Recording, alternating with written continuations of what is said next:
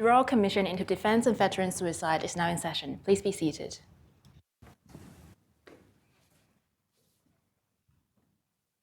Good morning, Mr. Connor. Operator, would you please display the supplementary tender list? Commissioners, I tender the two documents on this list.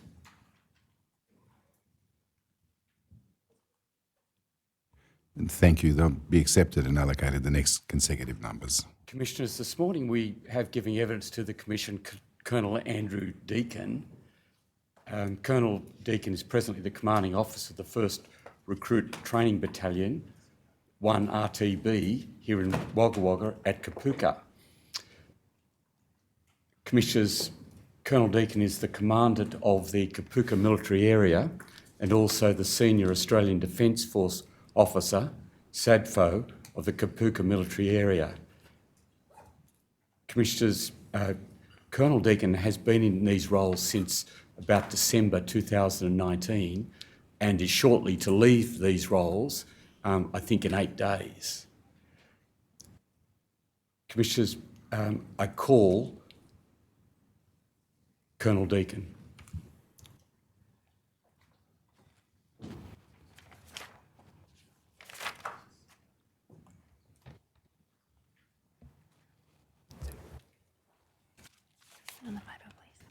Colonel Andrew Deakin, do you swear by Almighty God that the evidence you shall give will be the truth, the whole truth, and nothing but the truth? Yes, I do.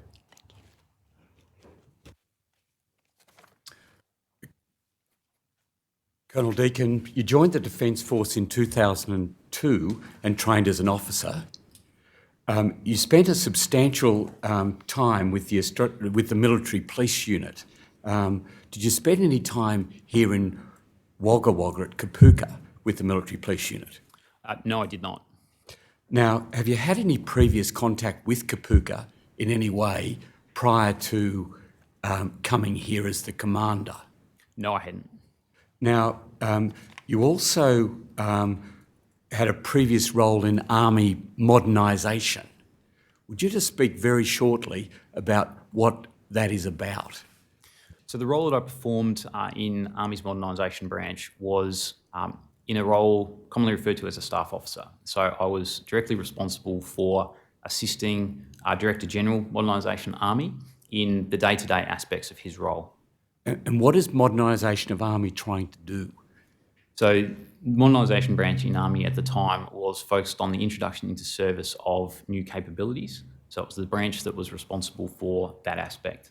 Is it fair to say that there's an evolving, changing, emerging nature of how defence needs to be organised? That was one element of the branch. Predominantly, though, it was the introduction into service of new equipment and capabilities. But is it fair for me to say that there's evolving, emerging, changing requirements for defence people? Yes. Now, that's going to impact on the way that people are trained, isn't it? Yes. Now, you've also spent some time with the Defence Response Unit, I think in 2018 and 2019. Now, what is the Defence Response Unit about? What did you do there? And what insights did you gain from your role in the Defence Response Unit that you brought into your current position? So the Defence Response Unit is a small team in the Australian Defence Force headquarters. Its primary role was to respond to requests for information for complaints of serious historical abuse in defence through both the Defence Force Ombudsman Scheme and also the National Redress Scheme. The team also had a separate element that would look at the defence representative training, so those that would participate in restorative engagement conferences across those schemes. So Defence Response Unit looking at many serious complaints, is it, within the Australian Defence Force? Yes, so his historical complaints of abuse that had been submitted through either the Defence Force Ombudsman Scheme or the National Redress Scheme. And what about a complaint in 2018? When you say historical, is it picking up 2018 complaints or just historical? So it could be Basically, anyone can submit a complaint at any time through the Defence Ombudsman. Primarily, we were focused on the historic ones, specific to the Defence Reparations Scheme that was available through the Defence Force Ombudsman. However, we would provide a response to those requests for information for more contemporary matters. Now, coming to this position at Kapooka and your very significant role there, did you apply for that position? How does it come about? Yes, I did apply. So the process for selection to be a commanding officer in Army, so once you reach the appropriate rank, you submit an expression of interest, which is in effect an application, where you state which roles you would like to be considered for and provide a written submission of why you think you would be appropriate for the role. That's then taken into the Crew Management Agency, which will create a list of suitable candidates for selection by the Chief of Army. Now, you, having been in the Defence Response Unit and perhaps also in the military police, you had a certain insight, didn't you, into problems, particularly perhaps with unacceptable behaviour within the Australian Defence Force. Can you tell us a little bit about what your experiences in the military police and in the Defence Response Unit brought to your capacity to look at recruit training here at Kapooka? So first and foremost, by having that experience, reading many lived accounts, it very much brought home to me the impact of unacceptable behaviour, both on the organisation in terms of the loss of our personnel, but also the significant impact it has on the individual. How incidents can have long-lasting impacts on not only someone's service in defence, but also their whole life, the impact on their family.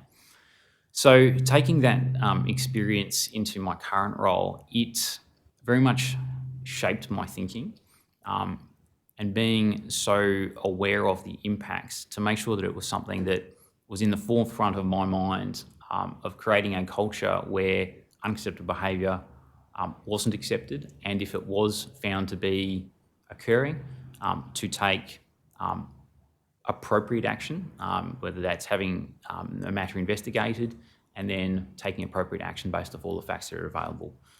It's definitely something that has been in the forefront of my mind. It's very much shaped my approach to both command and leadership. We'll come to that a little later in some detail. Now, let's start perhaps with Kapooka and the first Recruit Training Battalion here. As I've said, you came here in December 2019. Now, the usual term appears to be 2 years. You got an extension for another year, did you? Yes, that's correct. Did you apply for that extension? Yes, I did. And what do you think of the 2-year versus 3-year term versus a longer term for someone who's in charge of a training institution like this? I have found the 3 years to be a good thing, in that it gives you sufficient time to find your feet in a role and then make changes and see it through to at least, maybe not a full conclusion, but at least see it through for a portion of your tenure. On reflection now, being 8 days from the end of my tenure, I don't know if a longer tenure than 3 years would be suitable, just through the responsibility of the position and the fatigue individually that you would get at the end of a longer tenure, as well as I think it's also good for a new person to come in, so that you get a new perspective, new energy, those type of things to the role. Now, operator, would you please display DEF dot 0007 dot 0003 dot 0001 at dot 0012. This, Commissioners, is a slide or an image that Colonel Deakin has shown us. It's called What We Do. Might we go to this? and look at the priorities and challenges.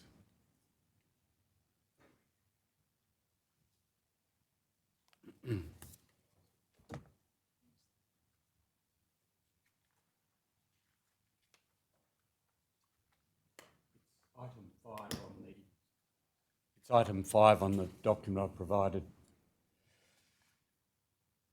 Now, you've got as priorities, 3 priorities. One is meet directed training requirement. Now, where's that emerging from? So one of my specified tasks is to meet my directed training requirement. My directed training requirement is the number of people that I need to plan on training in a given financial year. So that requirement is set for me by the Deputy Chief of Army in a directive that comes out every year.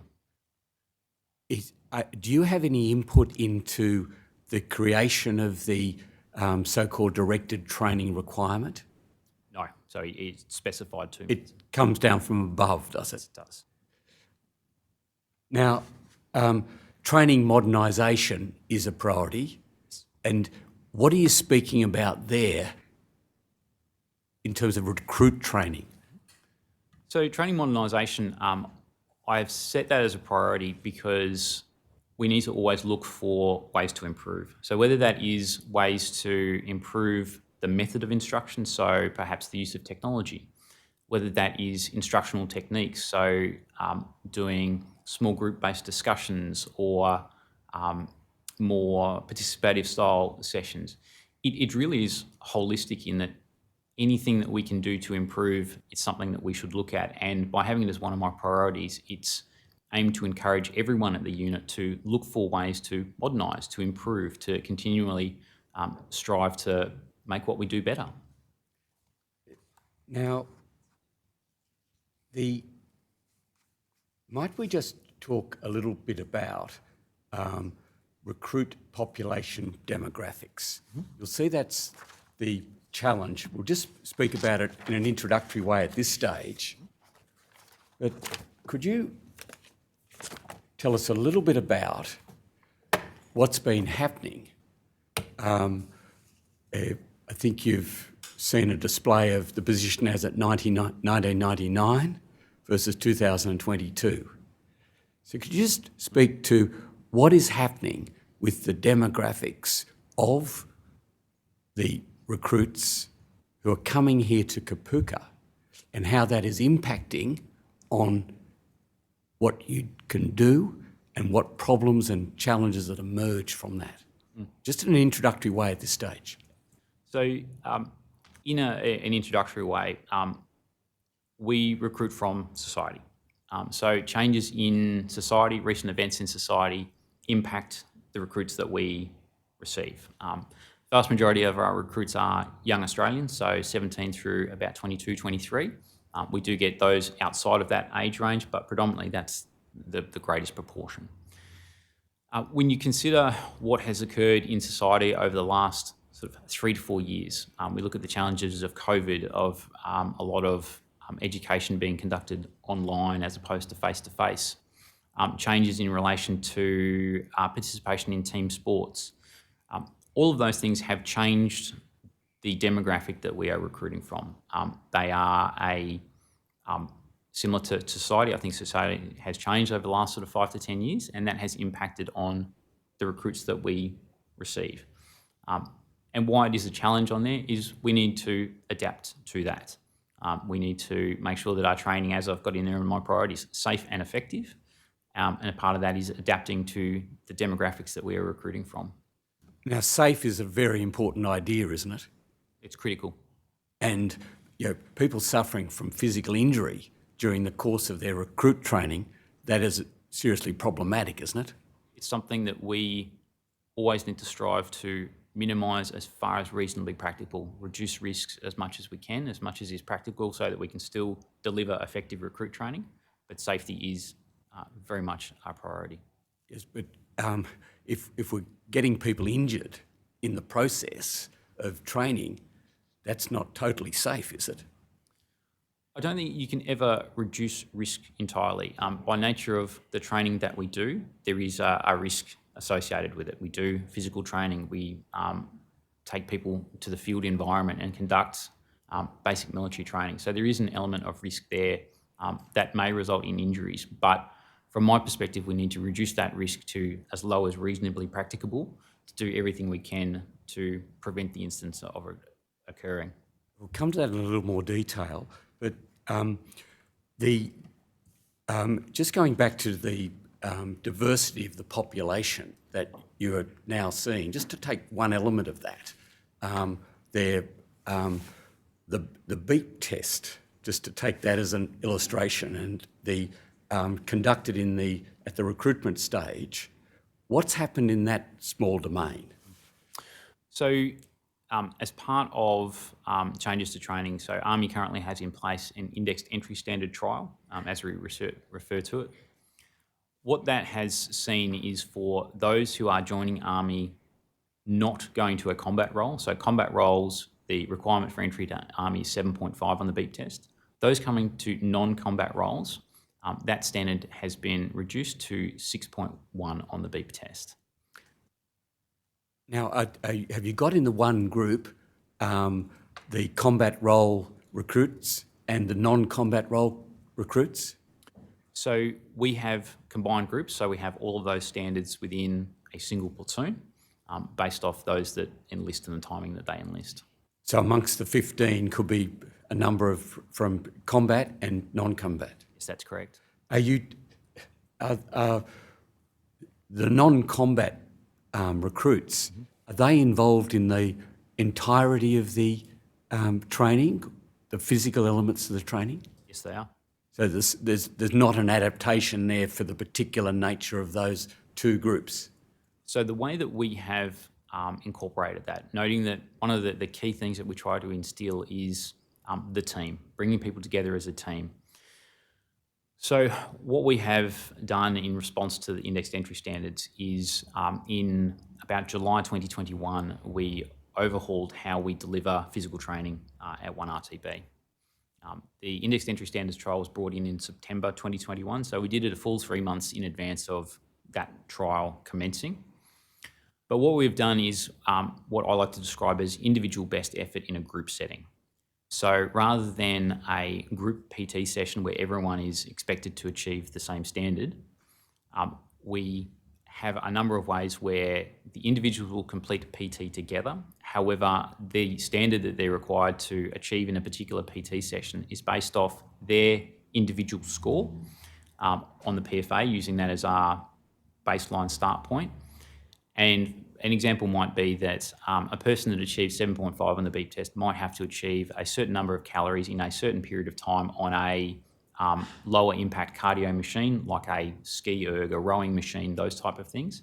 But the person that gets 6.1 on the beep test will have a lower standard that is individualised to them and where they are, so that it's an individual best effort where we can push and develop the lower fit individuals, but also extend the higher fit individuals. But again, they're together as a team, as a collective group.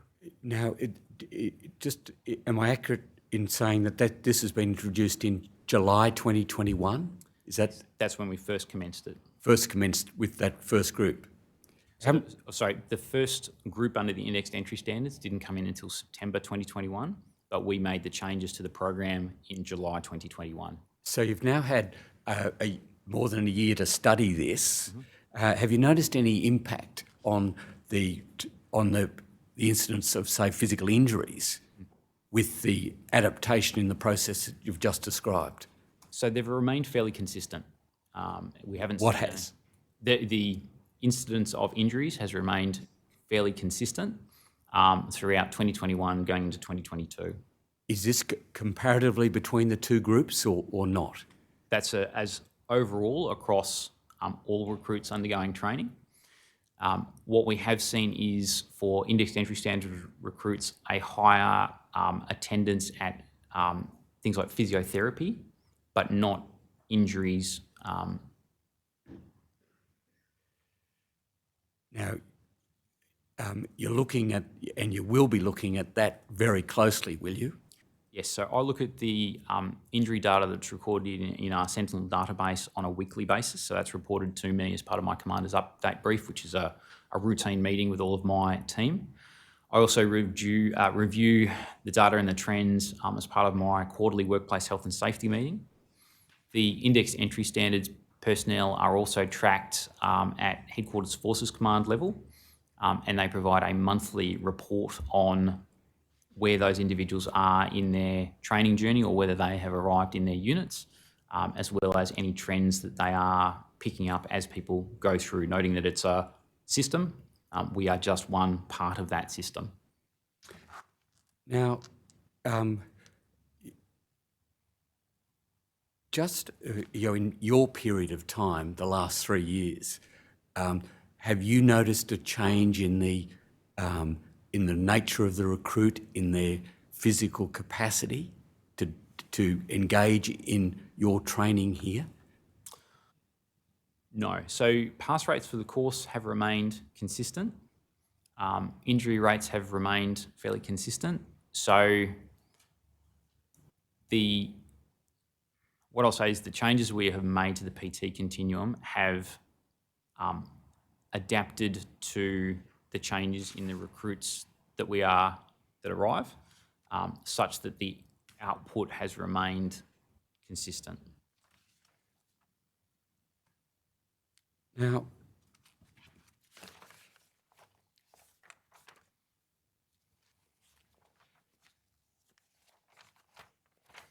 operator, would you please display in the same volume or the same segment .0013? Now, this, Commissioners, displays the 5 courses that are conducted here at Kapuka, and these are planned rather than actual numbers. Yes, that's correct. Now, and most of the recruits, are going through the Army recruit course. Yes, that's correct. Now, would you mind just spending just a couple of minutes describing each of these courses, just in the broadest way? Yes. So I'll start with the 3 courses at the bottom. They are what we refer to as our pathways programs. So an individual coming on any of those programs is enlisted into the Army, so they're a member of the Army. They attend one of these programs prior to then moving on to the Army recruit course, so they're a full-time member. The Army preconditioning program is a fitness and personal development program where an individual that currently doesn't meet the physical entry standards for the Army recruit course is given training to assist them in reaching that standard, as well as activities such as leadership, adventure training to assist in their personal development to ensure success on the Army recruit course. Now, the Army preconditioning program, that goes for 56 days. And what happens to those people going into the Army recruit course? So they enter week 3 of the Army recruit course. Right. So that the material that is covered in the first 2 weeks of the Army recruit course is replicated in the preconditioning program just over a longer period of time, so that they will enter that course, the Army recruit course, at week 3, day 1. So those people, is there a break between the 2 courses for them? Yes, so normally there will be, depending on how it runs, about a week period of time to allow them to deload, as we refer to it. So rest, recuperate, gather themselves, and then attend the Army recruit course. Do they do that here at Kapuka, or do they? Yes. Now, just go on to speak about the Army Indigenous pre-recruit program. Just shortly on that, please. So the Indigenous pre-recruit program is a tri-service program. So we run 2 of them per year, and then our tri-service colleagues run 1 each. It is for Indigenous recruits to do a similar kind of program to the pre-recruit program. So it's predominantly around fitness, some personal development, as well as connection to country activities. and an introduction to the three services in terms of their capabilities and what opportunities they offer.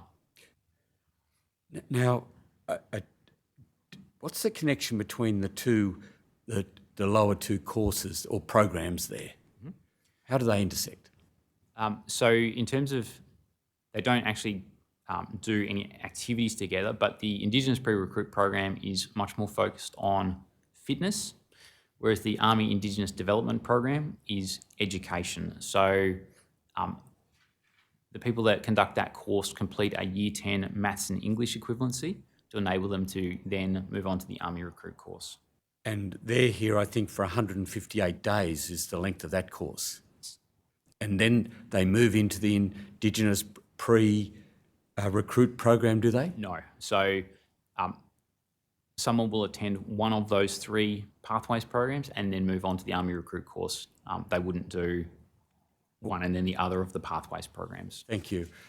And you have about 6,000 recruits through here a year through the various programs, is that right? That's what we're planned for. Planning for, or what are you achieving in 2022? So we are achieving, across all of the courses, about 65-70% inflow. Of the expected 6,000. And what about 2023? What's your expectations there? It is difficult for me to forecast. I would be comfortable saying that I would see it to be similar to this year, but outside of that, I don't know. Now,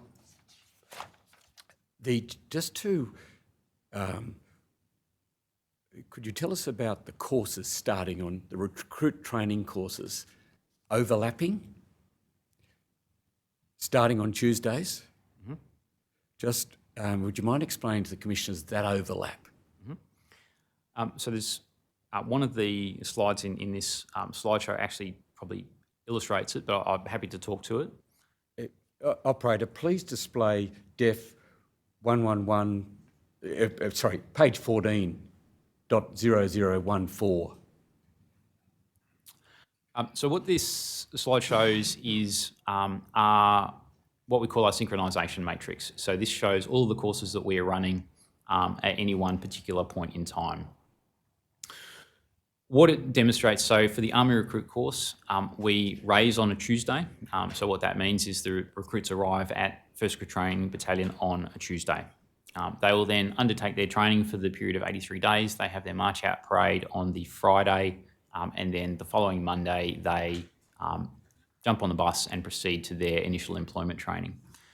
What this shows is we will raise most weeks up till where we get pretty much the capacity in training that we have. And you can see those two particular points in time, the number of both Army Recruit courses, part-time recruit courses and pathways programs that we have. And if all of those courses were filled, the indicative numbers of recruits that we would have in training at any of those particular points in time. The easiest way to sort of describe it is we will raise an Army Recruit course 3 out of 4 weeks. Quite often they will be sequentially, but it's about 3 out of 4 weeks, with a part-time recruit course 2 out of 4 weeks. And the first 4 colours there, the yellow, blue, green and red, what do they display? So they're reflective of the recruit training companies that we have. So in our current model, yellow represents Alpha Company, blue is Bravo, green is Charlie, red is Delta, and then the purple colour at the bottom is Echo Company, which runs our part-time recruit course. Now, you have instructors within the 4 companies. Is that right? Yes, that's correct. They don't move between companies. Is that right? Normally not. So what they will normally do is remain within a company for at least a year of their posting. At the end of that year, they may be moved in between companies, either based off a personal preference or the other company that's not displayed on there. So we have a training support company. So what that provides is individuals who are normally in their second year or have a specialist skill set that we will quite often move people in their second or third year of posting into training support company to utilise their experience across the wider battalion. Could we just turn to the topic of the selection of instructors? You'd accept, wouldn't you, that the nature or the personality style of an instructor and how they behave, how they treat other recruits is fundamental. Yes, having the right people is fundamental, yes. Now, how are the instructors selected? So the Career Management Agency in Army Headquarters selects our instructors. Now, have you been satisfied with every single instructor that you've received from headquarters? Yes or no? So we have had issues in terms of the performance of some instructors. So if I was to say yes or no, I would say no, because we have had to take either administrative or disciplinary action in relation to some instructors. Now, what happens with those instructors ultimately? Do they leave Kapooka? So in general terms, the actions could vary from separation from defence all the way through to informal counselling and things being recorded on their annual performance appraisal report, or additional instruction in terms of instructional technique, additional training for them. So you don't personally, as Commander of Kapooka, have a role in the selection of the instructors? So we don't select them, we can provide an input. So we get, so Army posting orders are normally issued about the middle of the year, around July. Once we receive those names, we're able to go through those names and look at them. And if we have any concerns, we can provide that feedback to the Career Management Agency. Now, what about prior unsatisfactory behaviour, as it were? Have you picked up any of those in the candidates that you've reviewed? Yes, we have. And you then communicate back to headquarters, as it were? Yes. And have headquarters heeded your concerns in every case? In every case? The cases I can recall off the top of my head, yes. Now, so you don't know the detail about how they're assessed by headquarters to be suitable instructors. Is that correct? So I can talk in broad terms, but in terms of the specifics, it would probably be better answered by someone from that area. But you accept that it's fundamental, the nature of the people that you get here. Yes. And people differ in their educative capacity Yes. and in the way they might respond to the stress themselves Yes. and the way that they might behave towards another person. Yes. Now, say plainly someone who's engages in bullying behaviour, ought not to be instructor, is that right? Yes. Now, plainly, if someone who has had some complaint about sexual misconduct, they shouldn't be involved as instructors? No. No is the answer? No, they shouldn't be an instructor, no. Yeah. What other categories of people would you say that should be precluded from being instructors here at Kapooka? So broadly, an individual that has been proven to have engaged in unacceptable behaviour, but I caveat that on saying I think it should be a case-by-case basis. So if someone is coming in as an instructor or identified to be an instructor, it would, and there is something in their background or history that flags as a concern, it would need to be a case-by-case basis, but it would definitely be something that would warrant looking at in much further detail. And you've got people who, you use the word proved there, even suspecting some problem might be a reason to keep certain people away from being instructors here at Kapooka. It could be, but again, going back to what I was saying previously, it would warrant further investigation. And Close investigation. Yep. Before a really important decision is made as to whether that person comes here as an instructor. Yep, on case-by-case basis, yes. And they can be looking after a group of 15 recruits. won't they? Yes. And they'll be spending 80 days with them, 83, yes. 83 days. And they'll be with them from 6 a.m. in the morning till 10 p.m. at night. Yes. Now, just turning to yelling. What role do you see here at Kapuka of an instructor yelling at a recruit? So the use of things like that would need to be for a particular training outcome. So it could be drill commands. It could be to instill a sense of urgency for something that needs to be done quickly.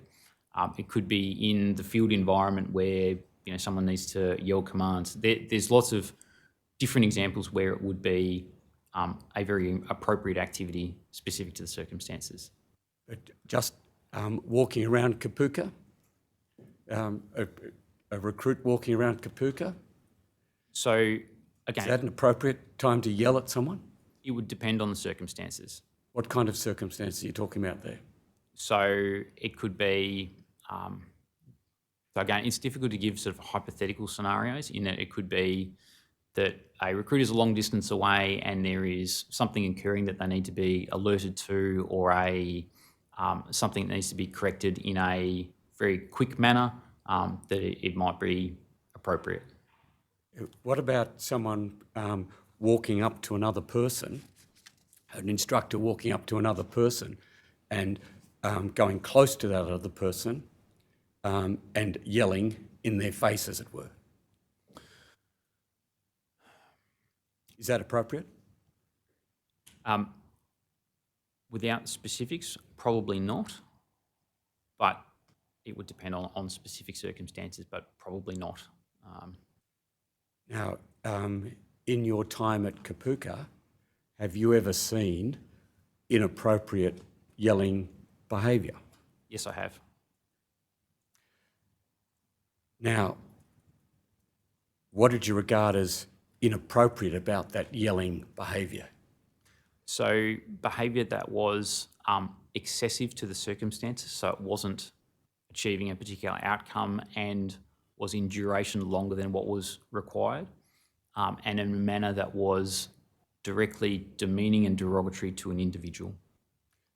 And as you spoke of earlier about the impact of things, I think you were saying that that can cause, in your mind, you see that as a matter of some impact on the person's mental well-being, that is the recruit's mental well-being, their state of mind, and you're agreeing to each of these propositions? Yes, that kind of unacceptable behaviour does have an impact on the individual, and whether that is temporary, so very short duration in terms of the impact, or whether it is very specific to the individual. Yes, and it's this inappropriate yelling, if we call it that for the minute, that needs to be stopped if it's occurring, doesn't it? Yes, it does. Now, that's going to very much depend on the training and perhaps the nature of the person who is the instructor. Yes? Sorry, do you mean the ceasing of that behaviour Yes. in terms of who stops it, or in terms of the individual that's conducting that behaviour? In terms of the quality of the instructor as we see it, and whether that person is inappropriately yelling at someone, do you think that instructor can be stopped from doing that, or what happens there? So I think people can. Through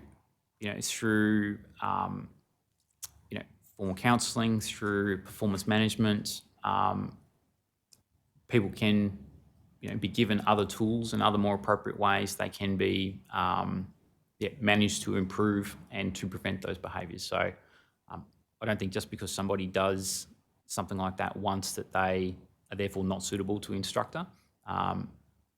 We have an obligation to develop all of our people, whether they are instructors or recruits. So in the first instance, I would say that people can improve, but they need to have the fault identified to them, be given alternative tools to utilise in those circumstances, even a greater understanding of themselves and how they react when under stress or confronted with a situation that they're not sure how to deal with. Now, they, as I understand it, the training of instructors is 5 days of training. Is that it? So there are 5 days of formal training, which is, by formal training, it's a course, which is the military instructor course. In addition to that, we do about another 10 days of unit induction training. So we refer to it as our IDP, our Instructor Development Program, where we will basically take the instructor through lessons in terms of how to deliver a lesson. We'll do unit induction training with them in terms of what is 1RTB, what is Kapuka, those type of things. We'll also do additional training with them around unit policies and procedures in terms of the appropriate way to conduct themselves, the policy that governs or procedures that govern how we conduct recruit training. You'll appreciate that this Royal Commission is concerned about suicidality and suicide amongst Defence members and then people who leave Defence and become veterans. Mm-hmm. So if we could focus our answers on the mental well-being of people, particularly here at Kapuka. So if we could just keep that in mind when we're responding to questions. Mm-hmm. Thank you, Colonel. Now, so with that in mind, what is the training of an instructor so as to be able to be sensitive to the mental well-being of a young recruit? Mm-hmm. So the current training that they'll undergo as mandatory training, so they'll do the training that every ADF member undertakes, so the suicide awareness training that everyone undertakes, so they'll complete that component. But it's definitely something that I honestly think we need to look at doing more of. We do have a tension point between the amount of time that we have available to prepare our instructors for conducting their duties and the commencement of training at the beginning of every year. But I think we can give them more. Yep. Leveraging off my previous experience, I think things like vicarious trauma training would be beneficial. Noting that we recruit from everywhere in Australia, people come with their own lived experiences. Some of those experiences are traumatic experiences, and there have definitely been instances where a recruit has shared their background prior to joining Defence with their instructor. And I think it's something that there would be value in that type of training around vicarious trauma, as well as other things to better prepare. I think the more that we can do to prepare our instructors, the better. And may I say, you agree or not with this, behave in a better way towards a recruit? I think the more, not necessarily behaviour, but the more tools that we can give them to handle circumstances. The more things that we can give an instructor in there, and excuse the metaphor, but in their toolbox to deal with circumstances, whether that be stressful, whether it be when they're tired, to know themselves is a positive thing, because the more that the person knows themselves, they know their reactions, they can appropriately respond to circumstances rather than reacting badly in some situations, some instructors.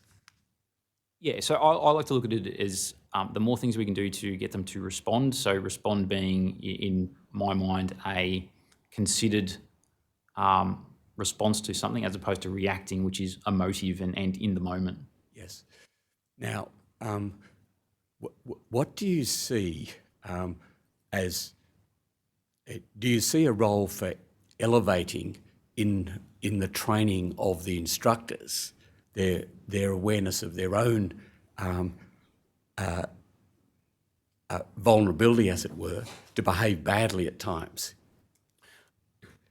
By elevate, can you just sort of clarify what you mean by elevate? Meaning, you've got a limited period of time to train the trainer, as it were. And for them to have better insight into their own shortcomings that may be manifest in points of fatigue and so on. Do you see a role for elevating that in what how you're training the trainer? Definitely. I actually see a value in that for everybody in army, in terms of the more that you know yourself and know how you react under stress, under times of duress, under fatigue. That's a positive for anybody, especially either an instructor or someone moving into a leadership position. Yes, definitely. And particularly here at Kapuka, where you're seeing a lot of young people. Is that? Yeah. Yeah.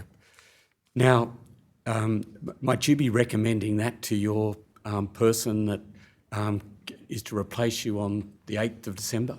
It is definitely one of our points of conversation is instructor development. And particularly in the mental domain, as it were? In meaning, I'm speaking there of their own mental domain and their perhaps susceptibility to behave in a less than appropriate way. Yeah, so it's definitely one component of instructor development that we'll be talking about is how can we better prepare our instructors? How can we get them to understand themselves better? Yes, definitely. Yeah. Now,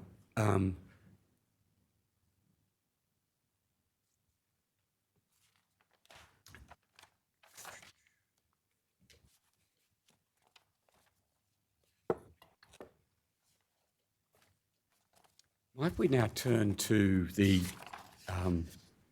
topic of physical injuries here at amongst recruits at Kapuka. Now, operator, might you display document at def *9.0035.009?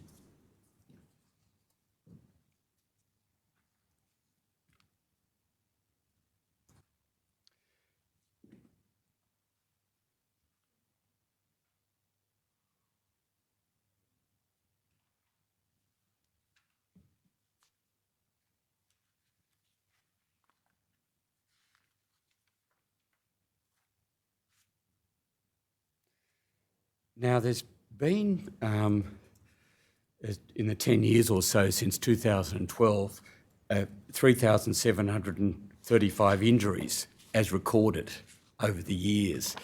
And then it comes to, it's about 1 in 10 are suffering some kind of injury whilst they're here at Kapuka.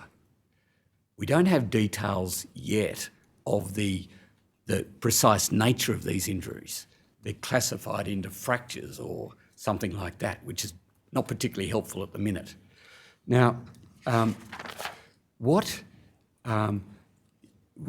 compare that with the Navy, from the same body of figures, and the body of figures there are, it's 1 in 4 is suffering some kind of injury. Now, is there some? Why might that be happening? Just in a sentence or two. So just to clarify, is the 1 in 10, was that Defence and Navy is 1 in 4 or? No, here at Kapuka, 1 in 10. Mm-hmm. At a Navy recruit school, 1 in 4. Sorry, 4 in 100. So 10 in 100 here at Kapuka, 4 in 100 at, I think, Cerberus. So I can't talk to the Navy recruits in terms of their injuries and reasons for. Our course is physical. It has a physical component to it. From what I have seen in terms of the injuries, the highest percentage or proportion of our injuries are soft tissue injuries. So classified as a soft tissue sort of strain style injury. A majority of our injuries come out of field training. So because of the nature of our course, that could be a reason for it because of the physicality of field training. But that is a broad comment without being able to see the specific numbers and how the data has been reported or represented. Now, do you get down to the level of, say, knowing from your data whether a person has suffered a shoulder dislocation? Does that present it to you? So a serious injury like a shoulder dislocation, one, I would see it as part of the sentinel data that's reported to me on a weekly basis. But two, a serious injury like that would be reported to me just through through reporting through the chain of command, because an injury like that would normally require admission to a civilian hospital it's a serious injury that I would be notified about. Now, and so that data is available within your system, shoulder dislocation, say. Yes. You get down to, for example, fracture of the navicular bone in the ankle. Have you got that data? Not specific to that bone, but fractures and ankle would be recorded. Now, what about your medical resources here at Kapooka? Have you ever had to raise any concern at all about the medical services available here at Kapooka? Yes, I have. And who did you raise those with? So I raised that through a process known as a healthcare complaint. So it's the formal process available to all ADF members to raise a concern around healthcare, and that goes into the headquarters of Joint Health Command. And when did you raise this? Can you remember? It was either 2021 or 2022. I can't off the top of my head remember. And it's on one occasion that you've raised this concern? So the formal complaint was submitted, yes. And what was just in broad terms, what was the nature of your concern? Yeah, the amount of clinical psychological support available within Kapooka. There were too few, is that? Yes, that's correct. And why was that concerning you? Because it's a element of healthcare that we need to have on base, so that there is that provision of support to both staff and recruits, and available with limited waiting time or as lower waiting time as we possibly can. Now, is it to your satisfaction now or not? It is better. It's better, so it's not to your satisfaction. I would prefer more. How many more would you prefer? What I would prefer is so at the moment there is some support, but there are still some unfilled positions. I would ideally like all of them to be filled. And do you know numbers in that territory, what the gap is? Off the top of my head, no. I prefer not to get the numbers wrong. I know you've got 41 vacancies at present in your 496 staff. So 396 staff. Yep. My apologies. They're amongst the 41, are they? No, they're not. Right. So the 396 is my staff, so the 1st Recruit Training Battalion, and the 41 vacancies are my staff. The psychological support is Joint Health Command. So it's part of the Kapooka Health Centre that falls under Joint Health Command. So not within my direct sort of remit in 1st Recruit Training Battalion. And that's, you're able to make a complaint there? Yes. Yeah. So ought the next person be making another complaint concerning to Joint Health Command concerning the sufficiency? That next will person be, that takes your position. Yeah, so that'll be a decision for them to make. It will be a point of conversation amongst the two of us when we conduct our handover. Right. Now, just coming back to physical injuries, we've spoken of incidents now, and the and the detail concerning the nature of the injury that might occur. Now, I imagine there can be a problem that you have faced in people delaying the reporting of injuries. Have you experienced that in your time as commander here at Kapooka? Yes. Now, do you have ideas about how that can be improved? I think it is a very difficult thing to try and improve. So the things that we have done to try and improve that is predominantly making the medical services very accessible for recruits. Through staff observations, noting the staff see the recruits every day of the week for multiple hours a day. So if they are to notice something concerning, so an example might be if a recruit appears to be limping while marching, things like that, getting them immediate access to see a medic, a nurse, so that can be looked into. But I think there is a human nature element at play where people want to progress, they want to continue on in their training, they want to move on to their initial employment training, they want to move on into their job. So if people are able to, or if recruits are able to manage an injury, then there is an element of they may not report it because they want to continue on, get through their training, march out, and then continue on. I think it is a very difficult problem.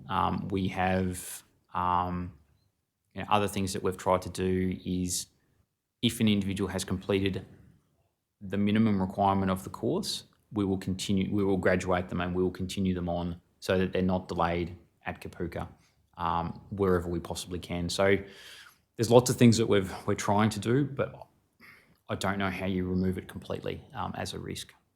Now, some of these injuries, you'll draw that, coming to, just imagine we're a young recruit, 18 years of age, turning up here at Kapooka. And what are we told about the risk of not reporting a physical problem? Because some of these physical problems can have long-term impacts, such as an injury to the navicular bone in your foot, which can last a lifetime. Now, what instruction, what education are the recruits given? Because ignoring an injury can, in some circumstances, be very significant and lifelong. Yes. So, what can be done there? So recruits are informed by both their platoon staff, so their sort of immediate instructors, the physical training instructors. Basically, every instructor that we've got will inform them that if you have an injury, please report it. Not only is it important to get it treated at the first opportunity to make sure that things don't get worse, because even less serious injuries than the one you described, if you continue to, you have a muscle strain, you have a sprain, to continue to do your full duties on that is not going to get it any better. So they are encouraged and informed at all points, report your injuries at the earliest opportunity. You'll get the appropriate treatment to make sure that it doesn't get any worse, that we can get you better. Also, to report it so that it's tracked in our Sentinel system, one, as an overall sort of observation of what's going on, but also if that injury was to flare up again in the future, there is a record of it, and whether that is all the way through to Department of Veterans Affairs so that there is a medical record of that injury so it can be noted. So it's multiple points that they are informed and encouraged. You would give a presentation, wouldn't you, to a body of new recruits that comes here to Wagga, to Kapooka? Does that occur?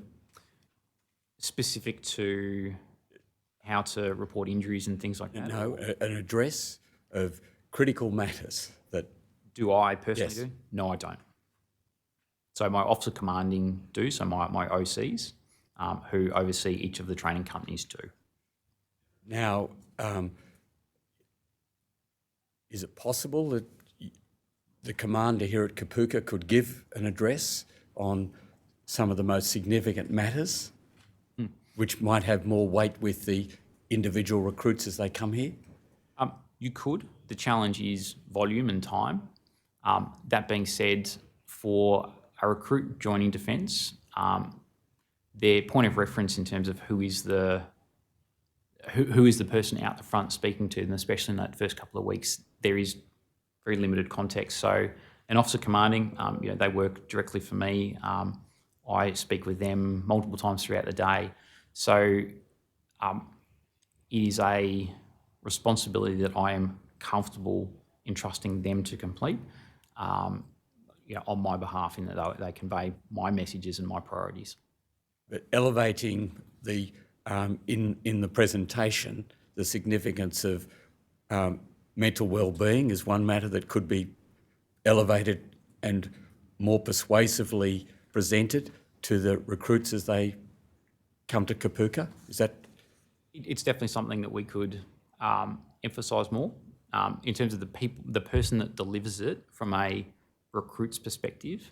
I think the difference between their platoon commander, their OC, or the CO delivering it, I don't know how much difference that would make, in that it's still a senior person from their perspective delivering a very important message. So, And then the problem with a recruit not reporting physical injury. So if you've got a problem with people not reporting, it seems to need to come from the highest level, most significant person in the place, saying we've got to do this. I think at the moment it comes from multiple areas. So, quite often it can have more impact coming from their section commander, the person that spends every day with them. It could be their platoon sergeant or their company sergeant major, who is the senior enlisted soldier who many of them may aspire to be in the future. So it could come from any number of people.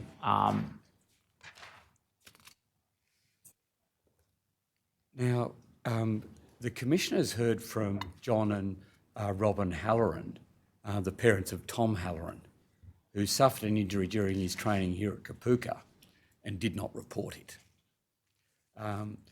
Now, the Hallorans made some recommendations to the Commission. Now, the first recommendation was that a quick health check be conducted at the end of each training day for each recruit to report any injury or welfare issue that has arisen during the day. Mm-hmm. So that's one thing that could be done. Mm-hmm. Seems an interesting recommendation from the Hallorans. Second one, that any injury suffered by a recruit be reported to the person in command and to medical, with medical to follow up, even with just a phone call. So that does occur. That does occur. When we talk about follow-up, so in terms of what we currently do, a recruit that reports an injury that's reported to medical will undergo obviously a period of assessment, a period of treatment, all those type of things. They will have follow-on appointments, and whether that is with a nursing officer, a physio, a doctor, just depending on the circumstances. So they are followed up and they will have routine follow-up appointments. Yep. There's also an element here of the instructors being able to properly detect what are serious physical injuries. Mm-hmm. Now they need some education in that domain, don't they? So all of our instructors will receive what we call a pre-raise brief. So a pre-raise brief. So we refer to when the buses arrive on the Tuesday, that's a raise. So we're raising a platoon. Yeah. So they'll receive a number of briefings from a whole manner of staff prior to that raise occurring. One of the people that provides them that pre-raise brief is the physio from the Joint Health Command. They will come down and have a discussion with the staff around how some injuries might present, what they might observe in a recruit, simply difference in gait, those type of things that might indicate that there is an injury. Noting that our instructors aren't medics, they're not doctors, So what we want them to identify is there is a change, so that we can then refer them to the healthcare system, so that the appropriate experts can then assess and look into what's at foot. Now, this is another topic, but the Hallorans also said to the Commission that the recruits be required to make a formal will as a requirement of graduating from Kapuka. What's happening in that domain? So they will have appointments around creating a will. So it's an administrative requirement, so definitely a pre-deployment requirement for all personnel in the ADF to have a current will. So it's an administrative requirement of service in the ADF. So we start that process at Kapuka. Right, thank you. Might we now turn to... Connor, there was a third aspect of the Hallorans' recommendation that appealed to me too, which was that somebody who had been invalided by an injury should be upskilled during the period of invalidity, if you like, if I can call it that. Did you wish to explore that? I didn't have that in my note, but so I think it applied particularly not to recruits like this, but across the... to people who are already in the service. Might I leave that with you, Commissioner, to explore in due course? Commissioners, might we now turn to this area of unacceptable behaviour and the 2021 Workplace Behaviour Survey summary results for the 1st Recruit Training Battalion. Now, Operator, might you just please display Def 1074.0003.0033.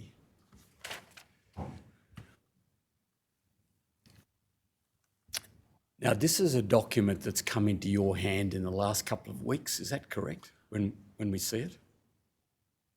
I have not seen this, sorry, it hasn't come up on the screen yet, but so I have seen the 2019 and the 2020, but not the 2021 report. Now, just show you the 2021. Is there some reason why you haven't seen the 2021? Do you know? I'm not aware. So I'm advised it's coming through the defence system, but hasn't reached me yet. Right. Now, just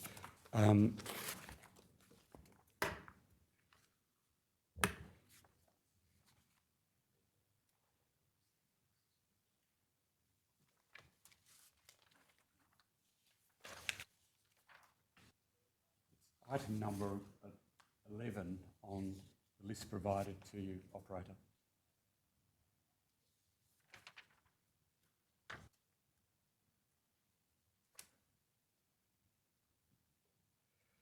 Now, just might we ask you some initial questions about how the survey is actually conducted?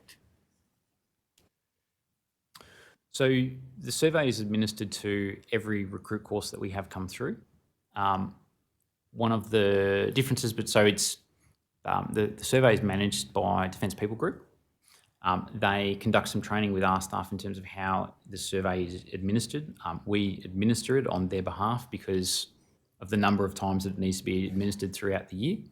And we provide all of that result to Defence People Group for them to put together and consolidate into the report. Now, so that's done. At what point in the recruit training course is that done? Near the final stages of their course. In the final stages. That's for each of these courses, is it? Now, do you get responses? Operator, might you display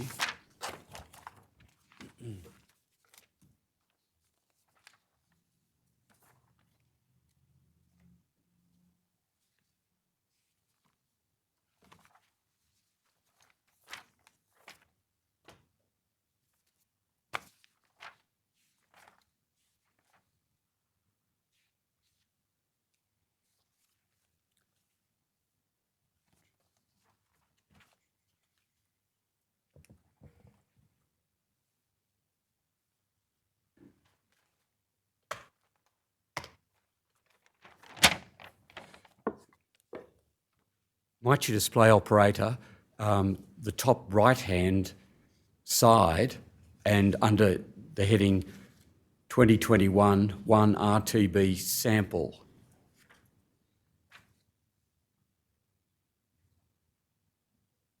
It's the top right-hand side of...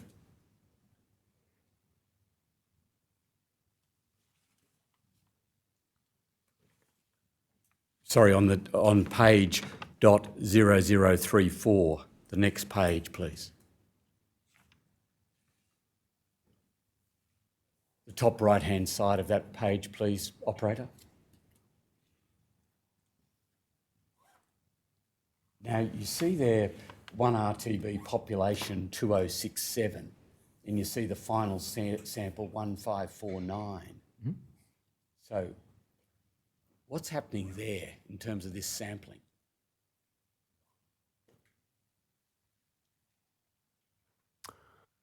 I actually can't comment. It's a question I have that I would be going back to the Defence People Group in terms of who have put the survey together of why is the difference, but I can't provide you a response on that of why there's the difference. And 2067, is that is that the whole of number of recruits? So, again, my assumption, noting that I'm not sure off the top of my head, my assumption is that that would be the number of recruits that were surveyed at the time that the report was compiled. So not necessarily the number of recruits at a particular point in time, but just over the course of the survey, the number that were about. You don't know, really? No, I'm hypothesising. Yep. You'd imagine the proper process would be to take for the calendar year 2021 and all the survey responses in that year. That would make it either that or providing some explanation of the time period and why the numbers are what the numbers are. Now, might we come back, operator, to the previous page?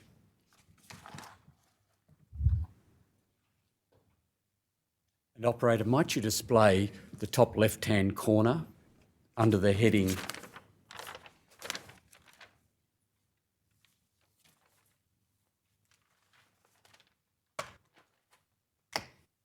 experiences of unacceptable behaviours, demographic breakdown, and any unacceptable behaviour. Now you'll see here that the green displays Kapuka, the grey displays whole of defence. Operator, and that's any unacceptable behaviour. Operator, may you go to the right, to the next, under the heading bullying.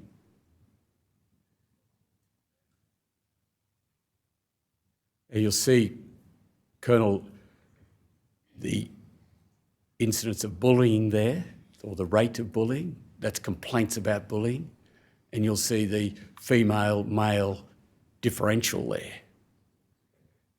So 8% of females complaining about bullying here at Kapuka. And then 4% of males complaining about bullying. Now, just coming down to look at that, might you go to the right-hand side of the document and go to instigators of unacceptable behaviours.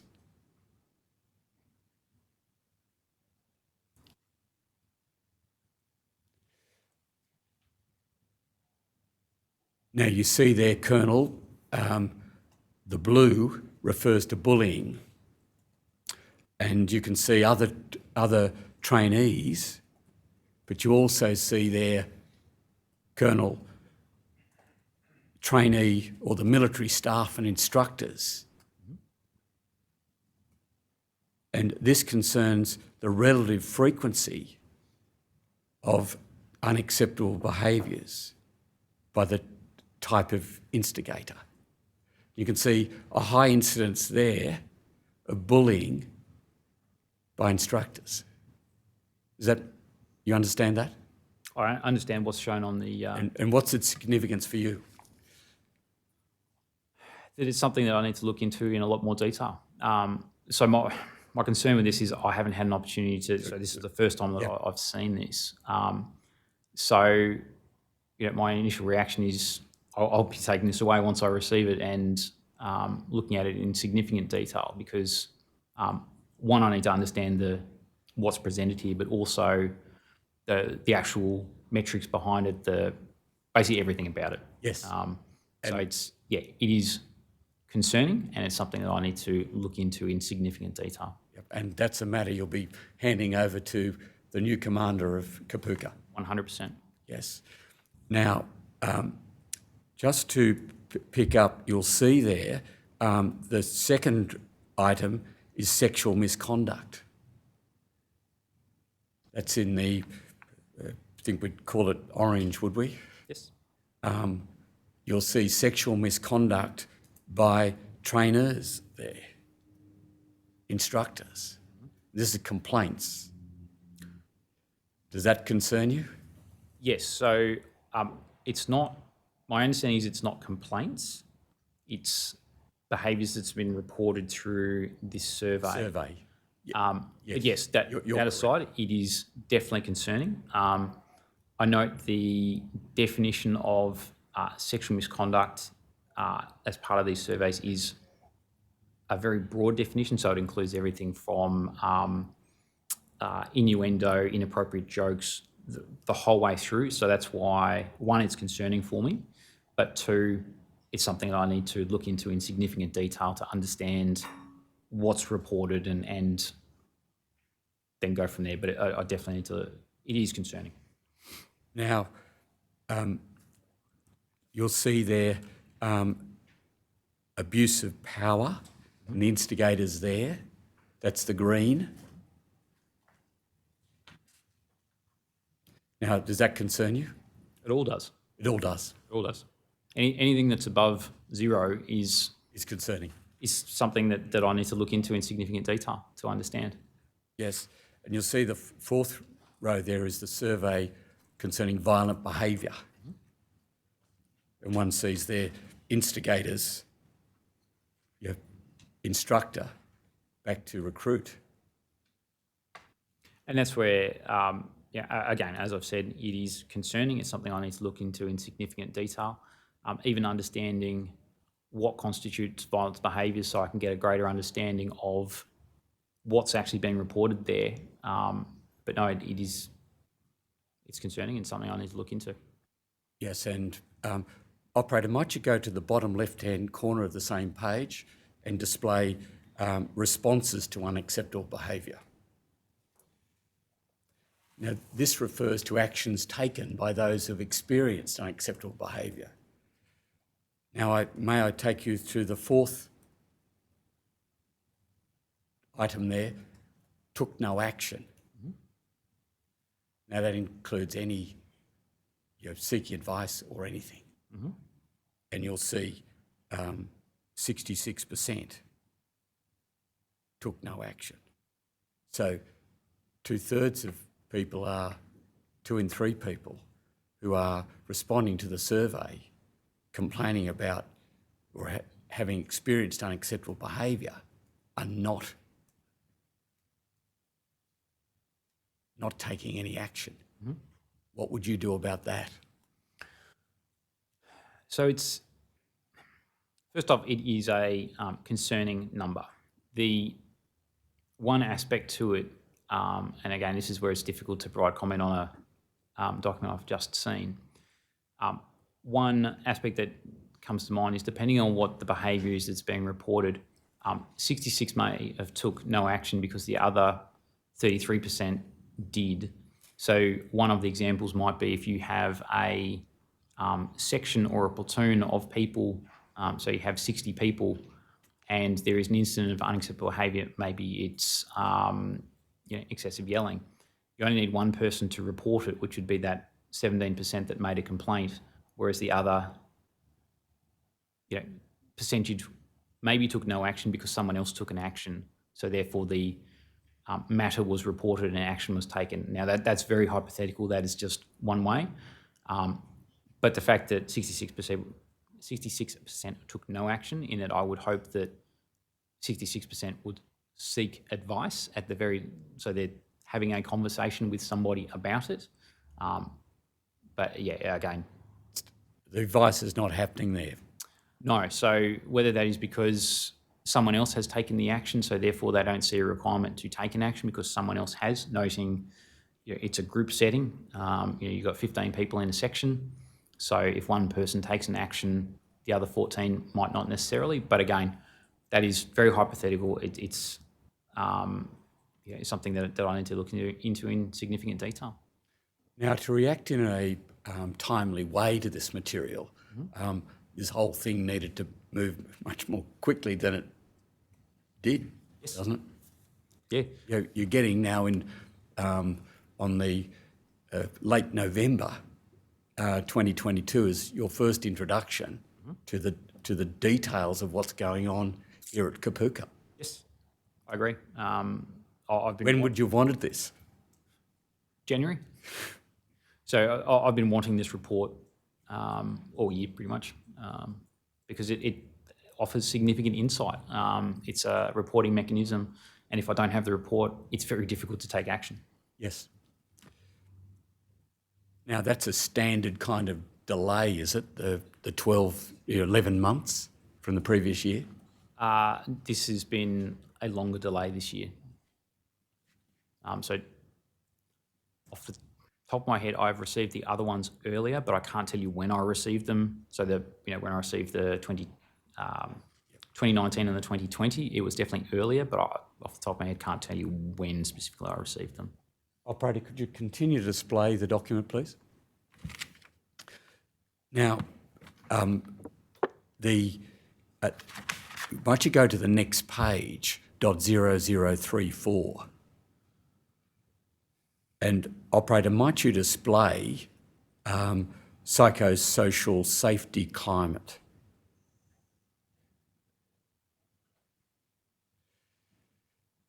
Now, this seems to be an important assessment for persons' well-being here at Kapooka. Now, comparing it with the rest of Army is not much value, is it? You want it to be looking here at Kapooka and anything that's not 100%. So it's useful to compare it to wider Army in terms of, because we have a different environment here, so it gives a point of reference. That being said, ideally everyone would be at 100% because everyone would feel safe in that respective, and that people care about their psychological and physical well-being. But it does give an interesting point of reference in relation to wider Army, but again, it's a score that personally I'd like it to be 100%. Operator, might you display the top left-hand side of that document, please? Confidence in one RTB's responses to unacceptable behaviour in 2021.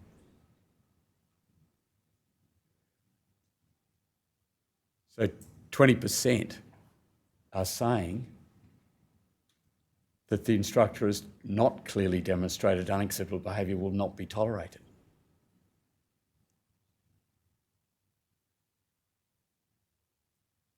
Is that satisfactory?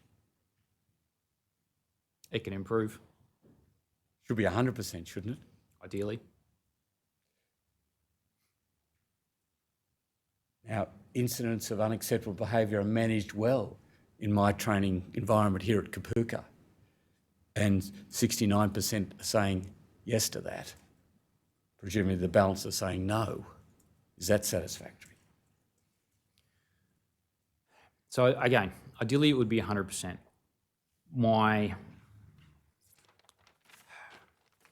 So looking at those numbers, one of the components of it may very well be that the recruits, because this is a survey of recruits might not know the outcome of a incident of unacceptable behaviour in terms of what actions we have taken. So that might be one element of it, but again, all of those boxes in green would ideally be 100%. And this whole document needs close examination together with the underlying survey material, doesn't it? Yes.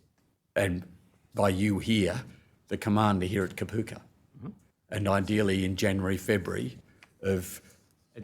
As soon as we can get the responses to it, would be when we'd receive them, so that we can, again, spend a significant portion of time. Like, this survey is something that I would sit down with all of my senior leaders within the organisation, so my senior soldiers, my other senior officers, and we would sit down and pore over this in detail to work to discuss it. What does it say? What does that mean? What can we do better? And ideally, the new commander here on the 9th of December should be looking at this material in January or February of 2023 for 2022. Yes? Ideally, yes.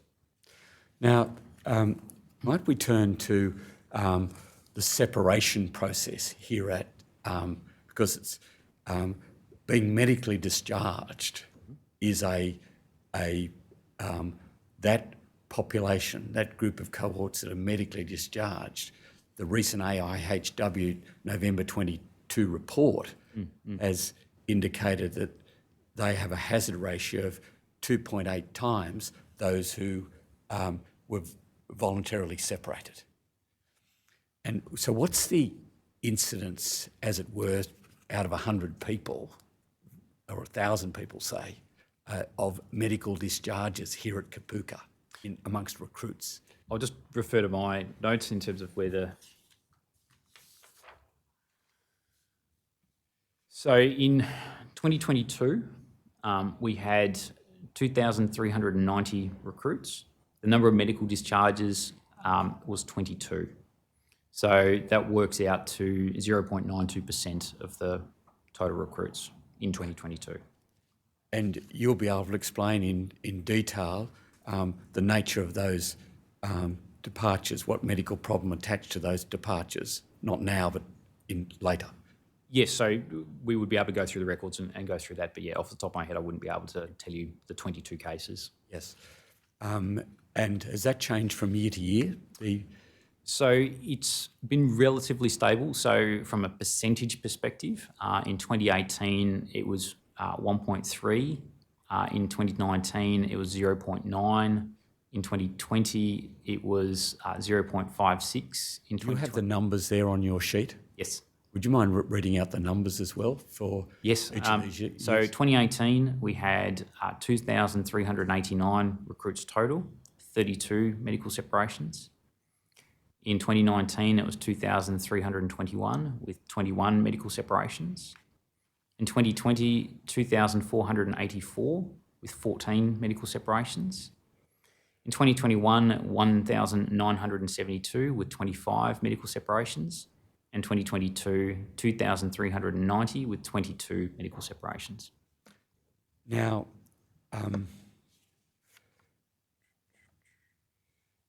the separation process for those who are being medically discharged, do you want to just shortly describe that process? Yes.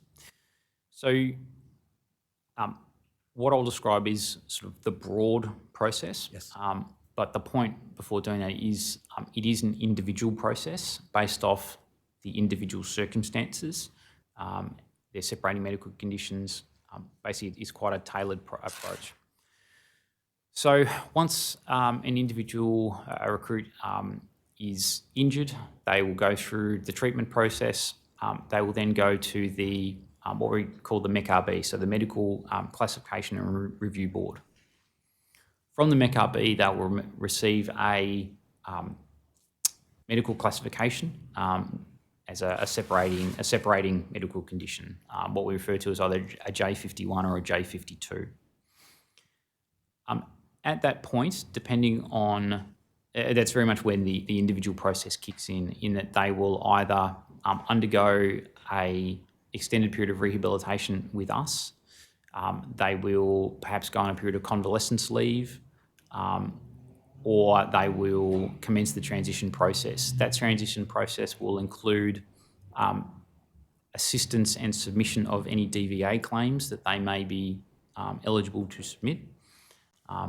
They will go through a process with our Army Personnel Support Unit Transition and Transfer Detachment that's located at Kapooka. That meeting will include things like the provision of or access to the support mechanisms in terms of upskilling, planning towards where they're going to live, what they're going to do, all those type of resettlement aspects. They'll have an appointment with a Joint Transition Authority where they'll go through again more of the transition elements. Once all of those processes are completed, including DVA acceptance of their claims, they will go through a final clearance process. So that includes a final separation health examination. It will include all of the administrative aspects, so handing back of equipment, those type of things, until they are finally separated from defence. Now, I think it's contemplated that the length of the Army recruit course might change next year. Would you mind just telling us a little bit about what's contemplated? So there is a trial that we are commencing next year in mid-January on a shortened Army recruit course. The intent being to move people through the training system more quickly to get them into deployable roles. Now,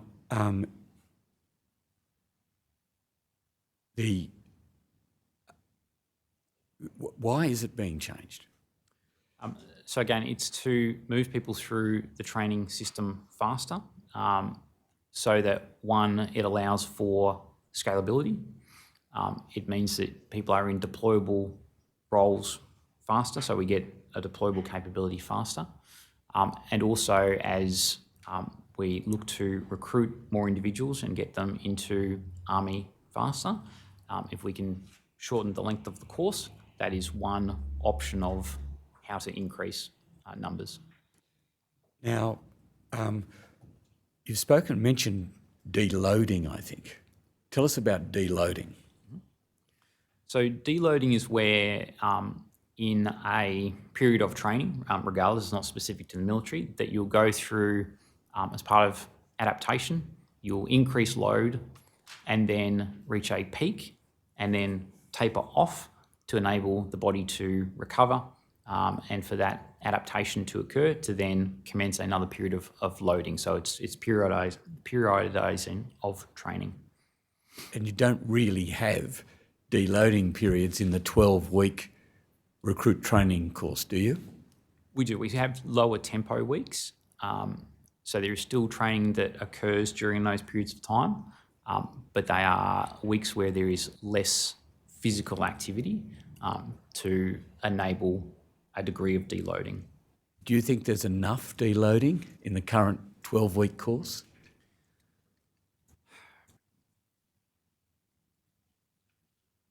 There could be more. So the challenge that we have is time, the amount of content to cover in the amount of time available, and making sure that it's done in a manner that is safe, that is effective, that is efficient. But it's something that we have done significant work on this year in the current program of how do we incorporate deload, how do we enable better rest and recovery during the course so that we can have people adequately prepared not only for the next day's training, but they continue to recover, adapt and get through the training in a manner that's safe.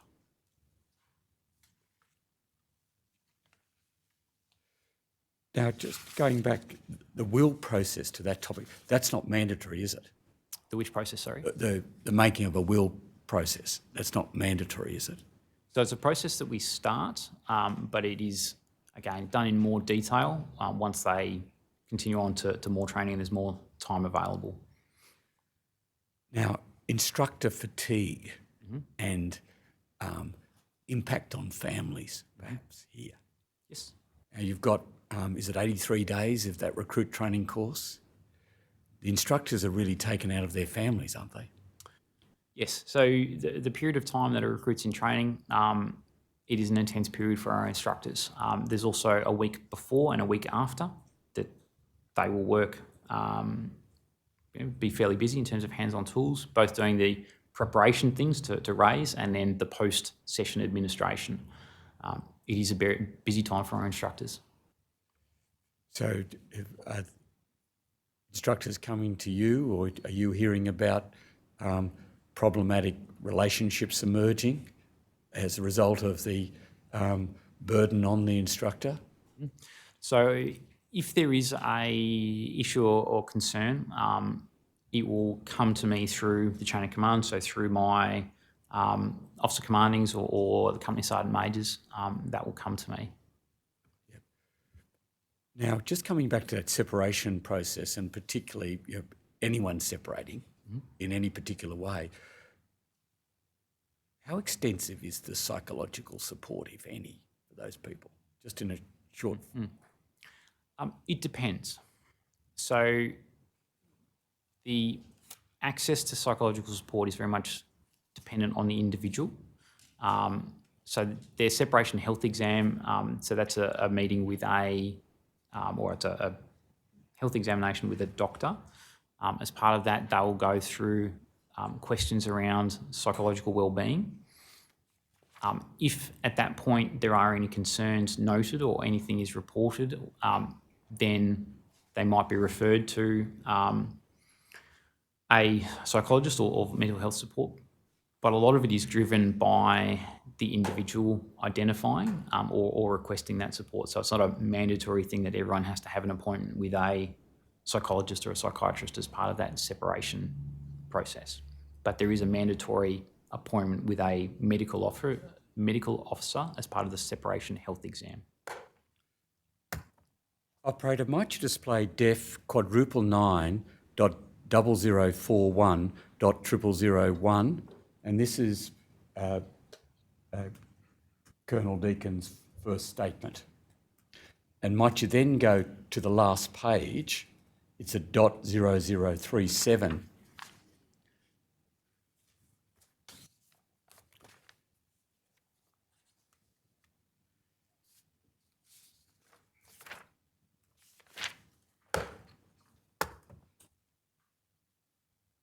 Now, you're asked, Colonel, to list all the documents relevant to your responses in paragraphs 1 to 17, or questions 1 to 17 above, and there's 91 paragraphs. You provided 15 documents there. Did you identify what documents were relevant, or did someone else do that? It was a combination. So I had staff assist me with gathering information, as well as my own knowledge of procedures and what I wanted to provide or what I thought was relevant to provide as part of my response.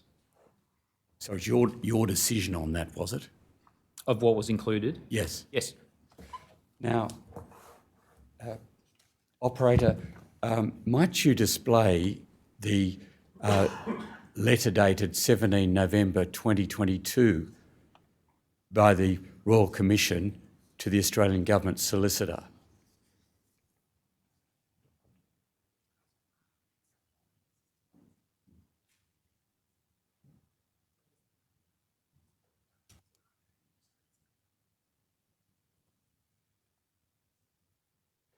Now, this is a letter to the Australian Government Solicitor concerning your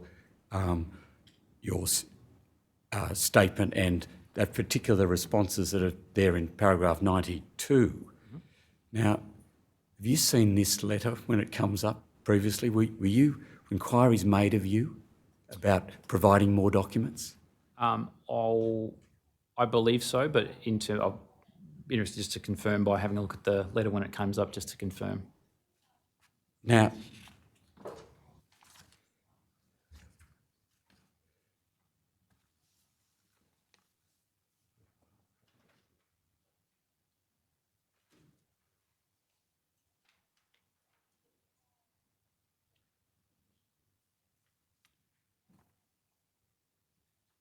Commissioners, may I approach the witness to...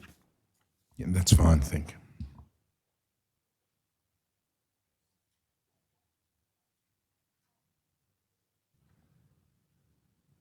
The associate could take it to the witness, I think.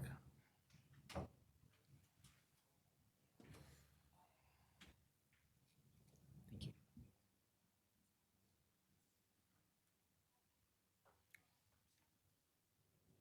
you recall that letter at all? Yes, I have seen it. When did you see that? When? When? I can't tell you off the top of my head. Sometime after the 17th of November and until today, somewhere in there I have seen it. But I couldn't tell you the day specifically. Commissioners, this is a request for further documents concerning the first statement of Colonel Deakin, and we haven't yet received those documents. Many documents identified in this letter. So I just raised that. It has curtailed the examination in some respects. When was the letter sent, Mr. Connor? It's dated the 17th of November 2022, and it is, I presume, sent on that day. There has been general responses of general nature, but nothing in particular concerning Andrew Deakin. Colonel Andrew Deakin.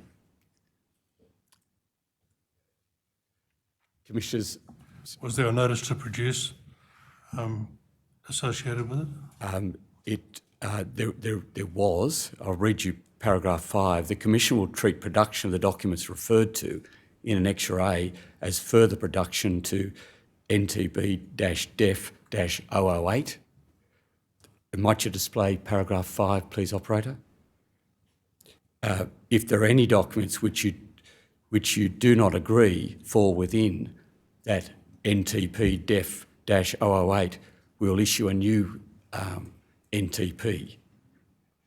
So there's been no communication to say that those... might you display paragraph 5, please, operator?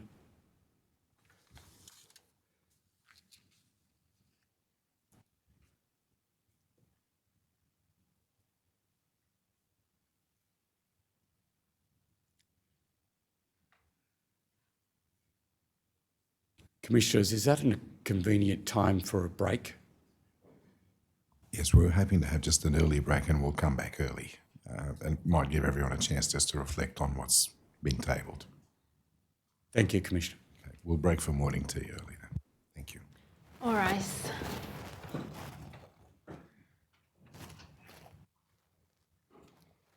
The Royal Commission is adjourned for 15 minutes.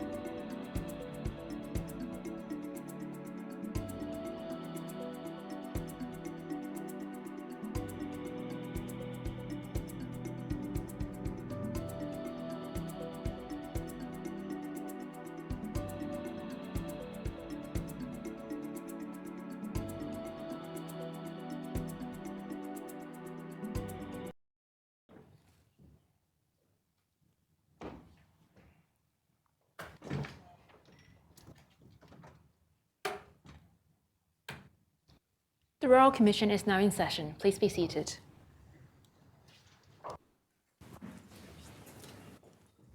It's Mr. Connor.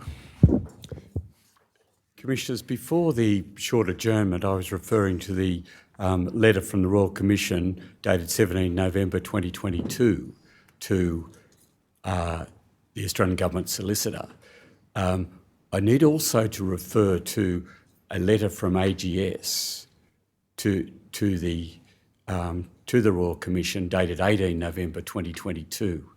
And Commissioners, I'd seek to tender each of those documents. They're presently not ID'd or document identified.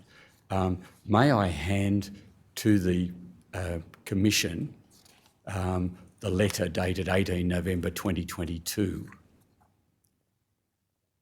Yes, thank you. And the one dated the 17th of November I from the Commission is in our system, but I don't have a stapled copy, but may I hand the 17 November one as well? yes, thank you. They'll both be accepted and duly notated with the appropriate numbers. Thank you, Commissioners. Before you move on, we do want to comment on those letters. Are you about to move on to the next topic? If it's convenient for you to do this now. Okay. Thank you. Mr. Free, I understand you've got copies of the correspondence. I do, Your Honour. Commissioner, sorry. Look, we understand you've got your instructions, but the reality is it's difficult for the Commission to have a meaningful examination of someone unless obviously all the material that we've asked for has been provided. Grateful if you can just comment on the delay in this case and perhaps broadly. Certainly, Commissioner. We're well aware of the imperative of the relevant information and documents being before the Commission in a timely way, and we've encouraged throughout processes and engagement to facilitate that, making ourselves and the witnesses available repeatedly throughout the process, consultations about draft notices, consultations about timeframes. The letter of the 18th of November, a copy of which has just been provided to the Commissioners, responded very promptly to the correspondence received late on the 17th of November to point out the great difficulty with raising detailed matters requiring the witnesses to respond in circumstances where they were, to take the example of Colonel Deakin, among other things, hosting more than one site visit this previous week. We indicated that the witnesses would make themselves available for sessions with counsel assisting to help prepare for the evidence they would be giving, and that would be the most efficient way with dealing with the requests that had arisen. We made that offer and that was taken up last week, so the meeting occurred with counsel assisting. It's a very fruitful process. We didn't understand at that meeting that there was any issue that there were immediate needs for documents, which meant preparations couldn't occur. Meanwhile, the people assisting Colonel Deakin and instructing me have been gathering the specific documents requested. In the case of the request in relation to 1RTB in the 17 November letter, that's still happening and the documents still need to be provided. We accept that process is still happening and hasn't happened before the witnesses called, but this is all happening in the space of the last 10 days or so, Commissioners, when a number of other things are happening. So the Commission now has the benefit of the letters, and with respect, the suggestion that there was no response to the letter of the 17th of November is not quite right, but that's the context. I don't think anyone was saying, with respect, Mr. Brown, I don't think anyone was saying that you haven't responded. It's simply that the material sought has not been received, still has not been received fully. Yes, Commissioner, I acknowledge that. But the request, if you look at the detail of everything sought in Annexure 17 November, the annexure to the letter of 17 November is not straightforward and calls for a large number of documents, which takes some time. And I accept always it's better if that can happen quicker than it has, but it's not easy, Commissioners, and that's all I can say on the matter.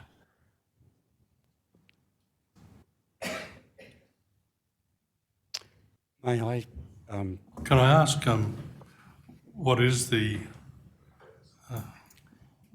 real problem? I mean, it's now 12 days. Most people can find even a reasonable number of documents within a few days, I would have thought, if they're applying themselves particularly carefully to it. Part of the practical problem, Commissioner, is the division of demands that we're looking at this particular request, but it's juggling a number of other requests at the same time, and it's a hold-up in gathering, making sure that they're the right documents. But it does create inefficiencies, because if something does turn up that requires Colonel Deakin to come back, it's a bit, it becomes, you know, a problem for his time, a problem for our time and your time. I fully acknowledge that, Commissioner. Well, we would like to see some energy applied to this. Yes, Commissioner. I can assure you that plenty of energy is being applied, but we would certainly be anxious to avoid all of those difficulties, and as you've noted, that they compound. Yes, okay. Sorry, Mr. Fee, just one other aspect. Yes, sir, Commissioner. We're just trying to understand, and we're very happy to work with the Commonwealth to try and resolve all these issues that are happening. But is it a resource issue, or is it a problem with the subject material, or where's the hold-up? Your Honour, so I'm sorry, Commissioner. Commissioner, the problem is not one of resourcing, as I understand it. It's more a problem of compounding demands happening at the same time on the same resources. So yes, and I addressed the Commissioner recently on this in Sydney, expanding the resources has its own complications, because you then have to manage the resources. It's more a question of the engagement of the requests that are coming, and we've encouraged processes to try and get earlier engagement, and I think with respect that is the most likely breakthrough, to try and anticipate them earlier, organise earlier, meet them earlier, Commissioners. But if it's a resourcing issue, Commissioners, we will seek to address it in that way, but that's not my understanding so far. Anyway, I think we've made our point, but I'm sure you'll take it on board. But it may well be that Colonel Deakin may be recalled, so we can actually have a further examination once all of the material has been produced. Understood, Commissioner. Thank you, Mr. Connor. Commissioner, may I say something about where we as council assisting and the Office of Solicitor Assisting see as the problem where it arises?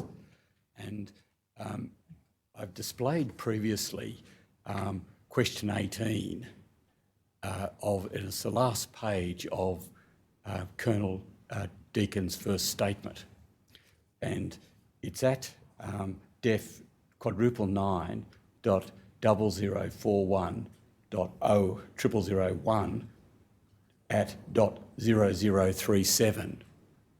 If you could display that page. Now there's a question it's the level of interpretation of this question 18, which is in common form in many of the notices to the notices to give statements. Now, in this one is list all documents relevant to your responses to paragraphs 1 to 17 above. And then really what the letter of the next day was about was, well, these are not really all the documents that appear on the face of it to be relevant to your responses. So it's the adequacy on the part of the statement maker to the question that is the final question in the notice to give a statement. So those, in the position of counsel assisting and officers, solicitors assisting, is that these should not be done at a high level, just documents of a general nature, but documents that are relevant to a particular answer. And so that should all be done, and this should be done very carefully. So looking at the construction of paragraph 92, this paragraph and the identification of particular documents ought to be done very carefully. And we've heard from Colonel Deakin about how these documents were identified, this list of 15 here on this page. But plainly, things need to go deeper. There are other documents that are relevant to responses and they weren't provided. So it's really the adequacy of addressing the final question in the notice to give a statement. And we've seen, I think, these shortcomings occurring on other occasions in the context of others. I don't know whether Mr. Free wishes to say anything. Mr. Free, is there anything you wish to add? No, thank you, Commissioner. I mean, the problem is clear and we'll leave it in your hands. Thank you. May I, Commissioners, before allowing the Commissioners to ask some questions, now we're talking about the workplace behaviour document. Now, you'll be able to identify the times when you received the 2018 document, when you got that. The 2019 and 2020? Yeah, 2018, 2019, 2020. So 2018 I haven't received, so that was before my tenure. Did you look at 2018? No. Is there some reason for that? I'm not aware of the document itself. Right. I haven't seen it. I haven't seen it in our records. Right. I understand there's a 2019 document. There's definitely a 2020 document. And you've seen each of those, the 2019 and the 2020. Yes, I have. I'm not suggesting that there is a 2018, but might explore with you when you got those documents. Now, you're turning from a 12-week course to an 8-week course. It is a single Trial. Just one. How many people will be in that trial? So we are planning on a maximum number of 120. And but plainly compressing the period of time, one might think will increase the load upon the recruits. Is that you expect that? So rather than compressing, I'd say we are reducing the time. There is content that is also being removed from that course as well. So I would suggest a more accurate is we're reducing the time, not necessarily compressing. You don't, in terms of physical activity that a recruit engages in, is it precisely 2/3 of the physical activity that a 12-week recruit might engage in?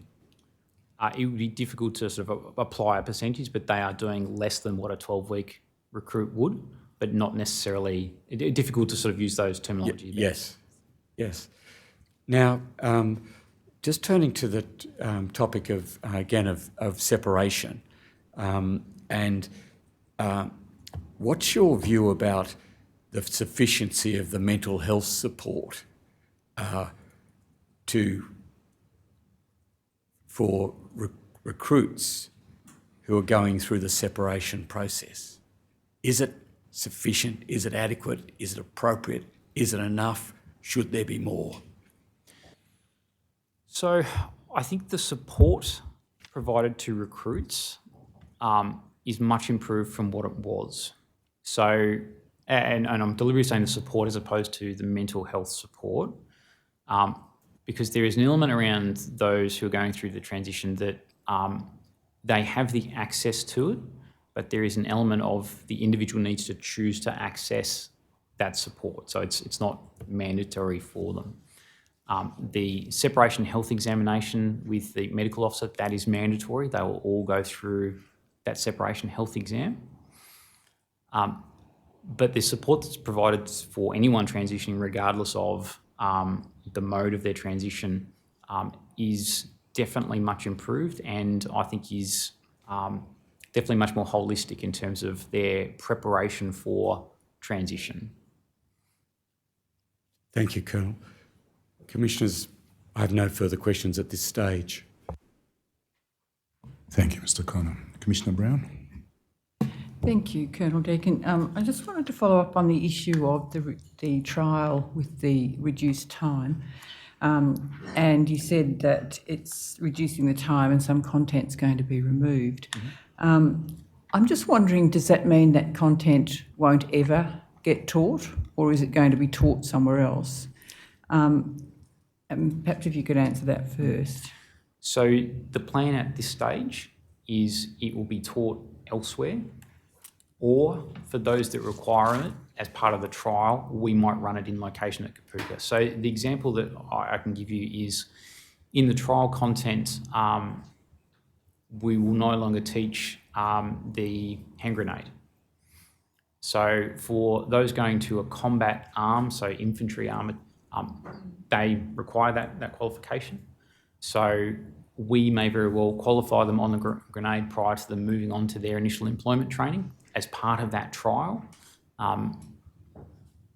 But that's one example of training that we're looking at being removed. And so those that require it would be taught it, noting that not everybody in Army requires that as part of their employment.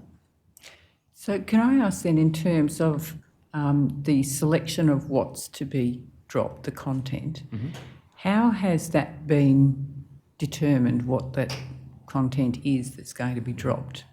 So the design and development process of designing that course was conducted at the headquarters of the Royal Military College of Australia. So that's my higher headquarters. As part of the systems approach to defence learning, they hold those authorities around the design and develop components, whereas I hold the implement authority. So do you have any knowledge, and I'm just trying to get a sense here, across the range of things that are taught, you know, there's weapons training, there's physical training, there's training about ethics, values, acceptable behaviours, and there's training about mental health, suicide awareness, etc. Do you have a sense whether there's going to be a reduction across the kind of breadth of those topics, or is it one area more than the other? It would be one area more than the other, specific to so weapon training. So the grenade qualification as part of our weapon training is one element that's been removed. The field training has been slightly shortened as part of that. There's also been a consolidation of, so we have in the program what we basically define as revision periods. So they're unallocated periods in the program that are utilised for either revision specific to what might be appropriate to that particular time, determined by how the recruits are going through the training, how they're picking it up, or it could be utilised for activities like self-reflection, for journal activities, those type of things. So some of those training periods have now been either removed or have been specifically allocated to topics, as opposed to being just blanketed as revision periods in that trial.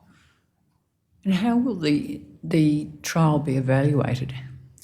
So we're actually finalising that at the moment, so it hasn't been finalised of how we're evaluating it. But key areas that we're looking at as part of that is the effectiveness of the training. So we'll conduct assessments, whether that's theory assessments, assessments on retention of skills around weapon handling and weapon safety. We will look at the physical training results. Looking at the subjective feedback from the recruits in terms of their learning reviews, how they found the training, how they found the course, those elements as well as the subjective observations from the staff of how they found the tempo of the training, how they found the conduct of it, all of those aspects. So we're looking at both the subjective and objective measures to try and make it as comprehensive evaluation of the training as possible. So we haven't finalised it yet, but we'll look to finalise that probably this week. Okay, thank you. Can I just move on to another topic now? You talked about the wills, Mr. Connor was asking, and I'm just seeking some clarification here. You said it is an administrative requirement of Army, that it starts when recruits are at Kapooka, which implies that it may not be completed. Who checks to know when it is completed if it's not done when someone's at Kapooka? And I understand that it's an absolute requirement pre-deployment, but there's a lot of people who don't get to that stage either. So how do we know whether it's done or not? So it's an administrative check, so it's compiled or retained whether someone has one or not, and its location is in our HR system, so PM keys. So that's data available that someone can run a report on to confirm whether or not it's there. So the checks to see if it is there will be done at each stage of their training to see if it's there, and also once the person gets to their unit, wherever that unit might be, they'll run that as part of their HR checks to see whether the administration has been completed, and if it hasn't been completed, they're then able to action it. So it's retained in that HR database. So it should be done for everybody. Everybody in Army should have a will once they've at least left Kapooka. So it will be completed once they get to definitely once they're in their units. Thank you. I've got a range of other questions. You noted about some of the demographic population recruits, and there's been changes. I guess I'm interested in terms of, you mentioned some of the changes, particularly, the COVID, the online learning, the change in sporting participation, etc.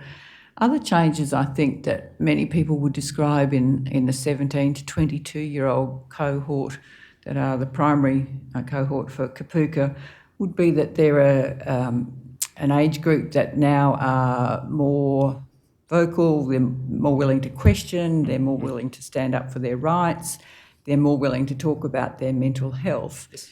How has the training accommodate those, demographic changes?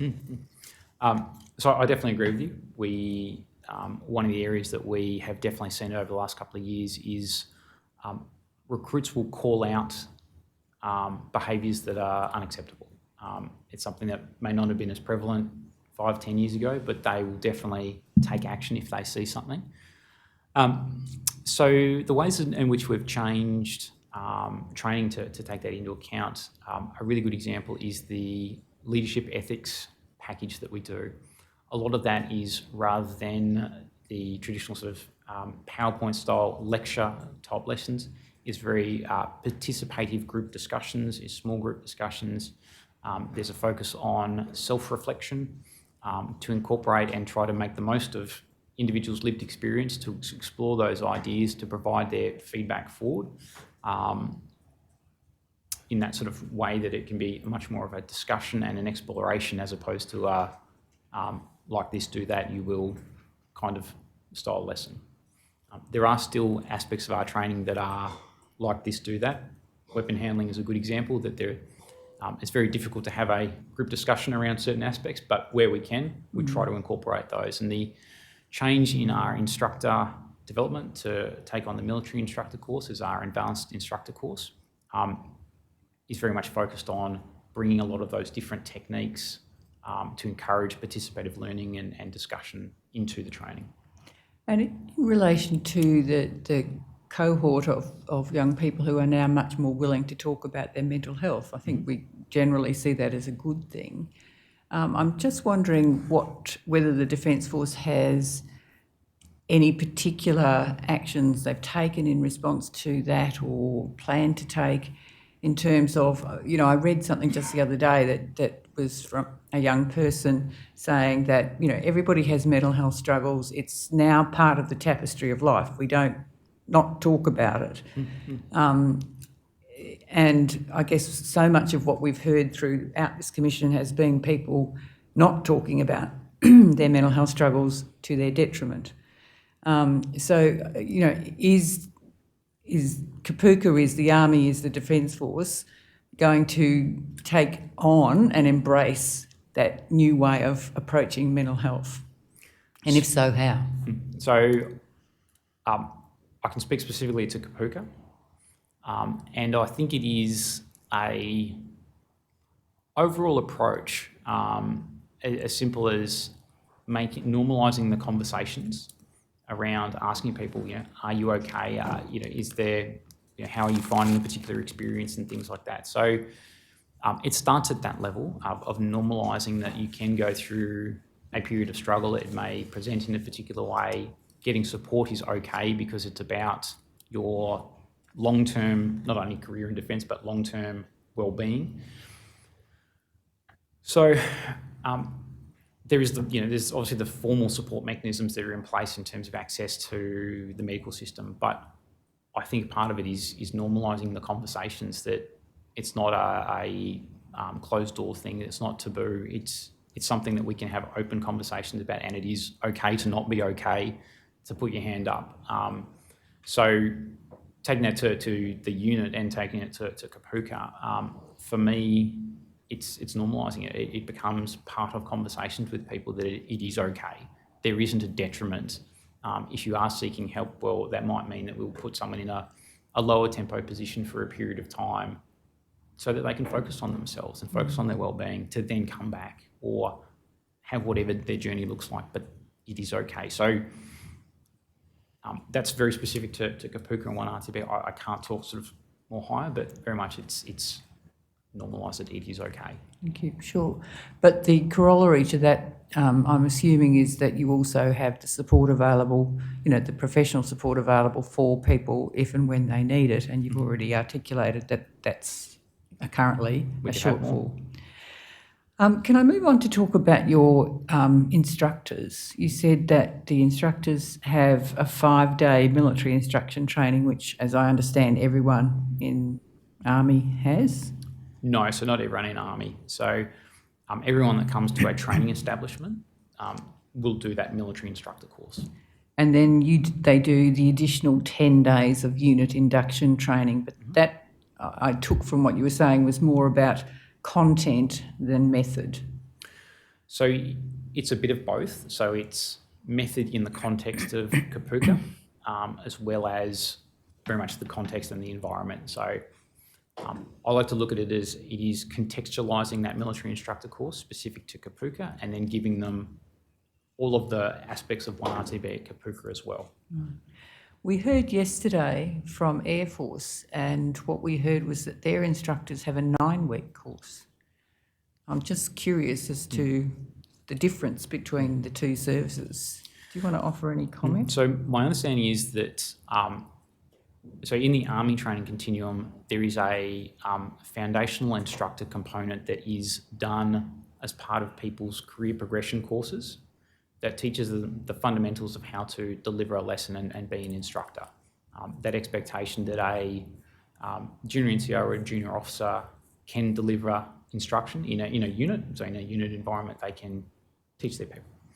So we provide instructor training as part of the people's career progression. We also put a greater focus on some of the components that their course covers for all of our people. So weapon handling. So it's much more covered across all trades in Army. So we do that instructor development throughout someone's career, as opposed to specifically prior to them coming into a posting as an instructor. What we do in terms of the military instructor course and the instructor development program that we run at 1RTB is the advanced instructor things. We top them up and upskill them such that they're at that point to do instruction in a training establishment. How do you support the instructors? In generally or specific? I mean, what you described was quite a stressful kind of job for the instructors. I'm just wondering how you support them. So first and foremost, it's the chain of command, in that every instructor is part of a team. That team has a so in a platoon context, every platoon has a platoon commander and a platoon sergeant that are their direct supervisors, who are always available to both monitor and mentor that individual, but provide feedback, provide assistance. And then on top of them is then their company headquarters and then the wider battalion structure. So there are multiple layers throughout the chain of command who are responsible for that supervision, the mentoring, the guidance, the training, all aspects of that individual. We provide, go ahead. We provide assistance from an instructional perspective through, we have a particular platoon that does instructional development, so they'll run lesson assessments on all of our instructors and then provide them assistance in if they're struggling with particular aspects of lesson delivery. They'll provide them that assistance, that guidance around how to improve their instructional ability. Then the other aspect is through the medical system, so all of those supports are available as well, whether that is psychological support or medical support. And then the other part is we have our chaplains as well. We have a large team of chaplains, so 5 chaplains at Kapooka, who one of their key roles is that pastoral care, not only to the recruits, but also to the staff. And through all of those sort of mechanisms, they all report centrally, so they all will come to me. So if someone is struggling or needs support or assistance, ultimately it would come to me, and whether that means that we need to do a formal process through a unit welfare board or an individual welfare board to look at the circumstances and what we can do to support that individual and their family, all the way through to informal sort of chain of command discussions of how is that individual going, what can we do to support them, are they struggling, those type of things. So, Do you have the workforce you need to do the training yes, appropriately? I do. Okay. Can I just ask? Sorry, I'll just move here. The medical separation. You talked during the process of describing the medical separation for recruits who are leaving Kapooka. I think you mentioned that you have a DVA officer on site to help them get their claims through, and then you said have all DVA claims before their final accepted. Before their final clearance. Now I have to raise my eyebrows at that because from what we've heard, many DVA claims don't get accepted very quickly or even processed quickly. So is there something different about Kapooka recruit claims that are... So recruit claims, yes, so they are prioritised. Right. So it's acknowledged that a recruit, it's not like they can do alternative duties or be employed whilst we're waiting for claims to be processed or approved. So they are prioritised so that they are finalised. So no recruit would ever leave Kapooka without their claim having been sorted? They shouldn't. And so what would be the longest time someone's had to wait in the time you've been there? I couldn't tell you off the top of my head. Okay. And just going a little bit further on the question that Mr. Connor was asking you around the support for a recruit who is separating from Kapooka, you talked about the medical review, that there's questions in there about psychological issues that they can refer on if required. And I accept all of that. But given what we know about the very high risk for people who leave less than 1 year, I just wonder whether it should be something more than a question in a questionnaire that the medical officer goes through. Because again, we've heard many accounts from people about the kind of very perfunctory ticker box type approach to some of those, and I'm not talking about Kapooka here, but to some of those medical clearance type examinations.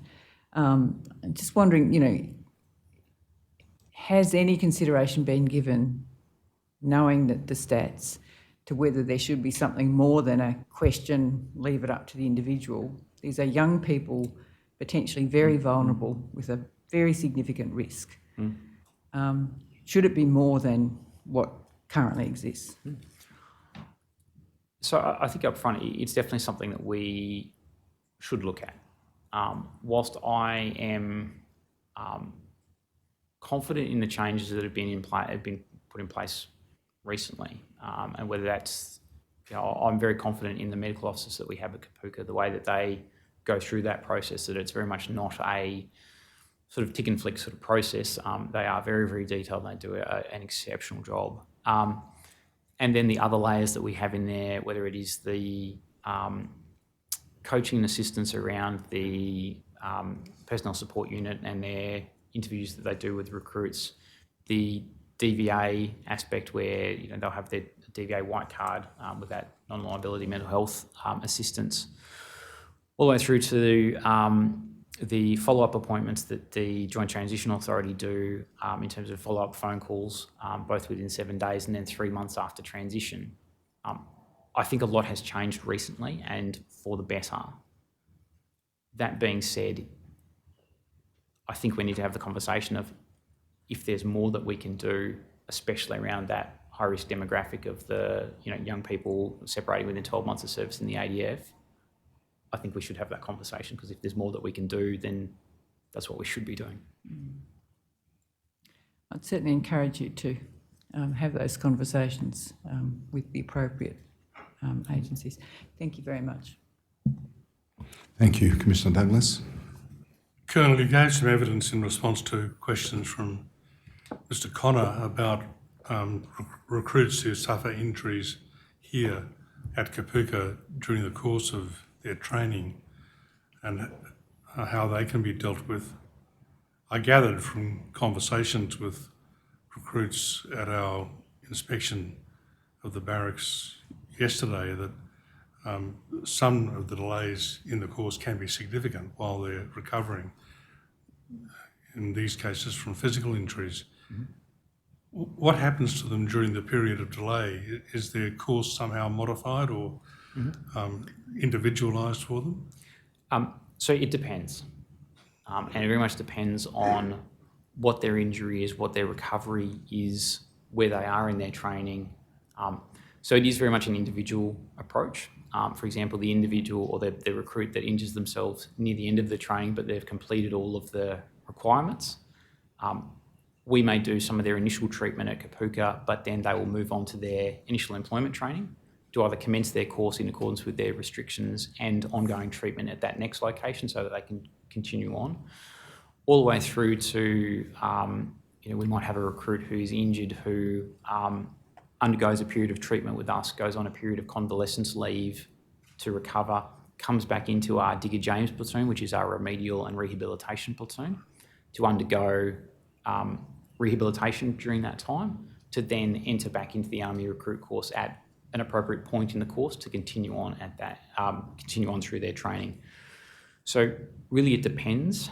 So you can individualise the response, I suppose? Yes, and wherever possible we will, to make sure that we, one, treat the injury and make sure that the person goes through the appropriate rehabilitation, but two, we get them through training as soon as we can in the most appropriate manner that we can.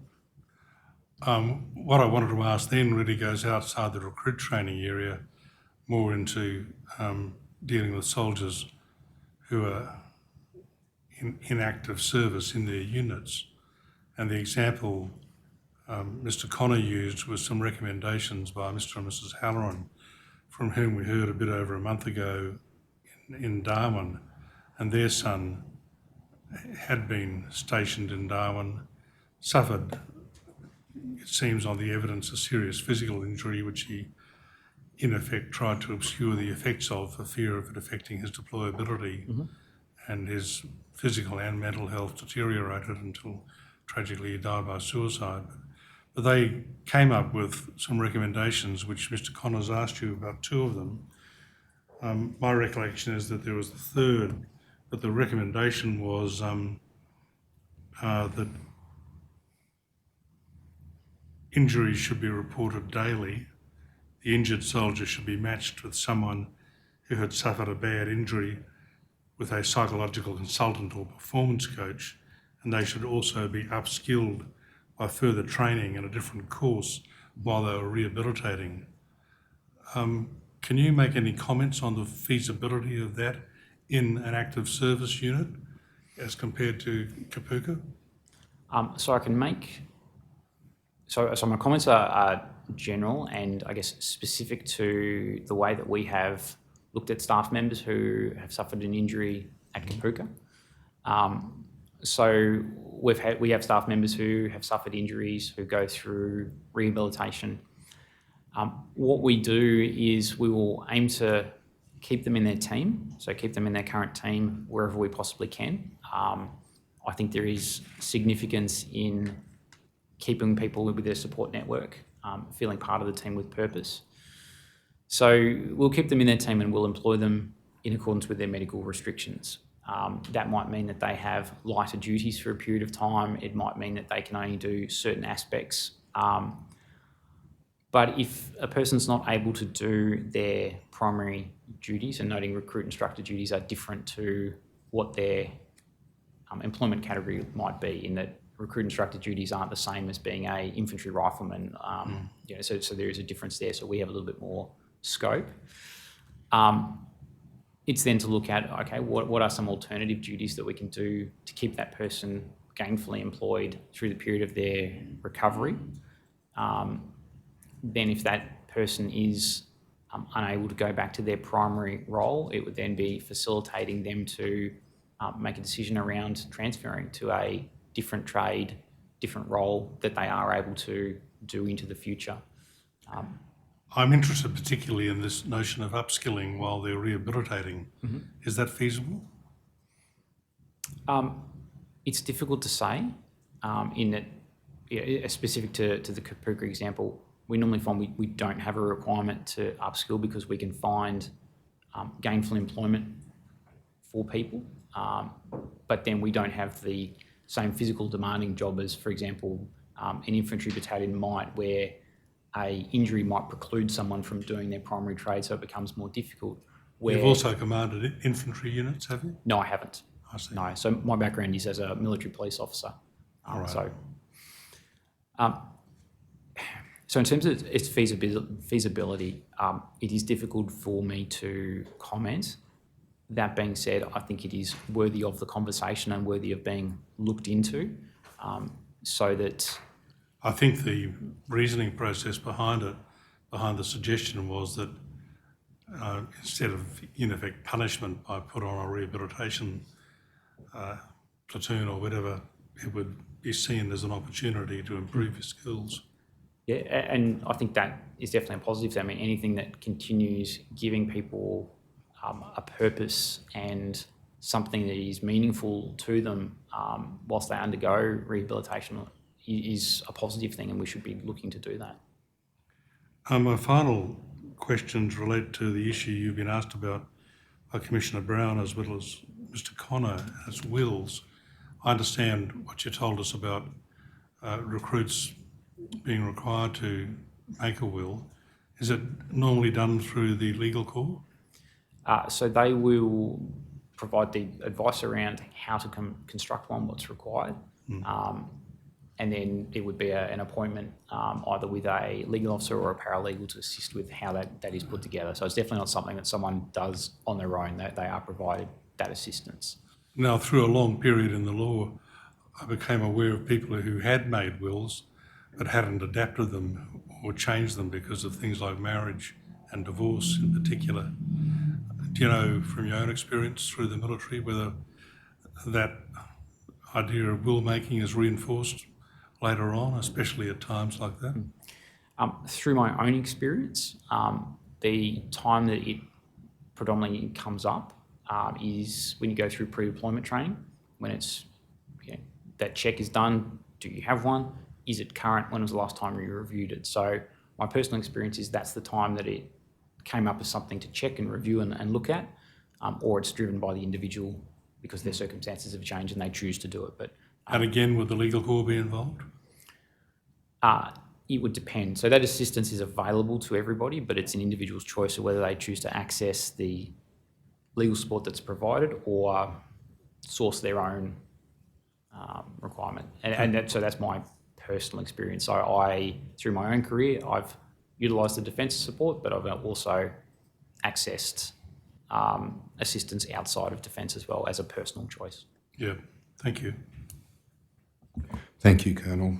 I just have a couple of issues to raise. Just in relation to the workplace survey 2021, are you able to say, and I apologise if you've said it earlier, but when did you actually receive it? You didn't receive it before the hearing? I haven't received it. You're still to receive it, yet to receive it. Still yet to receive it. In relation to the workplace survey for 2020 and 2019, was it the case that they were also 12 months late? Or do you think you received them earlier? So I received them earlier. but I can't tell you when I received them off. But the certainly top of not my head. 10 months later.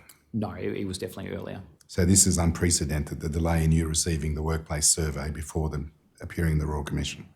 In the course of my tenure, yes, it is by far the latest. Would you agree that it's not helpful, obviously, for your command generally, if you're not getting information about what's happening on the ground until almost a year later? Yes, I definitely agree. The sooner I could receive that information, the better. The sooner you would act on it. Definitely. Thank you. Just in relation to, and you touched on this earlier, but I just wanted to clarify a couple of issues. The healthcare complaint that you lodged in relation to inadequate clinical psych support. There was a shift in the ground that caused you to lodge that complaint, was there? So it was, it had come up sort of multiple sources. There's one, as a result of a change in how psychological support was provided on the base that occurred, I think it was the beginning of 2021. Could you just explain what that change was? So the change was that, so previously clinical psych support was provided through a combination of the Joint Health Command and uniformed psychologists posted to Kapuka. In, I believe it was 2021, it may have been at the end of 2021, beginning of 22, I can't remember off the top of my head. There was a change where the organisational and clinical psychologist capability was split, so that the uniformed psychologists that we had posted to Kapuka primarily provided the organisational psychology capability. So organisational capability was primarily assessments around suitability for cause, post-operational psych screens, those type of things, where Joint Health Command became primarily responsible for the clinical psychological capability. As a result of that split, the clinical psych support available on base was limited to the medical officer, so the doctors, a mental health nurse, and for a period of time, no on-base psychologist. That was that, and then also the reporting through my staff saying that the wait times are growing and are getting much larger, prompted the submission of that healthcare complaint. Sorry, can I just ask, so what sort of numbers were involved? There was a shift of clinical uniform staff. Mm-hmm. How many of them was there? So there's 3 of them. Okay, and they were essentially shifted onto other duties that don't involve dealing with staff or students in terms of clinical support? Yes, that's correct. And they weren't replaced? No. And the services that you were getting from the Joint Health Command due to 1 or 2 people that were there intermittently was clearly not meeting the needs that you would like to meet in terms of servicing the staff? Yes. And that's still the case? So it has improved. How so? So what's now in place is a clinical psychologist on a fly-in, fly-out basis who does 4 weeks in location and 2 weeks on a telehealth provision of services. So it is better than it was, but I would prefer more. Replacing 3 people, essentially. Was there a response to your report that you lodged? So the response was the fly-in, fly-out clinical psychologist coming on board. Okay, thank you. I think Commissioner Brown wanted to ask a question about so that. Just on that particular issue, if I could just follow up. So is the current one fly-in, fly-out kind of tele health service adequate? Doesn't sound like it from what you've said, but... So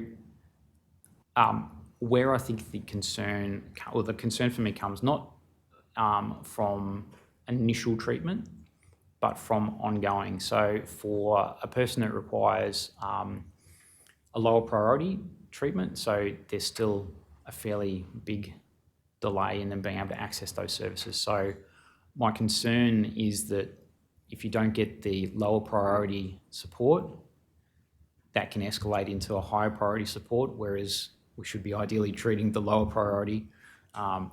So it's still an area of concern for me. So just understanding that, when did that arrangement come into place following your correspondence with Joint Health Command? Off the top of my head, I can't give you certainty of when it was in place.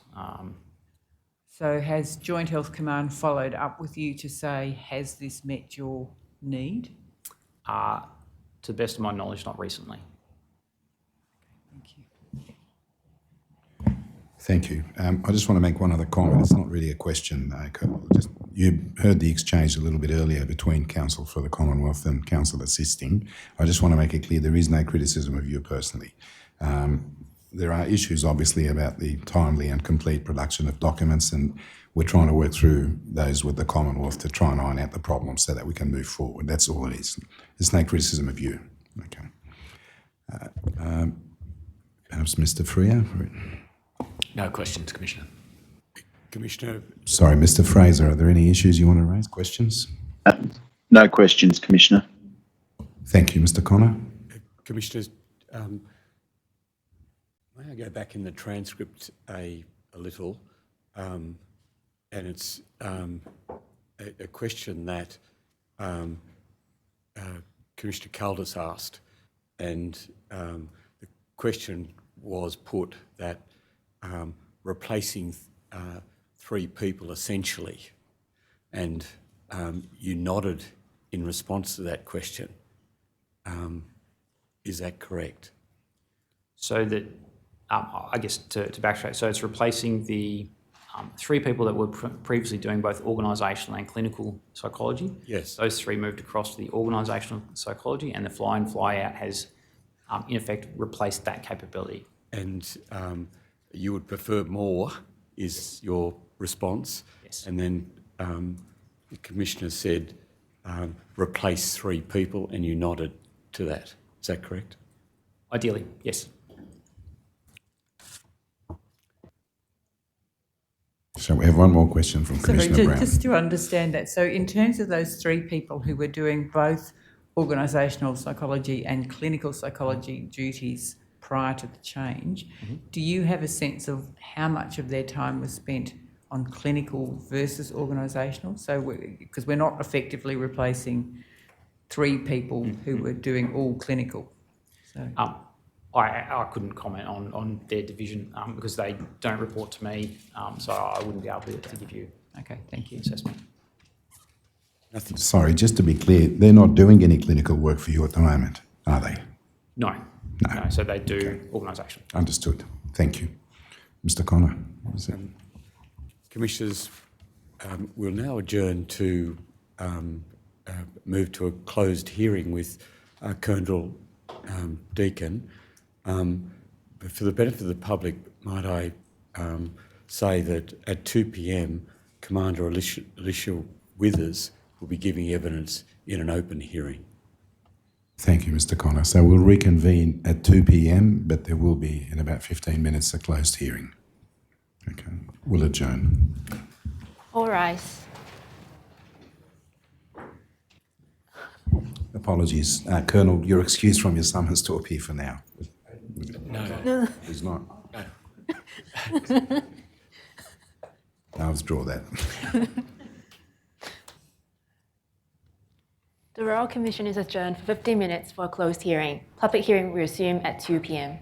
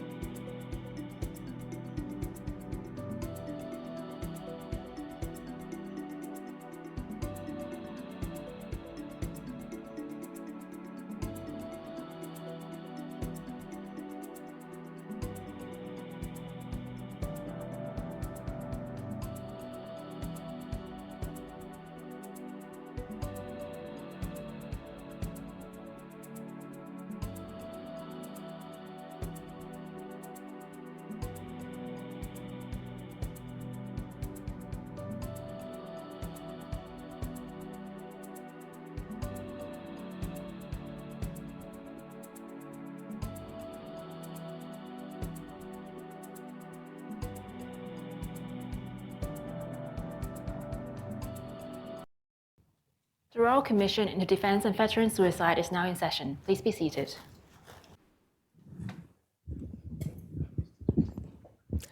Good afternoon, Mr. Ebogati. Thank you, Commissioners. In the witness box, we have Commander Alicia Withers. The examination of Commander Withers will focus on culture, training, unacceptable behaviours, mental health and suicide-related behaviour. Just by way of brief background to Commander Withers. Commander Withers is the Commanding Officer of the Royal Australian Navy Recruit School located at HMAS Cerberus. And for the purposes of this examination, I think we'll just refer to it as Recruit School. Commander Withers assumed command of the Recruit School on 10 December 2021. She is responsible to the Chief of Navy for the operation of the Recruit School, and she is also responsible for the Navy Indigenous Development Program. And this includes, her responsibilities include the welfare of all staff and recruits and the conduct of the training delivered. Commander Withers joined the Royal Australian Navy in January 2002, and she attended the RAN College at HMAS Creswell. Between 2003 and 2005, she attended the Australian Defence Force Academy in Canberra, where she graduated with a Bachelor of Science in Mathematics and Oceanography. Commander Withers qualified as an officer of the Watch in 2007, an Air Intercept Controller in 2009, and a Principal Welfare Officer, Air, in 2011. Between 2014 and 2016, she assumed command of HMAS Maitland, and that's an Armidale-class patrol boat in Darwin, and she conducted border protection operations. Between 2016 and 2018, she was the Fleet Direction Officer at Sea Training Group, responsible for the on-the-job training of ships operations teams.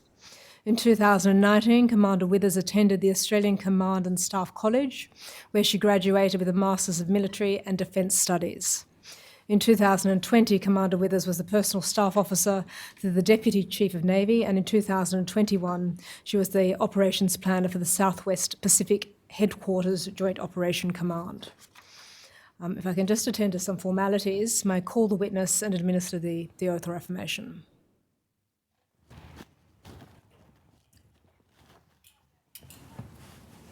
Commander Alicia Withers, do you solemnly declare and affirm that the evidence you shall give will be the truth, the whole truth, and nothing but the truth? I do. Thank you, Commander Withers. Please would you tell the Commissioners your full name? Commander Alicia Kate Withers. Thank you. Tell me, did you prepare a statement in response to a notice to give information, NTG AIW 001, which was issued to you on the 28th of October 2022? Yes, I did. And is that the statement you prepared? Yes. And that's a 36-page statement? Yes. Are there any corrections you would like to make to that statement? No corrections. So its contents are true and correct? Yes. Thank you. Did you prepare a further statement in response to a notice to give information NTG AIW 002 issued to you on 12 November 2022? Yes. If I may display that, please. DEF.9999.0043.001. It's Commander Withers' second statement.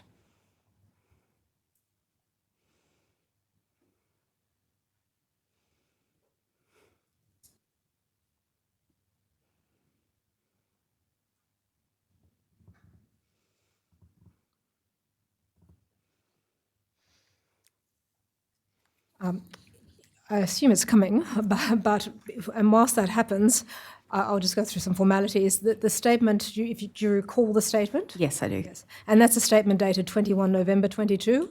Yes. And are there any corrections you wish to make to that statement? No corrections. And are its contents true and correct? Yes. Thank you. Commissioners, there are two tender lists pertaining to Commander Withers' examination today. Might I display the first of those tender lists? And if that's not being displayed, I might take a... Oh, we have it. That's a supplementary tender bundle. Prior to we are coming to the supplementary tender bundle, there is a first tender list. That is the tender list that was, in fact, that relates to the documents that were tendered yesterday. For present purposes, I just simply mention that the documents in Part C of that list pertain to the Royal Australian Navy Recruit School at HMAS Cerberus. Documents 44 and 45 of yesterday's tender list are the statements to which Commander Withers has just been taken. And then documents 46 to 58 in that tender list are other documents pertaining to the recruit school. Commissioners, we should note that we have also very recently received a large number of documents from Defence that relate to Commander Withers' examination in response to various notices. And as we understand it, there is further information to come. Now, that information is directly relevant to the examination of Commander Withers, so necessarily the examination will be constrained by the limits placed upon the Commission by the documents that have not been provided. But of those documents we have received, we do wish to make an additional tender, and I see that the supplementary tender list was just displayed.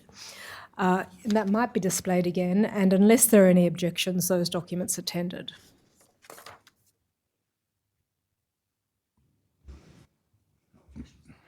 Thank you. Thank you, Mr. Free. So they'll be accepted into evidence and allocated the next lot of consecutive numbers. Thank you. Thank you. Commander Withers, might you tell us how many staff are at the recruit school? I currently have 107 staff. And how many recruits are there? Currently, I have 59 recruits. How many training classes? So I only have one division left, and of that division, there's 4 classes. I see. And in general, how many instructors are there per training class? Each division has 8 recruit instructors, and there's normally 6 classes within that division, so one recruit instructor for each class, plus 2 spares to help out.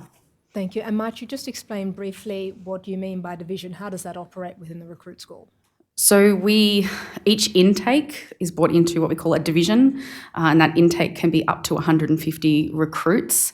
And we have 3 divisions online at any one time, normally offset by 3 weeks. So you'll have one division will be starting their training, while you've got another 2 at different stages within their class. The reason we only have one division on at the moment is because we've winding down for Christmas, and so there's just one left to graduate. I see, thank you. May I ask you, the gender diversity within the instructor cohort, might you comment on that? We have, at the moment, about 40% staff are female.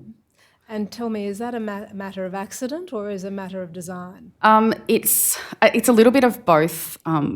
When we take expressions of interest for the recruit instructors, we don't necessarily look at the gender because we want the best person for the role. However, we do try and look holistically at the staffing to make sure that there are females in every division at each rank to try and provide an even spread across the cohort. And is it just a matter of even spread, or is there something more to it? No, it's more about even spread, so that and across the different ranks, so that, for instance, you might have a female officer in one division, you might have a female senior sailor in another division, to try and provide commensurate levels of female representation. Thank you. And tell me, is that representation also shown conformably in the recruit cohort in terms of numbers? This year we've had 32% females come through the recruits. Thank you. And as to the numbers that have come through recruit school, are you at maximum capacity, but both in respect of recruits and staff? Might you speak a little bit about that? So I'll start with the staff perspective. So I have billets for 121 staff. As I said, I have about 107 at the moment. So we are down a little bit on staffing numbers at the moment. However, we're significantly down when it comes to recruits because of we're just not meeting recruiting targets at the moment. Mm-hmm. So this year we've only met about 45% of our recruiting targets. So the lack of staffing actually hasn't had that much of an impact. Do you anticipate that it might have an impact, however, if recruits are at maximum capacity? Yes, absolutely. I'll come to that in a moment. Might you tell the Commissioners how many applications Recruit School receives generally, and of those applications, how many enlist in Recruit School?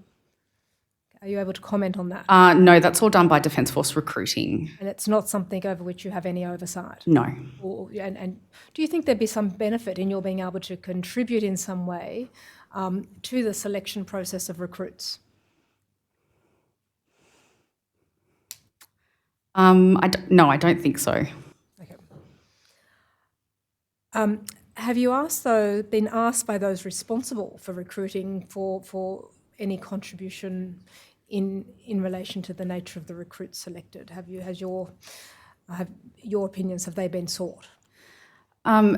I was invited this year to the Defence Force recruiting annual conference to talk to them about my perceptions of the recruits coming through and some general challenges that we see. But that's the extent of that feedback loop with them. And when you mention challenges there, what do you have in mind specifically? We're seeing recruits, some of them feeling like they've been rushed through the recruiting process, so they're not mentally or emotionally prepared when they come through the door, and that inhibits their ability to sort of settle into the program. We also see things like recruits who don't know how to swim come through because there's no swimming test at entry, but there is a swimming test at Recruit School, and things like that. We feed back to try and get them to prepare the recruits more for when they get there, what's expected of them. Thank you.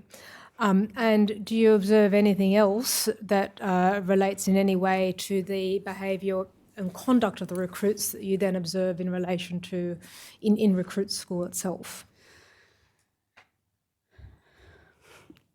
It's varied depending on the cohorts. Some cohorts we see, especially the ones early on in the year, they're a lot younger in general because you get the school leavers, and we do see, because of that younger age, we see issues with maturity coming through and things like that.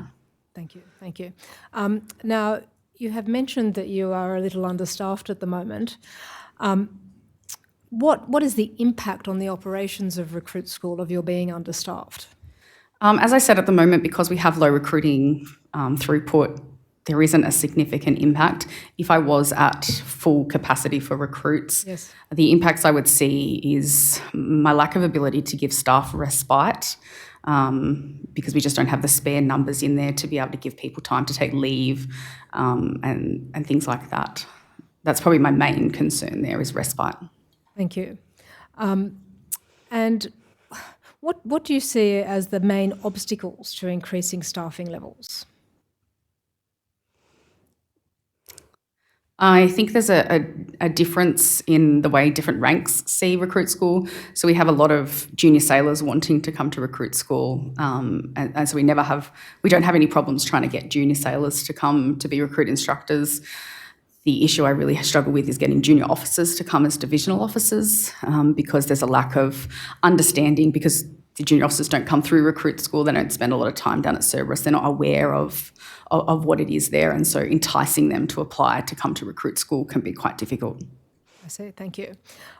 Now, obviously enough, this Royal Commission is interested in risk factors and protective factors of suicide and suicidality.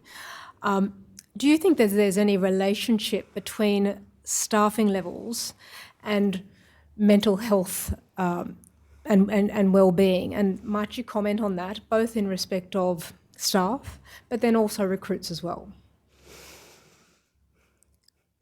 From a staff perspective, when we don't have a lot of staff or enough staff there, that does put additional pressure on them. As I said, things like respite are really important to allow people to step out of Recruit School, take some leave, and sort of work on themselves a little bit. And I suppose, especially for the senior staff, if I don't have enough senior staff there, it's my concern is they're not being able to provide enough support to the junior staff there as they need it. Thank you. And then what have you, in your observation, have you seen happen to those people who haven't had respite? Burnout, you see them burning out. And do you see them leave? Is there a question of staff retention? I haven't seen that this year because we've had the low recruiting numbers. I've been able to manage that before it becomes an issue. Have you received any updates or report upon your taking command of the recruit school of issues that have happened in the past in respect of staff? No, I haven't. Now we have spoken about staff. Might I turn then also to the question of the recruits? And how do you see, or how might low staffing levels impact upon recruits, and in particular in respect of their mental health and wellbeing?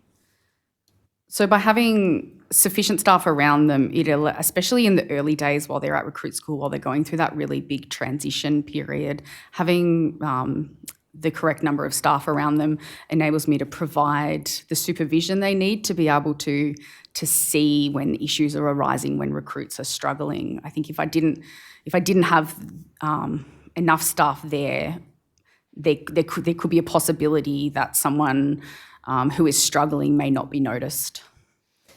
Thank you. And as I understand it, Defence is presently on a recruiting drive and is seeking to recruit more members. Is that correct? Yes.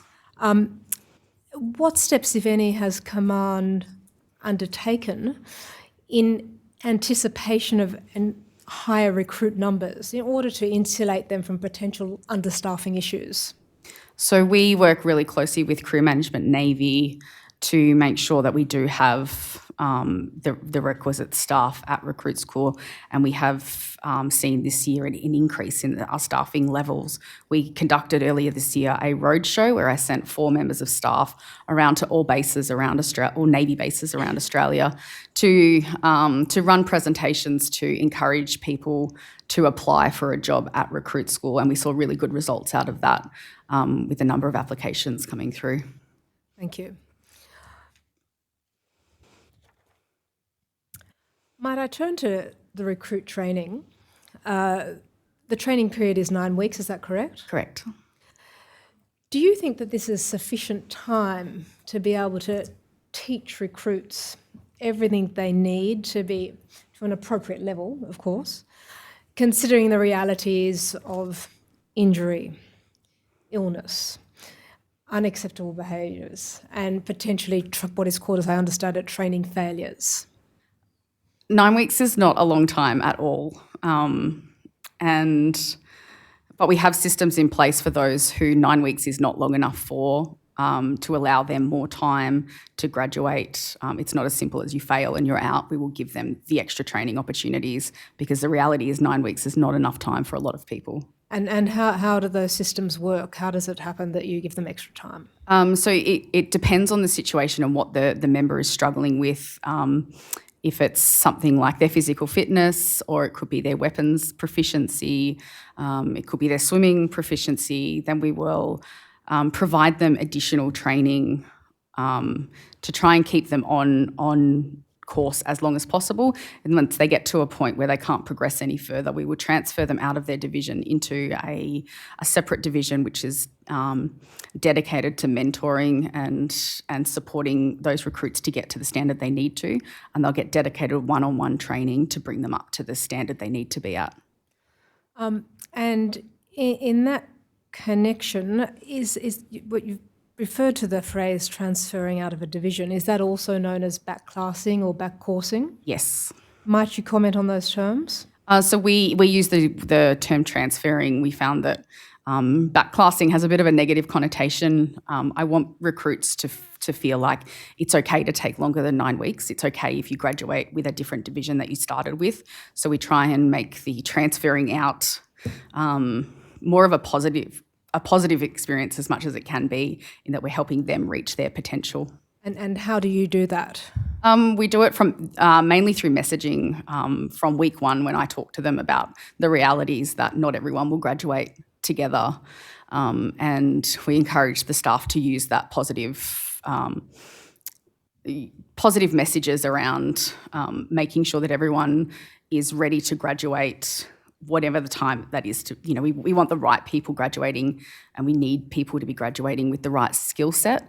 And so I would rather them take a little bit more time to work on themselves to get to the standard they need to be at, rather than push them through before they're ready. Thank you. And tell me, what percentage of ab initio recruits, so those who are in the recruit school, are transferred back to a division? Are you able to comment? It's about, again, it depends. It depends on the reasons. We've had a few intakes this year where we've had to transfer back a large amount of people because of things like a COVID outbreak. But generally speaking, it's about 15%. I see. And as to those reasons, might you expand on those a little? You've mentioned COVID. I've mentioned some others, but perhaps you could elaborate for the commissioners. Yeah, so the big ones are swimming ability. They need to pass a swimming test in order to achieve their survival at sea proficiency, fitness proficiency, weapons training. Some people just, especially those who have never touched a weapon before, need a little bit of extra training to get them to weapons proficiency. The other big one is behavioural. Those people who are struggling to adjust to the behavioural standards that we require. In what respect?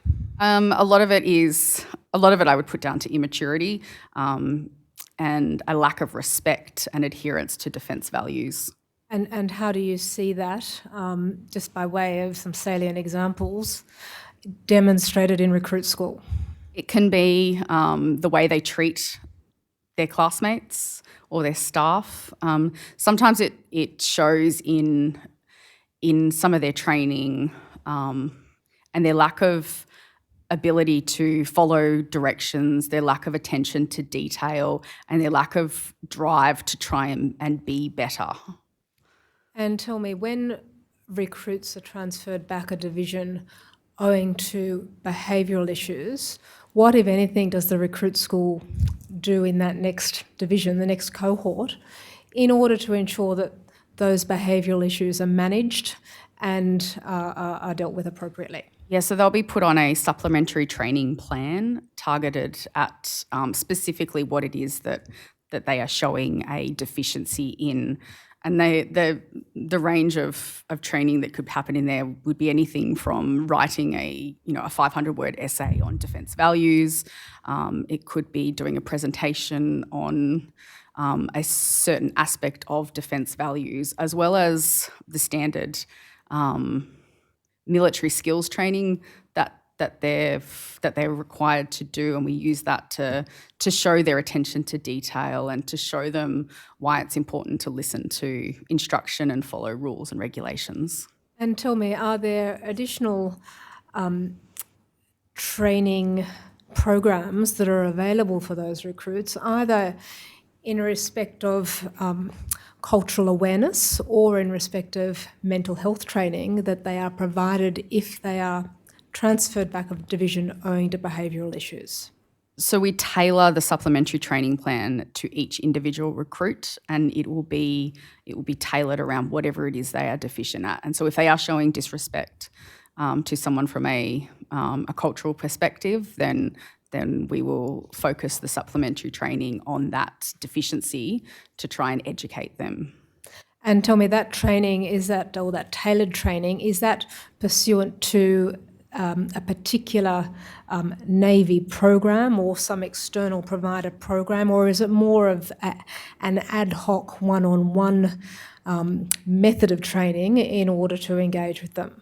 So we have a bank of supplementary training to draw from, but it could be as simple as having them conduct their mandatory annual awareness training that Defence requires, but doing that in a little bit more depth, perhaps with an instructor one-on-one talking about the issues. It really depends on the situation.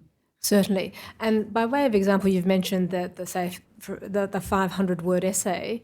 In what circumstances might a recruit be asked to write, and what might they be asked to write? An example could be if a recruit is saying derogatory comments to someone else in their division, then they might be directed to write a 500-word paper on the defence value respect and what that means to them. Do you consider that that is an adequate way to deal with the use of derogatory language by recruits in recruit school? Again, it's tailored to the situation, and so sometimes that might be it, sometimes that might be part of a wider supplementary training plan. I understand. And tell me, have you undertaken any analysis of the various types of supplementary training that are offered in order to assess their effectiveness? Not that I'm aware of. Do you think that would be valuable? Yes, I think it would be. We assess it, I suppose, on the spot based on the impact it has on that recruit and their ability to continue the training. But some formal analysis would obviously always be, would also support us in that. Thank you. And you've mentioned the need to wrap the transferring back in a division in positive messaging, I think that were your words. What are some of the particular challenges that recruits face in being transferred back a division? I think from early on, they create a relationship and a rapport with their division, and so for them to have to transfer back and create those connections again can be really difficult for them. From a pride perspective, they don't want to be seen as failing, but they also don't want to leave the friends that they've met along the way. Thank you. And do you believe that there is any stigma, whether it's perceived or real, that is associated with this process of being transferred back? I think there is a perceived stigma, and that's why we work really hard with the staff to try and create those positive messages around it to try and stamp that out. Thank you. And you've talked about supports available for those who transfer back. Do those supports include mental health supports? If that's required for the member, absolutely. Are those mental health supports the same supports that are available to all members of the recruit school, or is there particular support that is tailored towards those who are transferred back a division? It's part of the whole system that's available to everyone. Thank you. And do you think that transferring back is capable of giving rise to a sense of isolation and as a consequent mental health issues? I think initially perhaps, but what I find is that once recruits join their new division, that they settle in pretty quickly and they're surprised at how quickly they can create new personal networks there. Thank you. And tell me, generally, how long does someone have to wait before they join that new division? So again, it's dependent on the situation, but generally we will try and get them back within 2 weeks into the training system. And has it been longer? It has been, yes. And in what circumstances has it been longer? For things like if the training deficiency is in their swimming, obviously that just takes time to get them up to the proficiency they need to. And what, from your own knowledge and perhaps from any records that you have reviewed in the course of preparing for the examination, how long at the longest stretch might someone have to wait to find a new division? I think the longest that I'm aware of is we had a recruit out of the division for over a year. Right. That was because of a significant pre-existing medical condition that was dealt with, and he was at home for most of that, getting rehabilitation and sorted out. But then he was brought back onto and recently graduated. Thank you. And tell me, was the recruit school in contact with that trainee over the course of that period of time in which he was waiting? Yes, regularly, like on a weekly basis. Okay, thank you. Might I turn now to the topic of instructor training? So there are various populations who are recognised as being at greater risk of suicide, and they include young people, they include men who identify as being gay, for example, people from culturally and linguistically diverse backgrounds, Aboriginal and Torres Strait Islanders, and also those in the defence and veteran community. And they're often referred to as priority populations, and young men as well. Would you accept that the cohorts that you see moving through recruit school include members from some of those groups? Yes. Are the instructors and are your staff specifically trained in some way to engage with and provide mental health support to those at-risk populations? They're trained in mental health first aid from a leadership perspective. And what does that involve? That is training that they receive in their instructor course to be aware of the at-risk populations, to look out for warning signs, to understand the support mechanisms available within Defence for people requiring mental health support, and how to access those, as well as how to actually provide mental health first aid on the spot. And tell me, how long is that training? I believe it's a one-day course. Do you think that's adequate? I think as far as a formal course goes, it is, because I think we get they get ancillary exposure to the challenges that recruits go for and the things that we look for once they become an instructor. And tell me, as to that course, is that just a one-off course or are there refresher courses as well? It's conducted on their recruit instructor course as a one-off, and then they do their annual mandatory training on suicide awareness as well. And what does that annual mandatory training look like? It's an online course that everyone in Defence does that takes you through risk factors and, again, warning signs to look for and what to do if you need to help someone. And do you think, and how often is that online training conducted? Is that once a year? Every 12 months. Every 12 months. And do you consider that adequate to properly to train staff and your instructors and command? I think so, yes.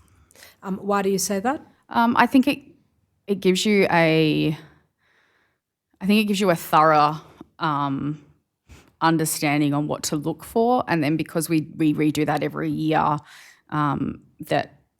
that you're constantly reminded of things like risk factors and warning signs and what to do about it and what the support mechanisms are available to our people. And tell me, is that training, is it a multiple choice? How does it work? What does it look like? It's yes, it's multiple choice questions, quizzes at the end of it's a multiple module training session. And how long does it take to complete this training? From memory, roughly an hour. And again, you think 1 hour's training once a year is adequate to assist staff to identify recruits with challenges, including in respect of their mental health in particular? I think when you look at that as one element of our holistic training that we do throughout our career, yes. And might you explain how other aspects of your holistic training can augment the training you've just referred to? Well, things like, as I said, the mental health first aid for leaders that they do on recruit instructor course, as well as on our promotion courses that we do at each rank, and any other professional development. There's always a module there on mental health first aid. And how often does that take place? It varies for everyone based on your career progression. Tell me, have you or indeed any of your staff been called upon to provide counselling or support to recruits in distress or experiencing a mental health crisis? My recruit instructors have, yes. And your recruit instructors, might you remind me how old they are generally? They could be anywhere from early 20s to their 30s or 40s. And are you able to comment on the division between those in their early 20s to their 30s or 40s? Do you find they're more at the younger age bracket or more in the older age bracket? I would say the majority in the younger age bracket. Do you find that those recruit instructors who are in the younger age bracket are themselves within a cohort that might be at higher risk of mental ill health. Yes, they could be, yeah. So with that in mind, and if they are confronted with a situation where they are needed to provide support to a recruit in distress, do you think the training that you have thus far indicated to the commissioners is sufficient to assist them? Yes, I think so, because the recruit instructors understand they're not the only line of defence, and they understand the support's available to them as well to help them through that situation.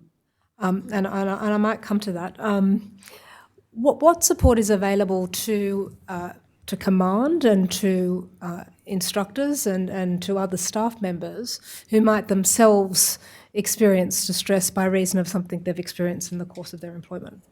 So we have, within our staff, we have a chaplain who is regularly called upon to help recruit instructors through dealing with a recruit in trouble, or in fact the recruit instructor might just want to talk to them themselves. I have a weekly meeting with that chaplain to talk about recruit instructors and the issues they're going through, but also he checks in on me.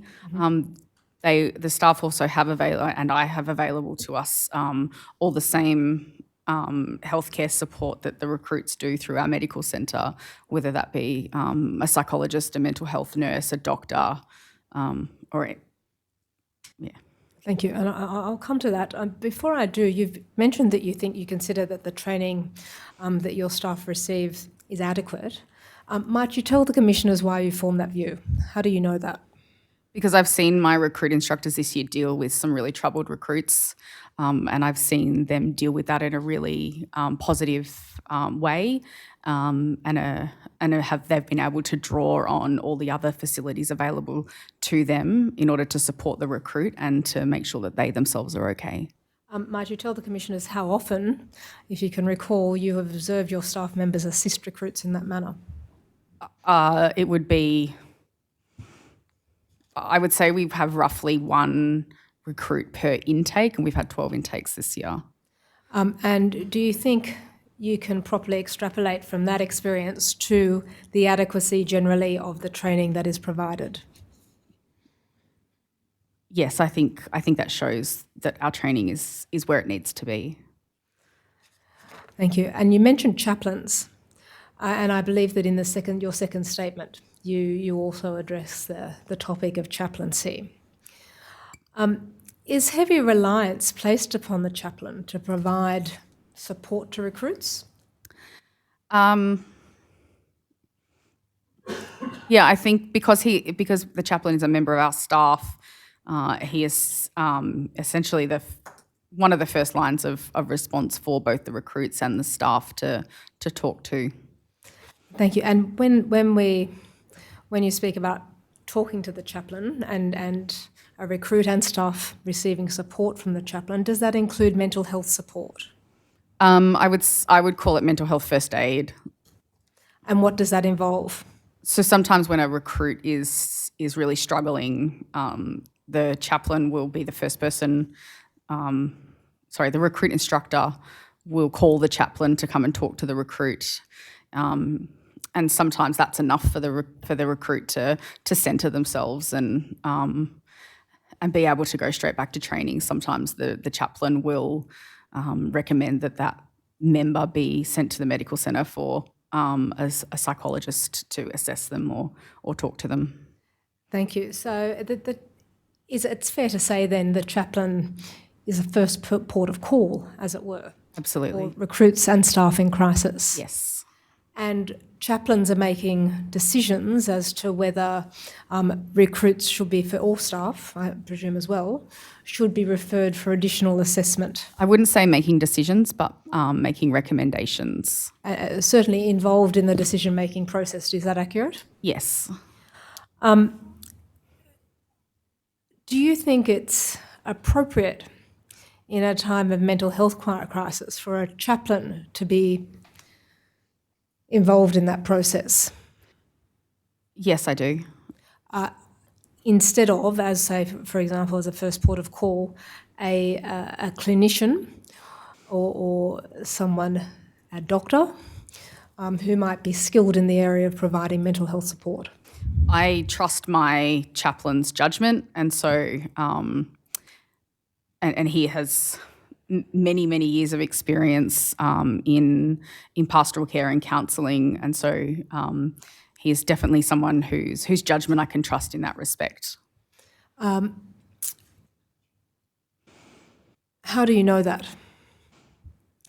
But Sorry, how do you, apart from his having had many years of experience, which you, I take it, understand from him, how is it possible to test his ability properly to assess people in a time of mental health crisis?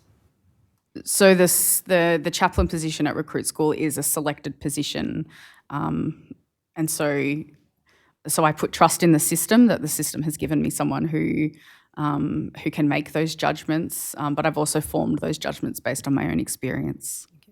And when did this chaplain arrive at Recruit School? The same time I did. I see. Is it fair to say then that the adequacy of the support provided by the chaplaincy, if I can refer to the office as it were, depends entirely upon the capabilities of the chaplain himself? Is that correct? Yes, but they would only put someone in that position who was able to do that. They would only put an experienced chaplain in that position. They may be an experienced chaplains, but the chaplain themselves the chaplains themselves may vary in their abilities to engage with recruits. Is that correct? Absolutely.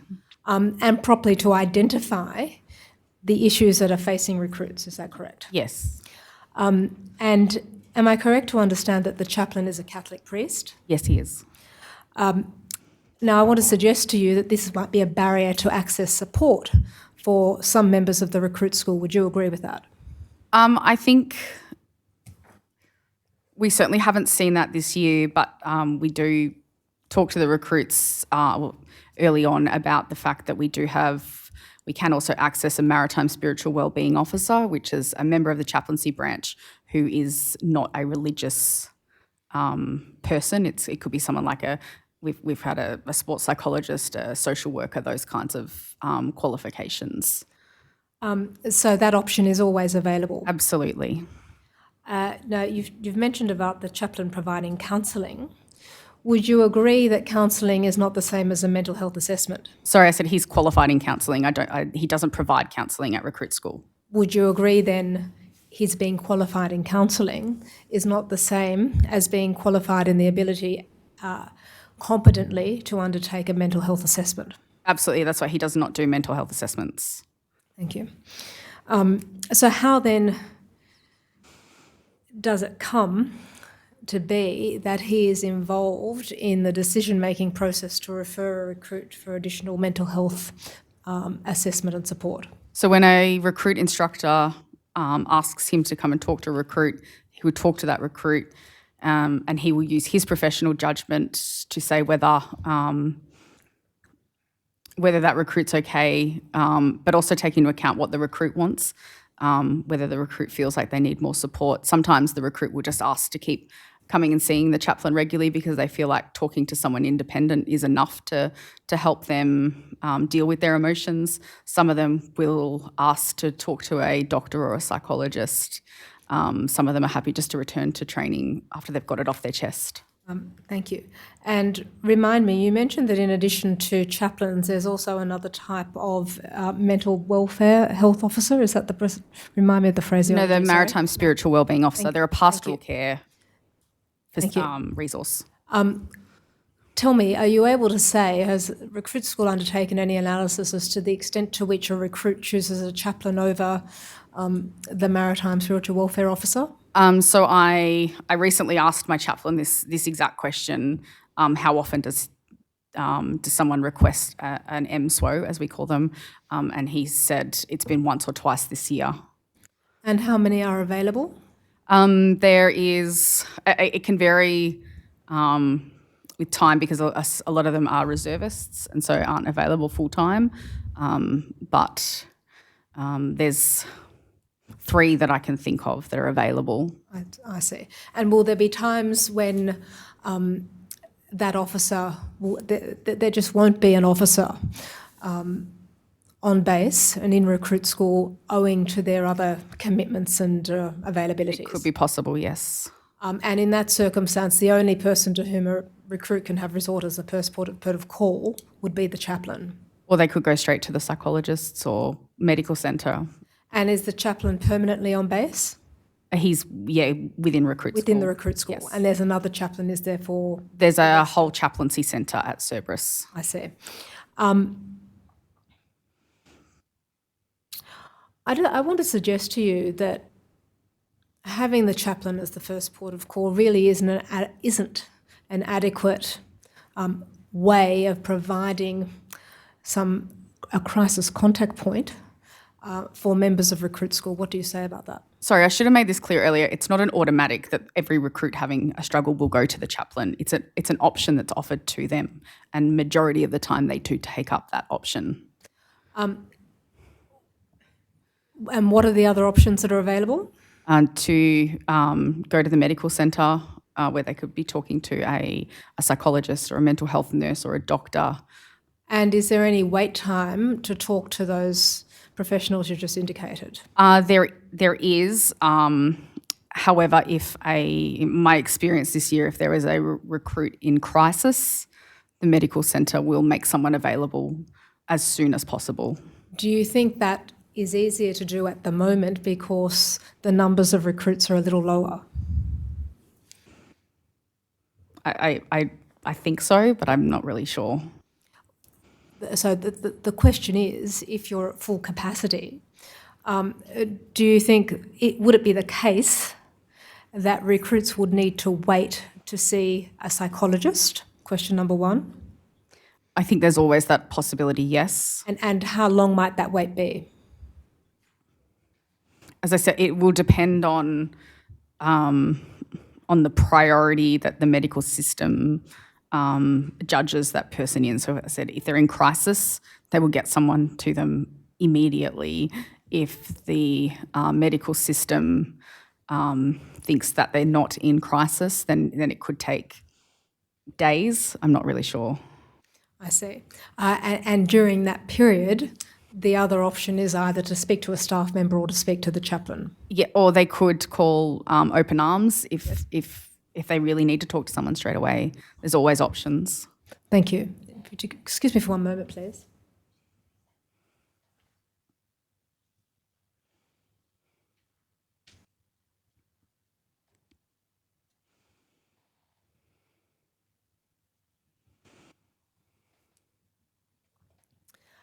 So I think you said that when a recruit is really struggling, the chaplain will be the first person. The first person. Do you mean the first person they might go to, or the first person that is made available to them? So the first person they will always go to is their recruit instructor. If it's beyond the recruit instructor's ability to support that member, then most times the recruit instructor will call the chaplain. I see. And is there a possibility for a recruit to go straight to the chaplain? Absolutely. So it's not a matter that is something that is mediated by an instructor? No, they can absolutely go straight to him. I see. Do you think that the extent of the reliance that is placed on the chaplain is adequate to support recruits who might be in a crisis, a mental health crisis, or more generally? I think this year it has been. If we had higher recruit numbers, I don't know is the short answer there. I see. Thank you. Commander Withers, might I move to another topic, and that is the topic of culture at the recruit school. And also more generally, to the extent you can comment from time to time at HMAS Cerberus. What cultural challenges do you think the recruit school faces, and to the extent you can comment, HMAS Cerberus faces? So within recruit school, because all our staff they apply to be there, they're selected to be there, they really want to be there, and they're very invested in what we do, and so there is a passion and a drive to train and to develop recruits to further their careers in our Navy, and so it's a very positive culture. It's we try and empower our staff to make decisions and to do what they need to do, to be creative in their methods, to try and to get the most out of the recruits and get them to develop in the best way possible. And thank you. And how do you do that specifically? We provide the recruit instructors in particular a lot of space to instruct in their own personal way, to use their own personal experience, which is the reason they've been selected to be there, and to impart that in the way that is most natural to them to get the most out of the recruits. Are the recruit instructors trained in teaching? They're trained in instructional techniques. Thank you. So you see, from what I've heard, it's quite positive. You presently see no cultural challenges within the recruit school? No,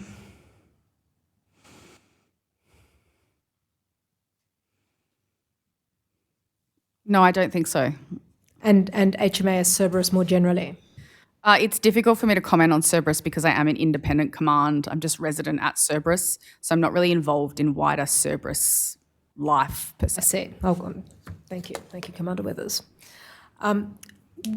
What do you consider the role of training is, if any, in shaping culture within the Navy? I see our role at recruit school as setting the tone for the recruit's career, and so that's why we work really hard to create that really positive culture at recruit school, so they can see the best that there is available, and that's why staff are selected to be there. So we have the best of the best there to provide the best training, to show them just what is possible within their careers. Thank you very much, Commander Withers.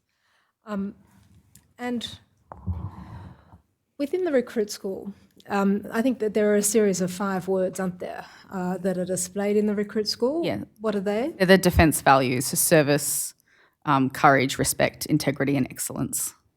And I think they're displayed in the recruit school square, aren't they? Yeah. Yes. And that they, of course, reflect Navy's values and the values of those at recruit school. So not Navy values, but the whole of defence values. They are our values, we call them. I see. They're intended to guide behaviour, is that correct? Correct. Thank you. Operator, might I ask you to display DEF.99.0036.0005? Thank you. And in particular, might I go to page 7 of that document? Now, just by way of some background and context, this is an indication of the number of reports received by each training institution of unacceptable behaviour. You'll see a list of institutions there, some familiar ones, and then at item E, you have the Royal Australian Navy Recruit School, HMAS Cerberus. That's your recruit school, isn't it? Yes. Thank you. So you can see there, Commander Withers, that for the past 4 years, the Royal Australian Navy Recruit School has had the highest number of reports of unacceptable behaviour. Is that correct? Based on that table, yes, that's correct. Thank you. And that table comes from an answer given by Defence to various questions issued by this Royal Commission in a notice to give NTG-DEF-055. Are you familiar with that document? No, I'm not. Might you take it from me that I've accurately described it? And if I haven't, I'm sure I will be informed as much. So if I can bring that document back, please, and that table. So you see we have 2022. Obviously, you have command of the recruit school at this year, and you've had command of the recruit school, just to remind the Commissioner, since 10 December. Last year. Last year, 2021, that's right. So we have here your recruit school. There are 27 incidences reported by Defence of unacceptable behaviour, and that, it would see, is almost almost more than double the next school, which interestingly as well is another Navy school, HMAS Creswell. Tell me, Commander Withers, how does this conform to what you have told us about the recruit school's adherence to defence values? So, I've only just seen this, but my assessment of that, seeing that data, that is reflective of the fact that we have a very strong reporting culture at Recruit School. We will investigate even the slightest murmuring of potential unacceptable behaviour. We will investigate and report to make sure that we are transparent in everything that we do.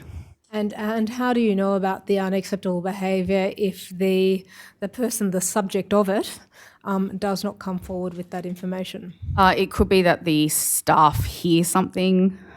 It could be that the recruit mentions it in passing to someone else and it gets reported that way. In any of those sorts of instances, we will report and investigate. And how can you be certain that method accurately captures all of the reports of all of the incidences of unacceptable behaviour at Recruit School? Well, I suppose I don't know what I don't know, and that is why we try hard to have that really positive reporting culture to make sure that we capture as much as we can. Are you able to tell the commissioners how you're aware that the ability within Recruit School accurately to identify unacceptable behaviour exceeds that of other recruit schools? I don't think I can answer that because I don't know what the other schools do. So you don't know then what the procedure is for identifying unacceptable behaviour in other recruit schools, is that correct? That's correct. So it's true, isn't it, that you can't say that this higher number is attributable to the fact that your ability to identify unacceptable behaviour is better than those of other schools. Is that correct? That's correct. I'm not saying that we're better. I'm just saying that that's what we do. So it's arguably attributable, is it not, that this higher number is also owing to the fact that there is in fact a higher number of unacceptable behaviour incidents at the recruit school. Is that correct?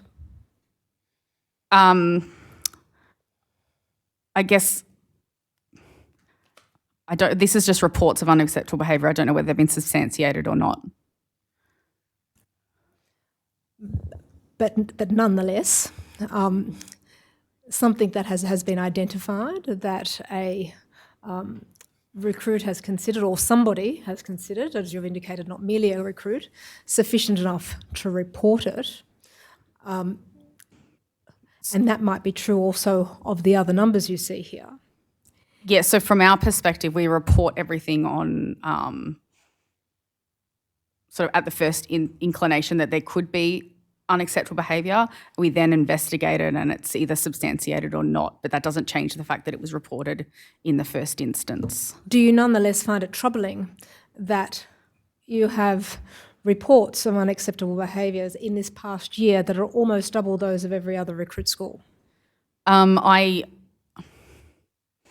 don't, just based on my experience during this year, I don't have any concerns about the level of unacceptable behaviour. I see, and why is that? Because majority of them are not substantiated in the end. And why is that? Because a recruit might, for instance, say that that they have been harassed or been treated unfairly by a staff member, but then once it's investigated, it's found that actually, whilst that may have been that recruit's perception, there actually was no unacceptable behaviour there by the staff member. Thank you.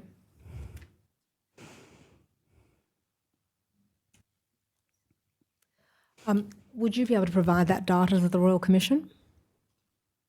Yes, yep. Thank you. But you see here also that you look at this table, the previous year, there's an incident of 25 reports of unacceptable behaviour at Cerberus.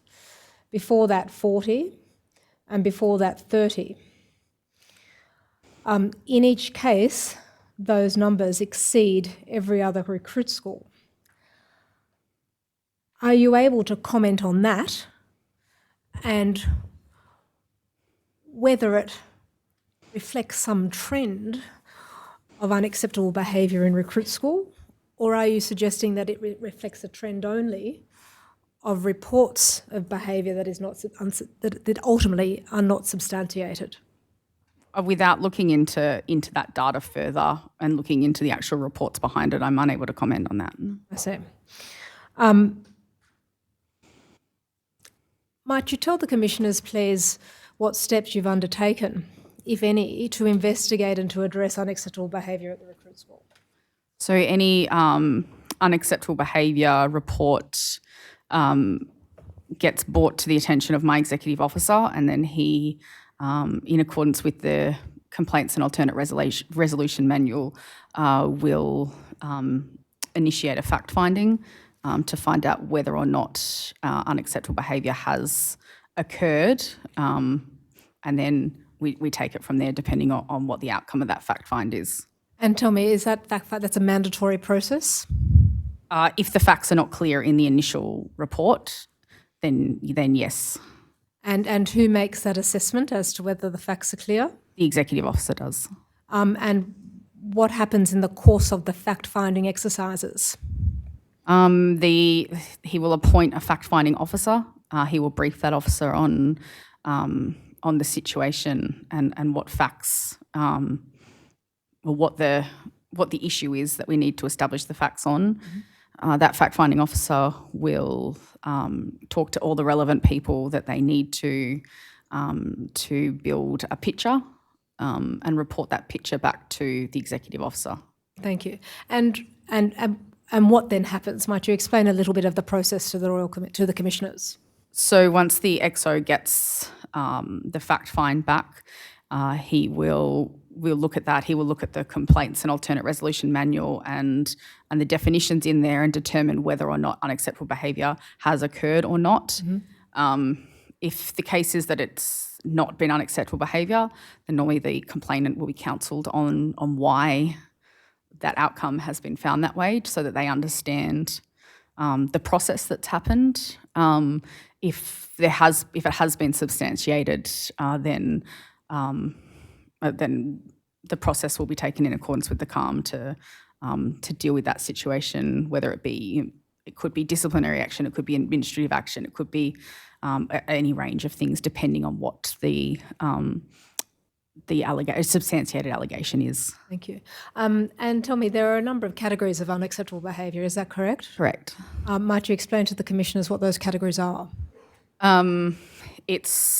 There's harassment, sexual harassment, bullying, abuse of power. I feel like there's some more, but I would always refer back to the CALM to make sure that we always go back to the primary reference. No, certainly. But nonetheless, thank you. That is helpful. Tell me, within Command, who makes the assessment in the categorisation of the behaviour? The EXO would make that. And does the EXO receive any particular training in order to undertake that assessment of the behaviour? So we do annual mandatory awareness training on unacceptable behaviour. Also on the commanding officer and executive officer designate course, we do training on unacceptable behaviour and the Complaints and Alternate Resolution Manual and the avenues of processing or dealing with that issue. Thank you. Operator, may I ask you to display the next document, which is Table 2B5, Roman numeral 5 within that document. And I believe it was displayed a moment ago. Thank you very much. 2B, that's 2A, we're 2B5. Thank you. Thank you. We might just need to make it a little bit smaller. And that's 2B1, Roman numeral 1.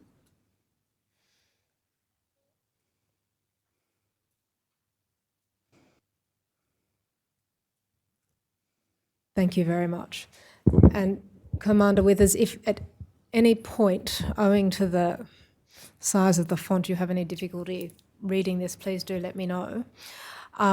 Again, this here is a report of information received from Defence in response to the notice I indicated to you earlier. And this table before you, Table 2B, Roman numeral 5, is the rank of members subject to report at the recruit school. I'm a little less interested in the rank, and Operator, I might ask you kindly to navigate a little bit to the right, as it were. Save that. You can see there the numbers in the 2022 column, and Operator, I apologise, you might have to navigate back, but I'll tell you when. There's a list there of victim and perpetrator, and the numbers 46 and 38. You will see if you navigate that back that is a reference to recruit at line 132. You can see that there. Yes.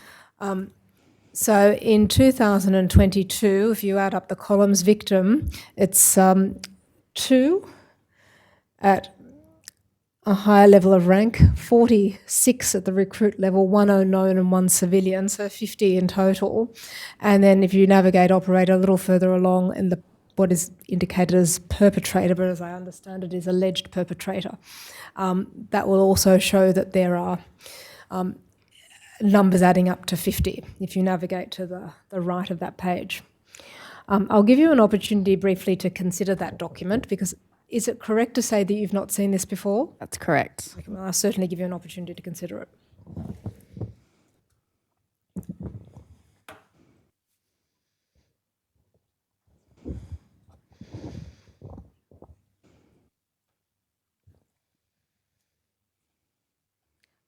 Would you agree that it demonstrates that the higher ranks within Navy are almost exclusively alleged perpetrators? So you see a reference there in what is perp 4, 2 and 6.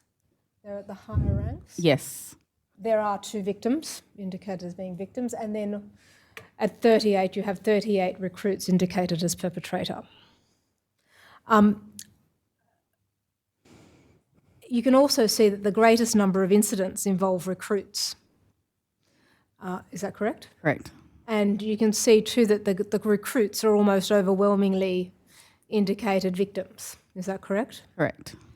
Might you comment on this in connection with mental health and well-being and vulnerabilities?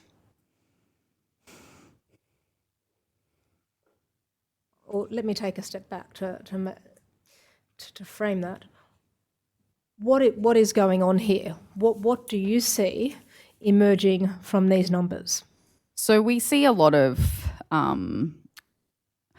what I would classify as low-level unacceptable behaviour between recruits, particularly in the early days, in the first few weeks while they're there. They're under higher stress because they're in a new environment. They're learning a lot. They're away from home, and I guess that.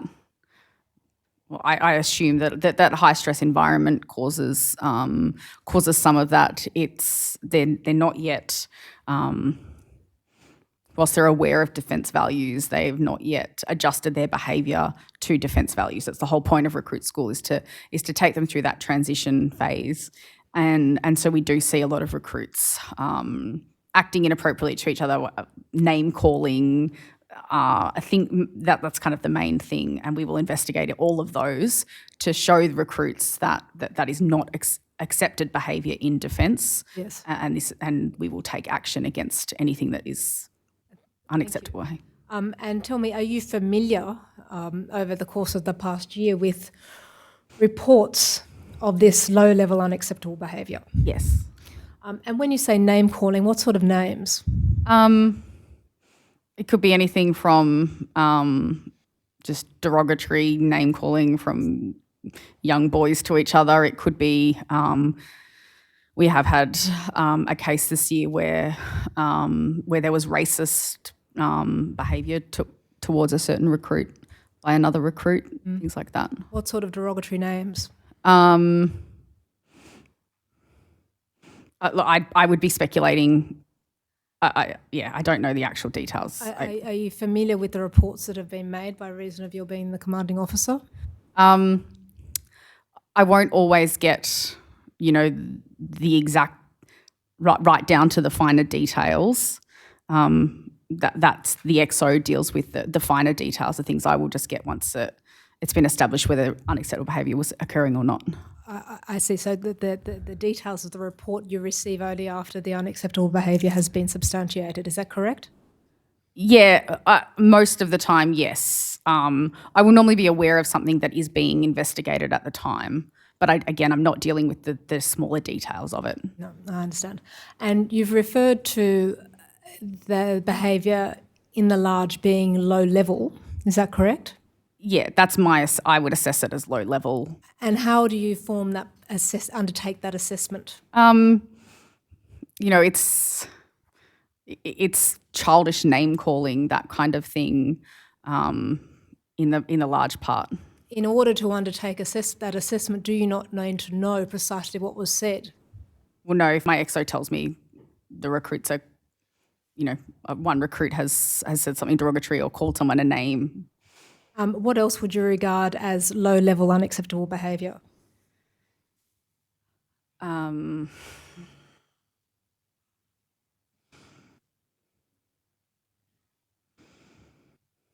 would say perhaps a recruit excluding another recruit.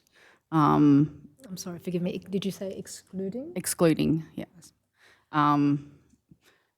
For example, recruits live in a cabin or a room with 6 of them. Yes. If they're perhaps not being inclusive of everyone in there, they're excluding one of them from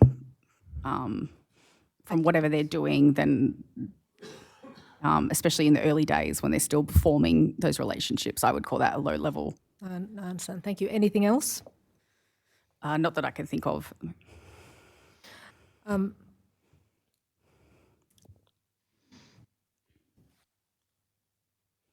So you agree that incidents are largely occurring amongst recruits? Yes. And do you think the fact that you say that is the case because they are largely new to recruit school, is that right? Correct.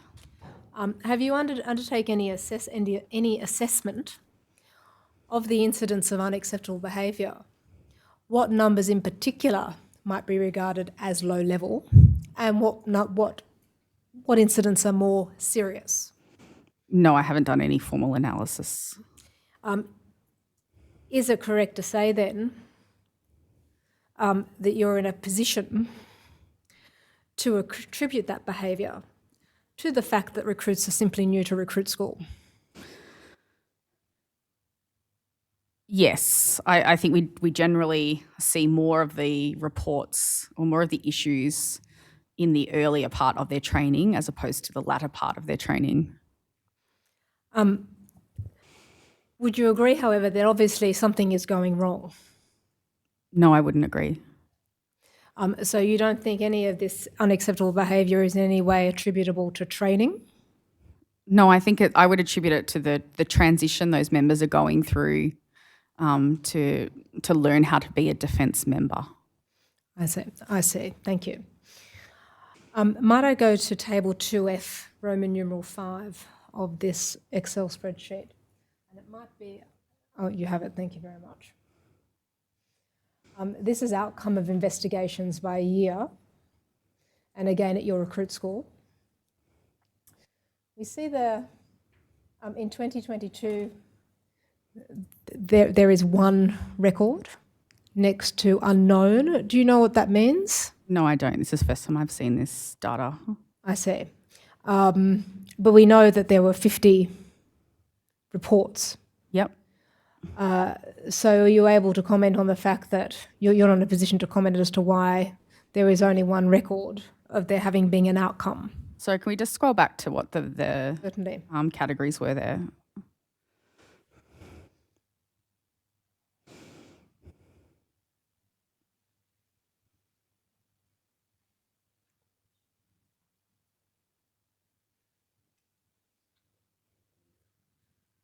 So a lot of those outcomes there are are outcomes from either Defence Force Disciplinary Act action or administrative action.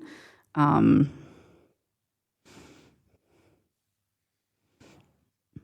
you able to tell? Oh, sorry, I don't want to cut you off. I think that most of those outcomes there are not the kinds of things that we would see at recruit school, being such a short course. Yes, thank you. Are you able to say of those 50 reports, from your knowledge, what they, in large part, obviously not by reference to every single one, but what the outcomes were? Do you have any knowledge or record? I know that there has been. I think we have had some Defence Force Disciplinary Act action taken against recruits. I'm not sure if it was specific to these cases, but in those, they've had different outcomes.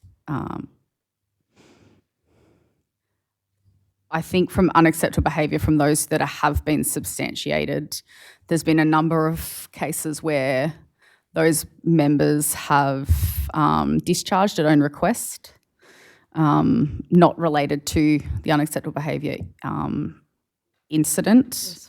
Yes. Sometimes, especially in the early stages of their training when they're still learning, we will quite often the outcome or the decision made will be to give informal counselling to the member, because we recognise that they're still learning the behavioural expectations on them, and so rather than take this kind of formal action on them, these kinds of punishments are ones that you would normally impose on someone who understands the expectations on them. Recruits don't yet, especially in the early parts of their stages, they're still learning the expectations, and so we will use counselling as a method to show them what they've done wrong and how they can act better in the future. I see. But nonetheless, it is the case, isn't it, that at least in respect of let's not take the reference to unknown, but the year before, and I appreciate it wasn't under your command, arguably, some of these outcomes have been imposed upon members of recruit school. So we have their DFDA conviction without punishment 2 at 2021 and terminated RNIS. What does that mean?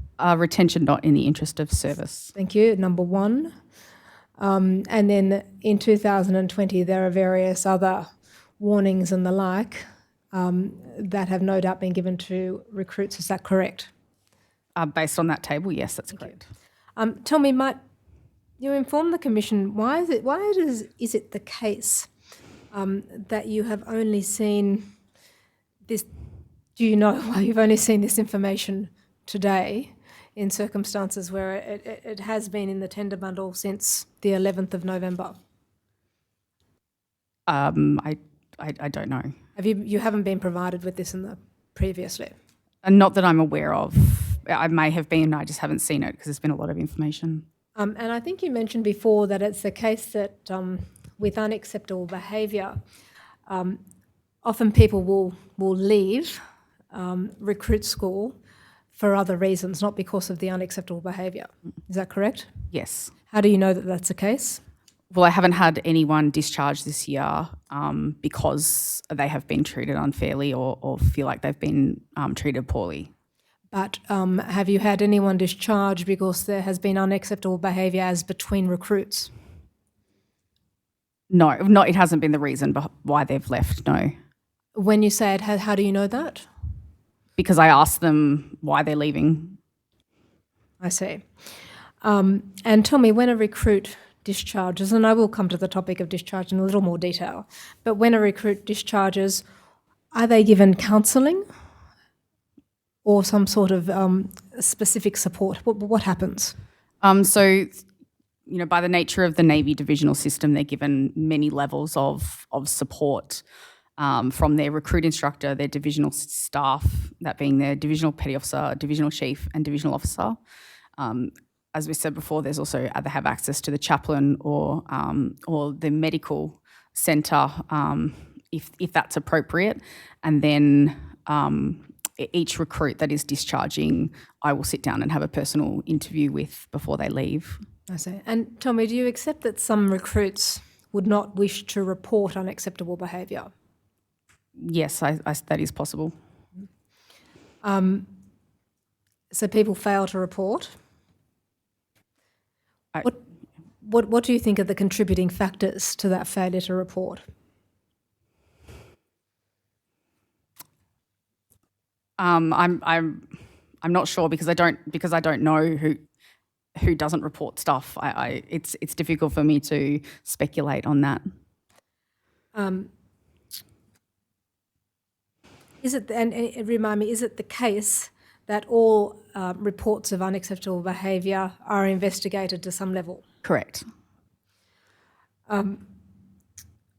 Might I show you please table 2G within this Excel spreadsheet? It's the next tab along, thank you. Table 2G, it's entitled Victims Since Discharge from the ADF. That doesn't mean victims after having been discharged, victims who have subsequently been discharged from the ADF. So I'll give you an opportunity to see this document. You'll see there that your recruit school is listed at row number 7 in the spreadsheet. Mm-hmm.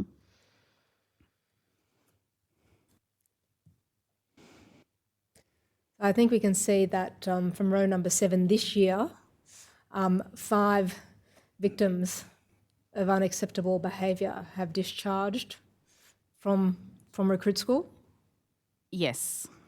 Are you aware of those particular cases? I'm not sure whether these are substantiated victims or alleged victims. I can think of one particular example. Yeah. I see. Having regard to that one example, but speaking more generally, what, if anything, does the recruit school or Navy more generally, more broadly, do to follow up on the mental health and well-being of members of recruit school who are both victims of unacceptable behaviour and have discharged? So the one case that I can think of when that member discharged, we followed up with the member once the investigation was closed out, to let them know that the process had been completed. But I'm not aware of any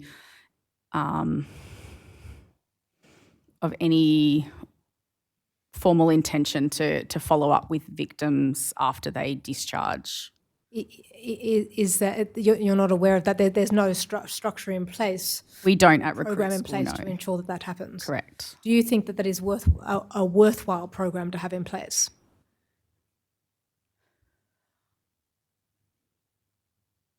I think it would be. I just don't think I have capacity to do that. I see. Thank you. Now, I might move to another topic, and that is the topic of workplace behaviour survey results. Are you familiar with them? Yes. All right. And what is the nature of the survey? Might you explain it to the commissioners? So the survey, it's a routine survey conducted every couple of years. The survey at recruit school was, I believe, conducted in 2001. And I was presented the findings of that shortly after assuming command earlier this year. I see. Thank you.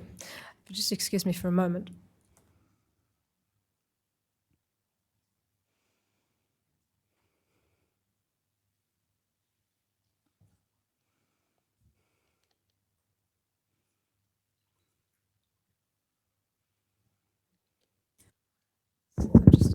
Excuse me, I'm just checking the confidentiality of a document before I display it.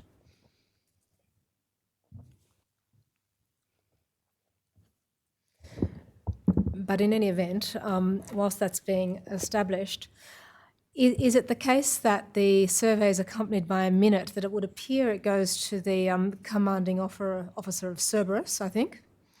Yes. And did you receive the... Yeah, I think that was misaddressed. It should have come directly to me. to you, I It's a see. common issue between myself and CEO Cerberus. Excellent, thank you. And I believe I can display that document. So if I may display, please, document DEF dot 1074 dot 000. Thank you very much. You're quicker than I am. When did you first come to know about this document? Might you remind me? It was very early on this year. I see. And it would seem that the preliminary findings are stated to have been briefed to the recruit school in March 2022, is that correct? Yeah, that sounds about right. Yep. And that was by way of a virtual presentation, is that right? Yes, that's correct. And you attended that? Yeah, that was just with me. Yep. Oh, just you? Yes. No other members of No, your that was staff? just me. I see.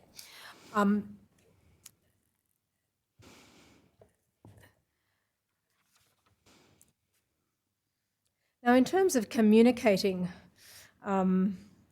the survey and its outcomes, what do you do as a commanding officer to do that to your staff and to the recruits? And is it the case, I'll take a step back, is it the case that the results of these surveys are communicated to recruits? No, not to the recruits. Is it the case that the results of these surveys are communicated to staff?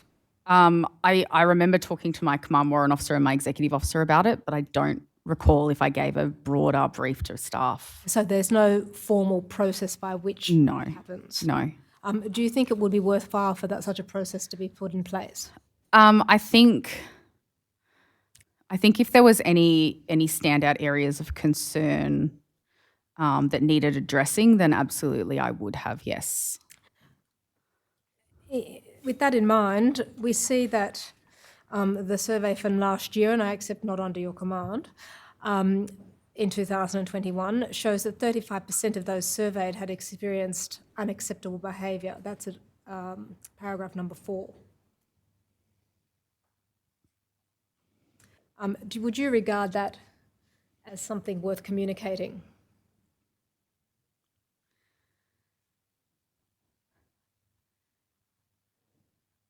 Yes. Yes. I think it's the case that there was a recruit cohort of 928 recruits, and if you don't know the precise number, you can of course check that, in 2021. So that would equate to approximately 236 individuals. Do you agree that that's high for a workplace? For a Navy workplace, yes. But as I said before, the recruits are in a transition phase from civilian to sailor. So I don't think that's terribly concerning. Yes.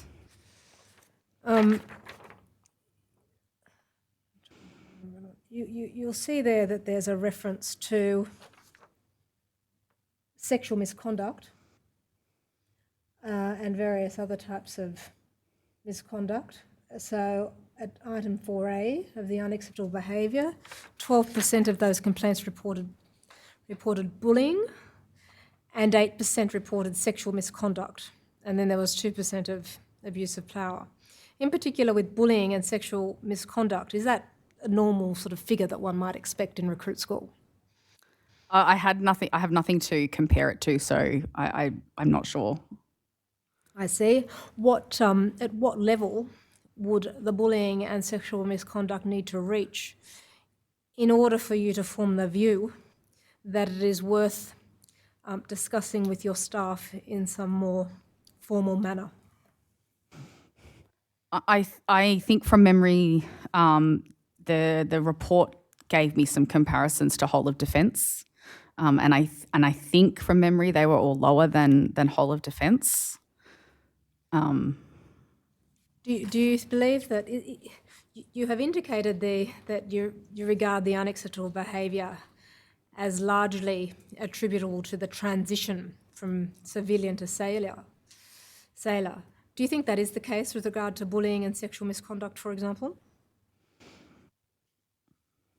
Without knowing the specifics, having not been there that year, I would say, based on my experience, yes. And what is that experience upon which you base that conclusion? Based on what I have witnessed this year, seeing those sorts of issues arising are in that early transitional phase. So I want to suggest to you that that's not the whole explanation for the reason why this unacceptable behaviour takes place. What do you say? Sorry, I don't understand. I want to suggest to you that there are reasons other than a mere transition from civilian to sailor that is the underlying cause for the unacceptable behaviour. Might you comment on that? Yes, it's always possible, yes.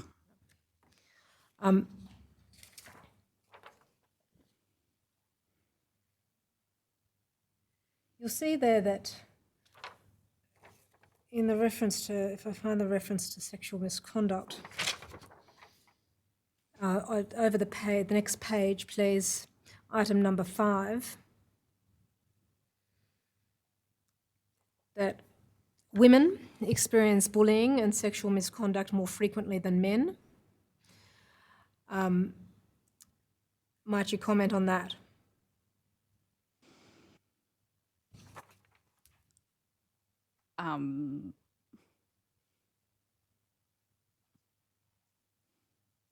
Sorry, I'm not sure what you are asking. Okay.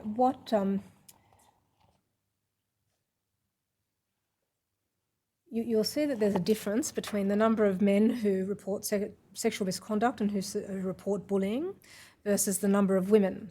The number of women is higher, a greater percentage. I want to suggest to you that that might be attributable to... No, I withdraw that question. I'll withdraw that question and I'll rephrase it later.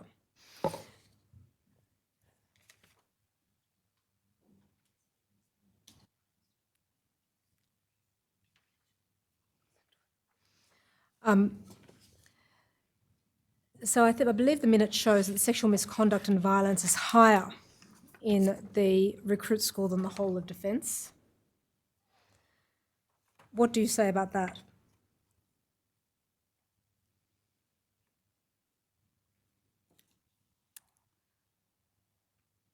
I don't know. There could be lots of reasons for that. It's difficult to speculate on without knowing the cases. Sexual misconduct, you may take it that sexual misconduct rates are recorded as having been reduced.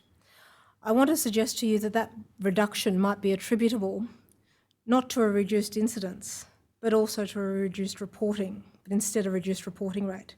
Is that a possibility? It's always a possibility, but we do, as I said before, we are very, we encourage a very strong reporting culture at recruit school with our recruits. So whilst it is possible, I would be surprised if that was the case. I see. The survey also shows that bullying has increased, and it generally happens by another recruit. And bullying and sexual misconduct are the highest proportion of unacceptable behaviour incidents that take place in recruit school. Might you comment on why that is so?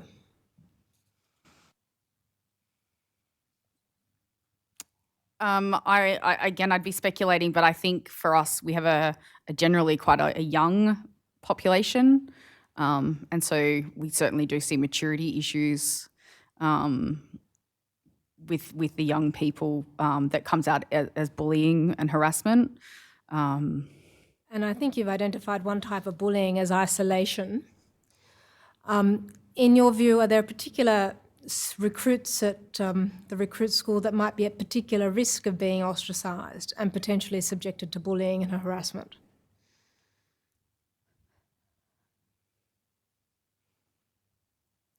I would say because communal living is such a huge part of recruit school, and they are living in close confines.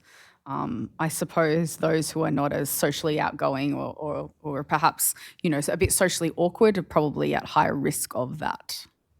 I see. And do you think that the particular restrictions that are placed upon recruits at recruit school to mirror conditions that they experience at sea might contribute to that?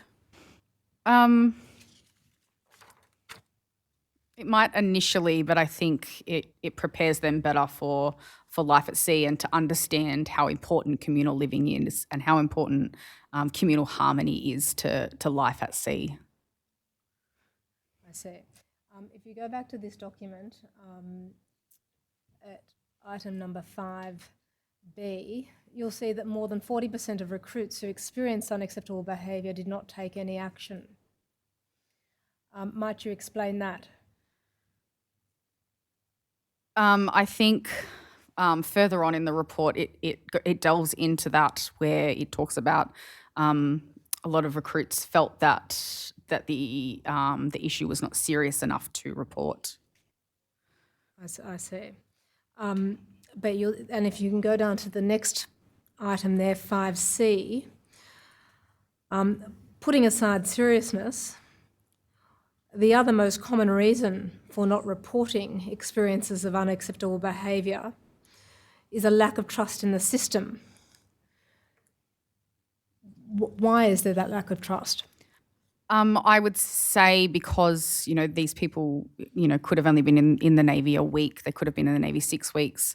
They don't understand the system well enough yet to trust it.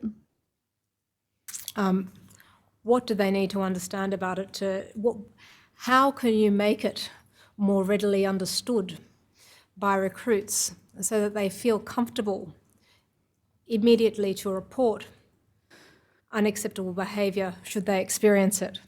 So a large part of that is our positive reporting culture, where we investigate even the smallest murmurings of unacceptable behaviour to show the recruits that we take these allegations really seriously and that we have their best interests in mind to make sure that everyone, so that no one is subjected to unacceptable behaviour that isn't dealt with.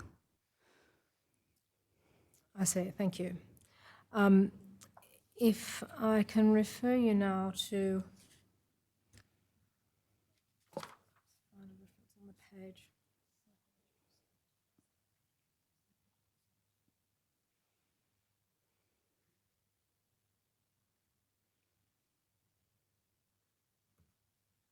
Item number 7B, please. There's a reference to psychological safety climate indicators. And it states that women feel less secure that managers and supervisors act decisively to address issues compared to men. Why do you think women have a lower sense of psychological safety? I've reflected on this significantly since I got this report, and I can't put my finger on a certain thing other than I suppose a more general feeling that we as women have about our safety in an environment that is always, in a military perspective, is a male-dominated environment, and we work really hard to make sure that that we treat every situation with the gravity that it deserves, to make sure that that gender is not an issue in the way that we investigate things. Yes. But where have those reflections led you? What have you done in order to ascertain what the problem is, to the extent that it can be ascertained? So I've spoken a lot to our female staff, in particular, to see how they're feeling about the system and how the system supports women. I haven't spoken to a lot of recruits about it because it hasn't exposed itself as an issue during my command. And what particular steps are you going to take after having spoken to those members of staff in order to the extent you can, improve the psychological safety for women? We just continue to provide a safe environment where people feel free to speak up, are given the privacy to speak up if that's what they need, and to provide them the environment that they need to feel safe and secure. Thank you.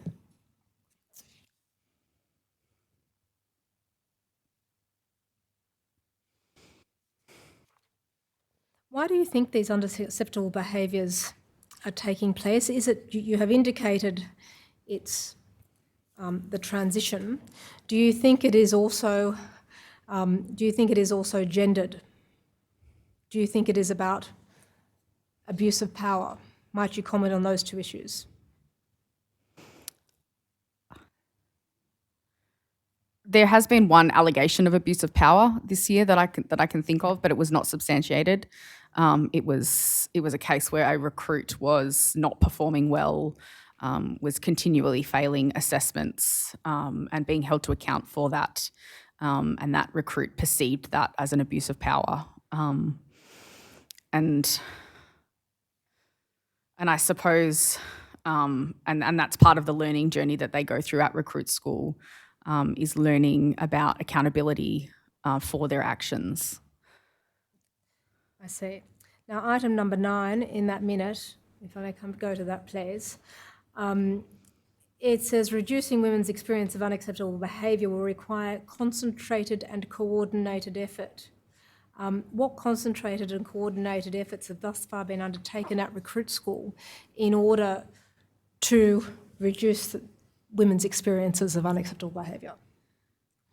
So as we spoke about right at the start about the making sure we have a good gender balance of staff is important to us, but also having the right staff there. So when I say the right staff, I mean people who have empathy and compassion and can deal with the recruits on a real personal level. But the experience that I've had this year is that, in fact, unacceptable behaviour has been more prevalent in the young men rather than the women. And I'm not sure whether that's indicative of the fact that we are providing that support or whether they're not reporting. I just don't know what I don't know. Certainly. Do you intend to undertake any analysis in order properly to understand the nature of the unacceptable behaviour and its incidence at recruit school? So I have looked at all the unacceptable behaviour cases that we've had this year. I see. And as I said, there were very few of them that were actually substantiated. There's been no trends that I've been able to identify there that require specific action or that provide me specific levels of concern. I see.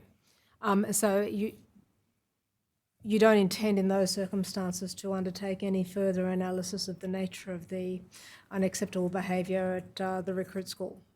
I don't intend to. However, there is another one of these surveys being conducted early next year. I see, and it's just the survey of the same nature? Correct. Is that right? Now tell me, are you surprised by the results, having regard to the emphasis that the recruit school places on those values that you indicated earlier?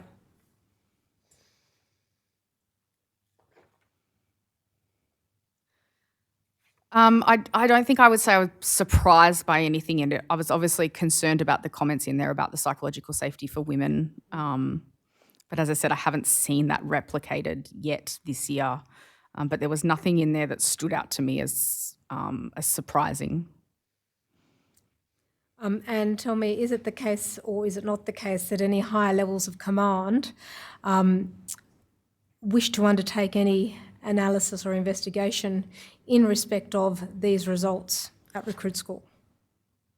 No, I'm not aware of any. And tell me, do you think it's the case, or do you wish to, more to the point, reconsider the response you gave earlier when you said that Recruit School does not have any cultural challenges. Having looked at in this summary, on this summary basis, the level of unacceptable behaviour at Recruit School.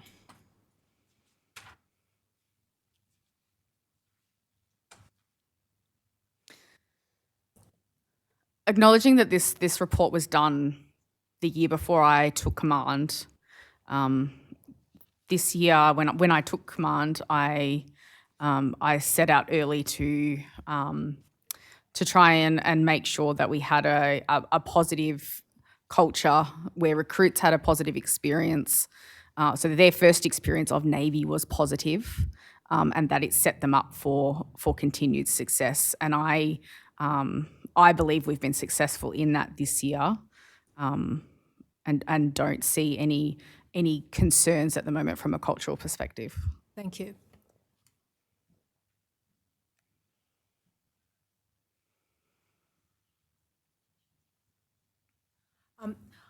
I note the time, Commissioners. It might be appropriate now, to, should you wish, to give you an opportunity to ask some questions and then thereafter take a break. Certainly, thank you. Commissioner Brown?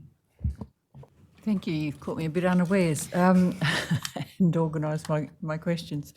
Can I just seek a point of clarification on something you said earlier in relation to recruits coming to Naval School who can't swim?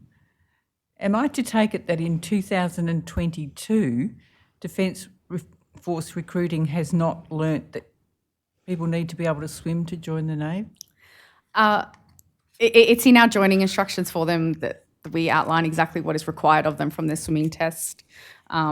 Recruiting informed me that they do impress that upon candidates before they join, but we certainly see, particularly in the culturally and linguistically diverse population and the older generation coming through, that they just don't have the skills there. But surely it shouldn't be upon the recruit to actually declare their skill, or are you suggesting they don't tell the truth? I don't know. As I said, recruiting tell me that they do inform the recruit that there is a requirement. We have since this year, we've worked with the Director General Navy people to provide to candidates joining the Navy, if they do identify that they can't swim, that Navy will pay for them to have civilian swimming lessons before they join the Navy to upskill them before they get there. Because I have to say, it does seem like an incredibly inefficient system to put people through only to then realise that they can't swim. Can I ask then, in terms of you said that in relation to your staffing levels, you said if you were fully recruited, like you had all of your recruits on board, you wouldn't be able to give staff respite. For example, they may not be able to take their leave. Yeah, that is a concern that I would have. However, I think if we were getting our full complement of recruits through, I think there would be a higher priority given to ensuring that I did have correct staffing numbers to provide that level of supervision and respite for people. What gives you that sense that you would get more staff? I guess trust in our system. Okay. Okay. Can I ask in terms of what supports are there for your recruit instructors? So the recruit instructors also have the divisional system to support them. So the divisional senior sailors and divisional officer who are there for the recruits are also there for the recruit instructors. It's all part of one divisional system. We also have the command team, so the command warrant officer, the executive officer, and myself, as well as all the other supports that are available, whether that be the chaplain, whether that be mental health support through the medical system. Do you get reports from the recruit instructors about their levels of stress? They're very open about it, yes.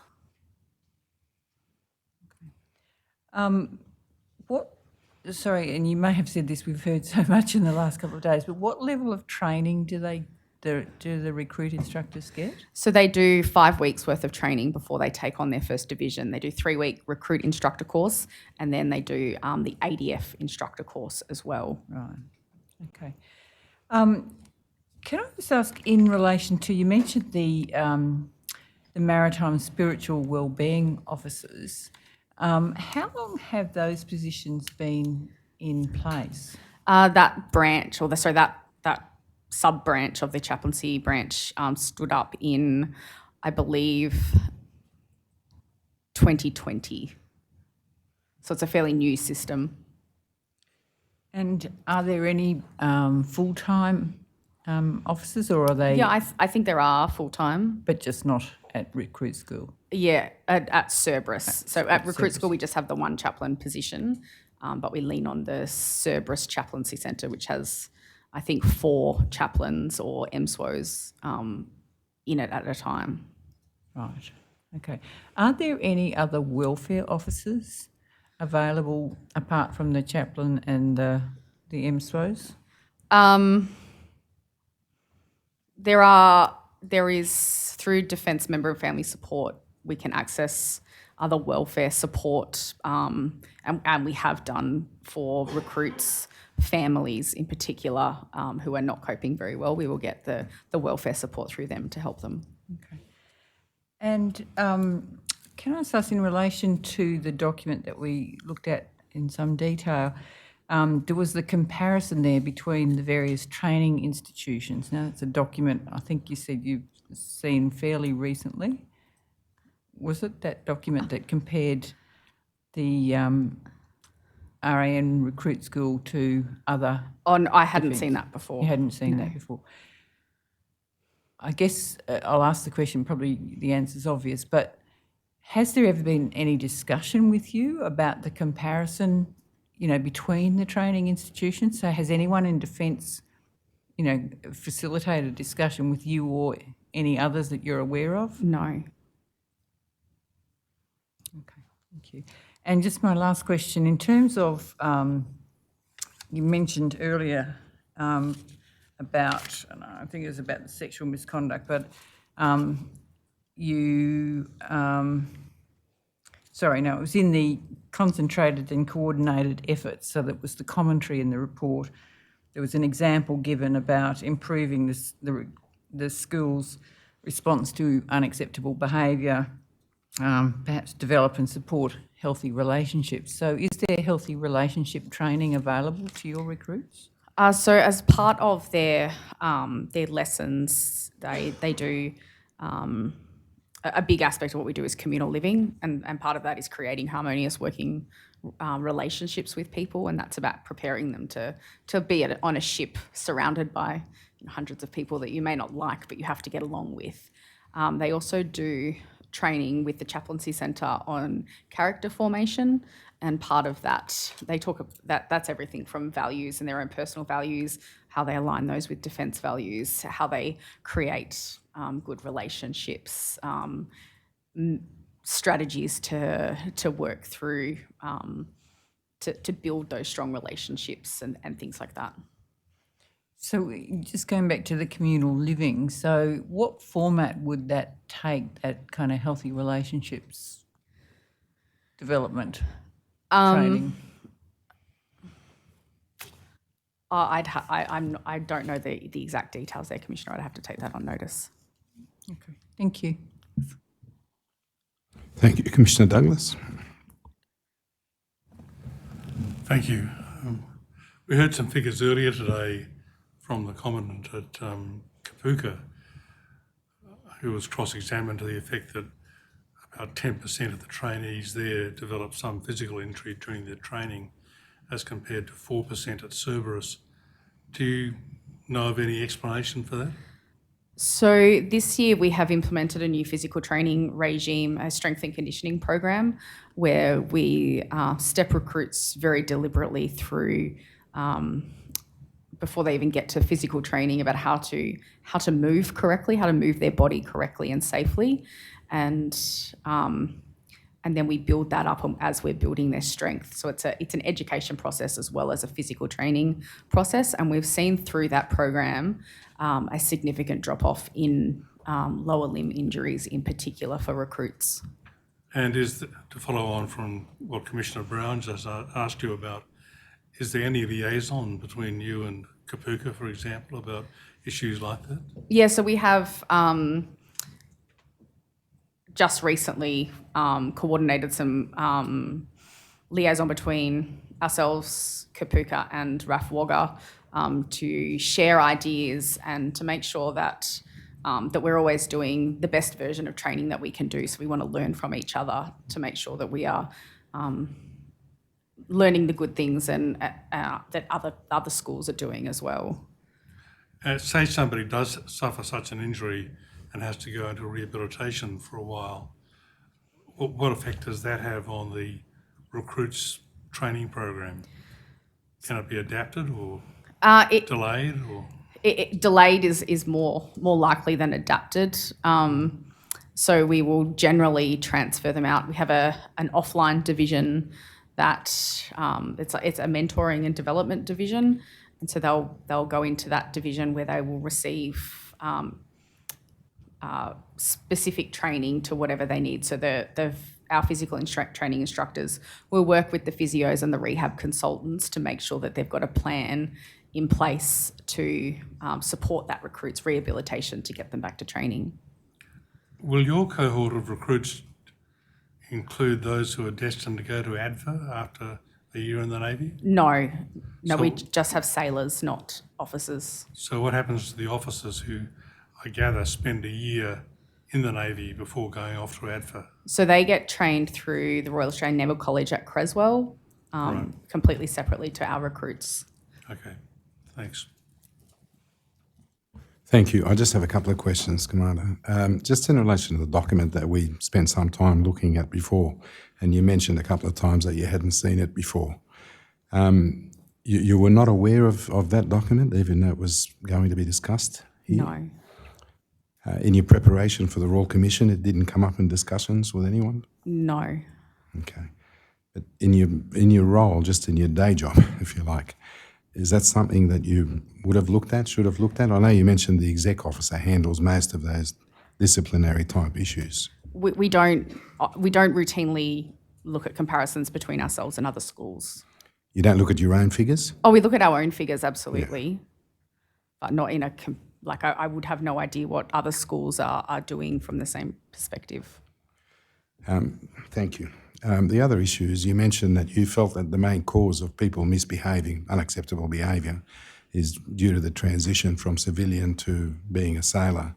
So if you look at offences like sexual misconduct, bullying, harassment and what have you, can you just let me know your thoughts why you feel that transition from civilian to sailor would cause someone who presumably has no criminal record and not been in trouble before turns into a bullier or a sexual abuser or anything else? So certainly from my experience this year and what I've witnessed, all of those bullying and the sexual misconduct incidents that we've seen, as I said, are very early on in the training, and there's been nothing like the sexual misconduct are things like someone might touch someone inappropriate as they're passing in a passageway. It's not a... I guess I'm just trying to understand how that can be caused or initiated by the process of transition from civilian to sailor. I wouldn't say it's caused or initiated by it. What I would say is that is perhaps a symptom of the fact that they don't understand the level of behaviour that is expected of a defence member yet. Just accepting what you say in relation to the execo having primary responsibility for dealing with these issues, do you think there might be some benefit for you as a commander to be more aware of these issues, to be engaged and involved and so on? So he briefs me when an incident has occurred that he is taking further action on, but he would not delve into the details of that, so that once the fact-finding has been completed and a decision needs to be made, I can make an impartial decision there. Thank you. Where are we at, Ms. Ribagotti? We have a break? Or? We are certainly at a point where we need to take a break. Okay, thank you. Our 2-hour limit for transcriptions also been reached, so we'll have a short break for 15 minutes. Thank you. All rise. The Royal Commission is adjourned to 4:15.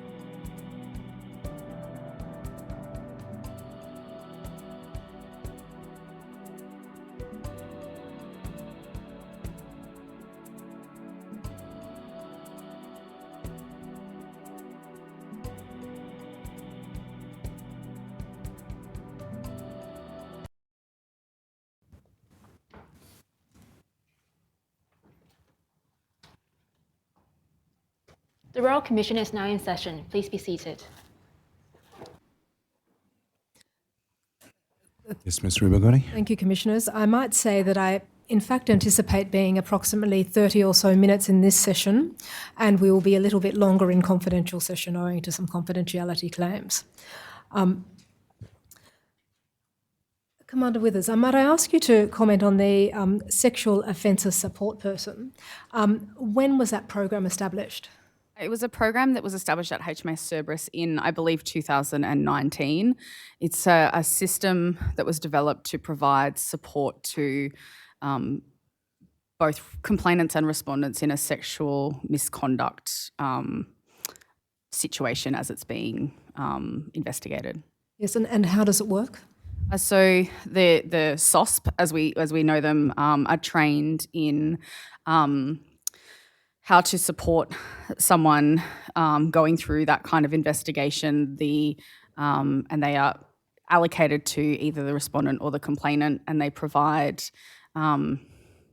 essentially just an independent person for them to talk to, who understands the policy and can tell them what supports are available to them, explain to them the process of the investigation and things like that.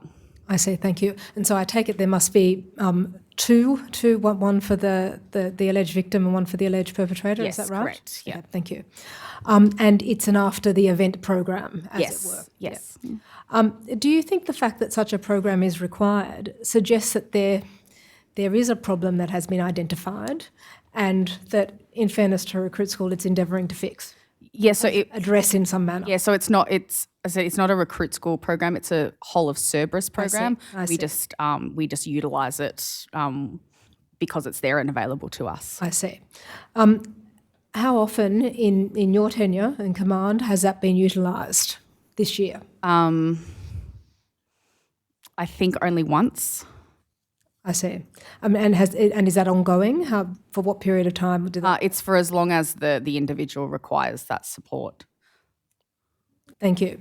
And tell me, are you able to comment on what is being done at Cerberus, i.e. more generally, not just Recruit School, so I mentioned that, to prevent or reduce the numbers of sexual assaults and sexual misconduct offences? So I'm not aware of what's happening in wider Cerberus. I see. And that is not something that wider Cerberus would inform you of, Recruit School being located on the base? Yeah, because I think it would normally happen because there's lots of different schools within Cerberus, all under the command of CO Cerberus. So I think it would be happening, any initiatives that would be happening more at a local level rather than involving us. I see. And at what point, if there's an initiative that's put in place that is available to all of Cerberus, including Recruit School, at what point would you be engaged in order to provide commentary on, feedback on, either in the setting up or in the assessment of the program? So I meet with the base executive team, so that's the command team of Cerberus, and the heads of all the different schools. We meet, I think it's every 2 weeks, and that would be the forum where I would expect things like that would be raised with me. I see, thank you. Tell me, are men and women separated at Recruit School? Yes, they are. Why? Basically because we replicate the environment that there is at sea, and on our ships, males and females are separated in their mess decks, and so therefore we replicate that at Recruit School. Have you undertaken any consideration or any consideration, if I can put it broadly, as to whether this is in some way contributing or connected with the higher incidence of sexual misconduct at the Recruit School? No, I think if anything, it would lower any cases. I think. Was it instituted also for that purpose? No, I don't. I think that's sort of like an ancillary benefit, is that it provides, especially for the women, a bit more privacy and separation from the male deck. But that certainly wasn't the reason for it being implemented. Thank you. Operator, might I ask you please to display DVS.0008.0001.0105?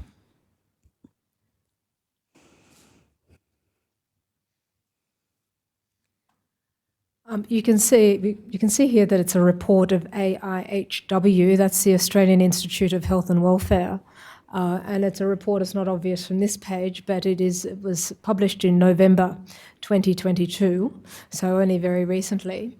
Are you familiar with this report? I was only made aware of it yesterday, so I I've not see. read the report. So you were made aware of the report in the context of this examination? Yes. Have you had an opportunity to read the report? No, I haven't. I'll take you through some various aspects of it. But you'll see there that it is entitled Serving and Ex-Serving Australian Defence Force Members Who Have Served Since 1985, Suicide Monitoring from 1997 to 2020. Do you think reading reports such as this would assist you in undertaking the work that you do as commanding officer at recruit school? Yes, yes. If we could go please to page 0105. Oh, sorry, I forgot the right page. 0129. You'll see two tables there. And the first is suicide rate by age group. Ex-serving males and Australian males, so it's a comparison between the rates as between ex-serving members and the general male population. And you'll see in particular in respect of, for all cohorts up to 50, but certainly in respect of under 30s, that there is a higher rate of suicide for ex-serving men. If you go down to table 4, so the table just below that on that same page,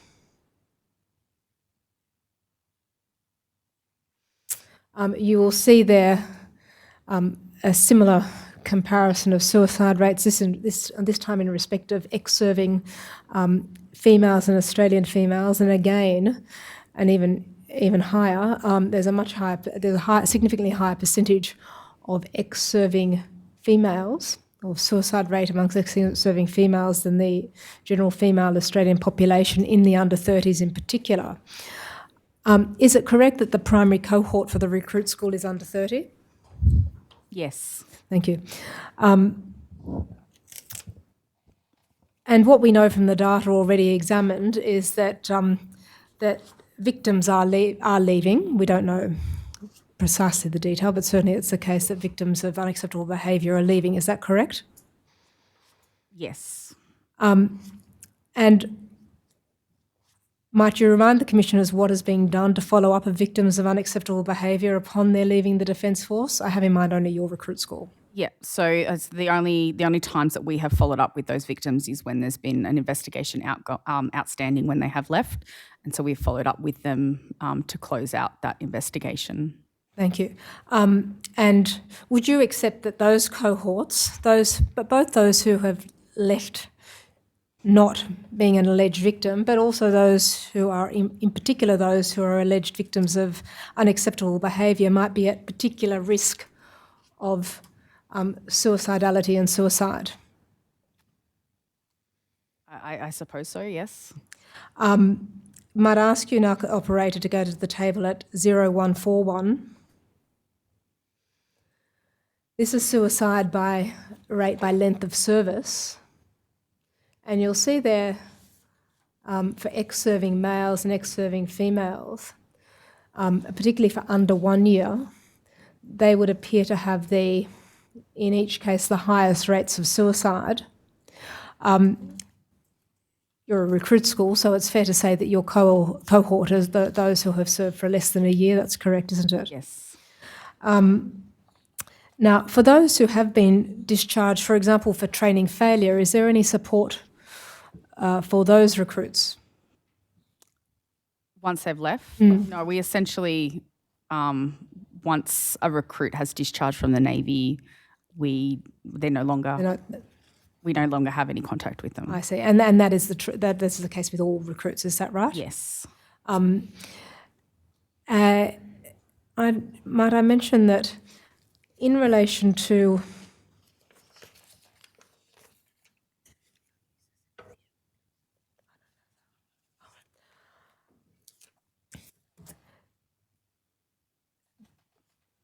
There are certain separation forms, because I understand that when a recruit applies to, say, transfer or to separate, they need to fill out a particular prescribed form. Is that correct? Correct. That's right.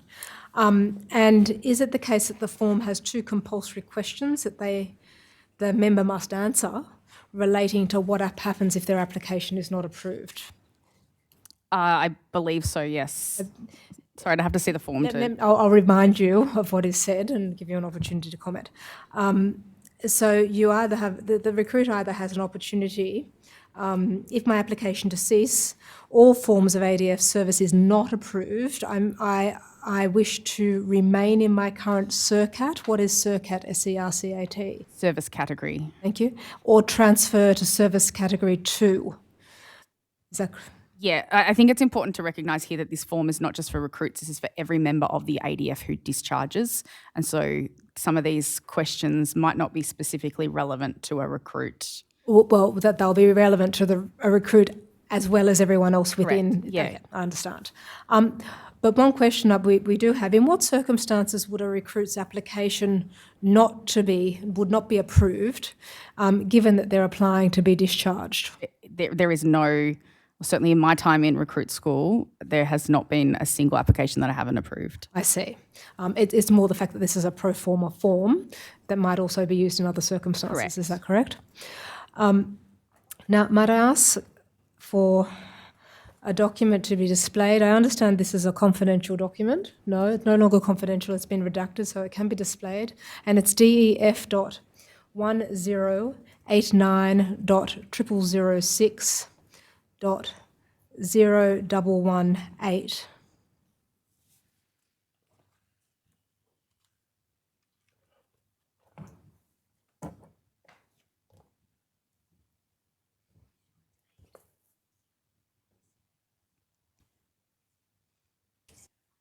Zero double one zero.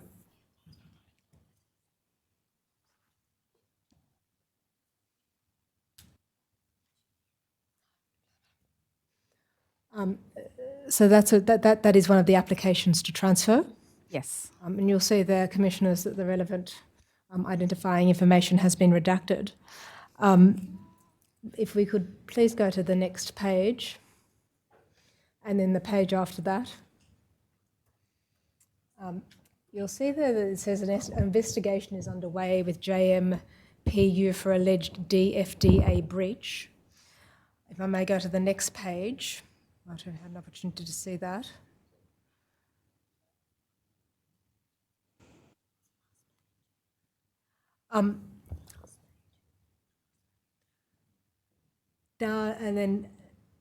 Down the bottom it says there that the psychological recommendation and recommendation attached, the instructor's report, in all circumstances such as this, where there has been a breach of conduct, is there a psychological assessment or no?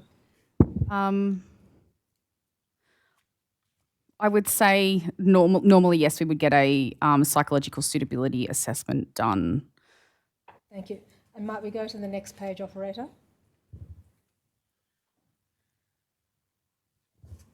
And you can see that there's a comment in respect of this member. So the member shows excellent potential, but there are serious concerns about suitability based on the incident. And there was an assault of a classmate. And what is recommended that the particular member should not be precluded from attempting to re-enlist, but would benefit from 12 months to reflect. That's correct? Yes, that's correct. And in particular, to reflect on the behaviour and certain stress coping skills. Yes. But I take you now to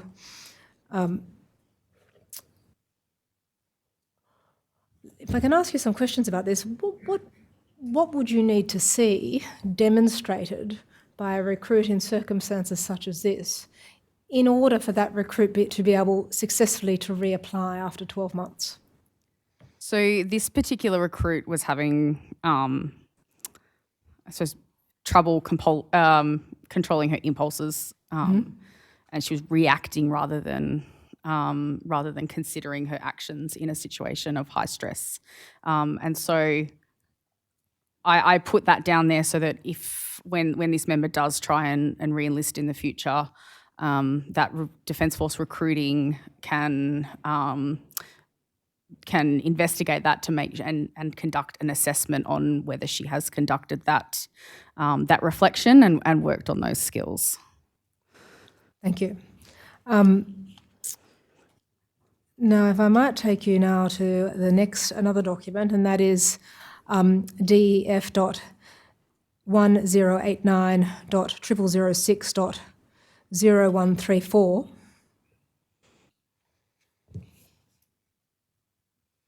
This is another application to transfer, and I might ask you to, operator, if you can just move slowly through each of those pages, and I'll let you know when to stop and keep scrolling. And again, and again. And you'll see there that your comment, and I take it this is your comment? Yes, correct. The member presented as immature and naive to the realities of military life. You would not reconsider him or would not consider him for re-enlistment for a minimum of 5 years to enable him time to mature and gain some real-world experience and perspective. Might I just ask you to comment on why a recruit who had impulse difficulties and was engaged in an assault might be prevented from re-enlisting for 12 months, and yet you have another recruit who seems to be immature and naive to the realities of military life, needs to wait 5 years. How do you make these assessments as to waiting periods? Because that seems so an unusual approach. And I'll be honest, I don't remember that particular recruit, but I would normally I would talk to the divisional officer and see what they think. I would normally say 12 to maybe 24 months before re-enlisting. The fact that I've written 5 years there means that that this person's lack of maturity was significant, and I didn't think that even that 2-year period, which I would normally give as a maximum, was enough for this member to grasp the seriousness of service life.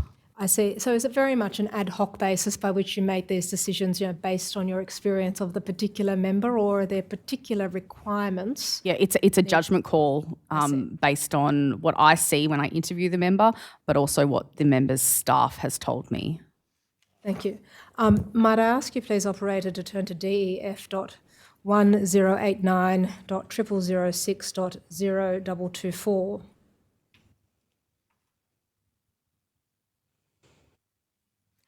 And if you can go to the last page of that document, that's another application to transfer. Might be the second last page, I'm sorry. No, if you can scroll through.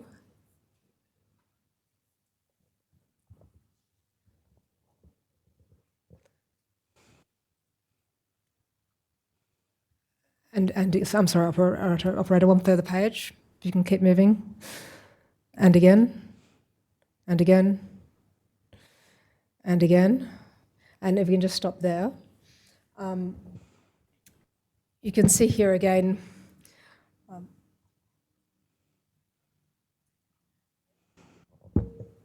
the member mentions one thing. She mentions that, or you have recorded that the member has indicated that she found the DFR, which I think is Defence Force recruiting process, very rushed, and that may have contributed to her feeling unsettled. Do you recall this particular? Yes, I do. Member? Do you recall what aspects of it that made her feel rushed? From memory, it was a very short time between her engaging with Defence Force recruiting and her actually coming through the door. I can't remember the exact period, but it wasn't enough for her to feel that she had, I suppose, mentally prepared for the transition. Thank you. And operator, if I can ask you to move to the next page. And the next page after that.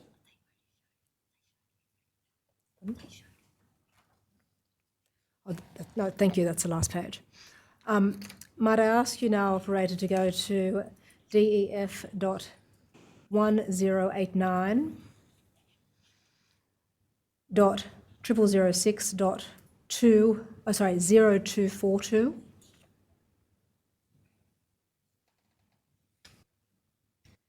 Thank you. Another application to transfer. Might I ask you, please, operator, to move slowly through this document? And again, please. And again, please. And if I can just pause here, please, operator. And if you could focus on that box with the comments again.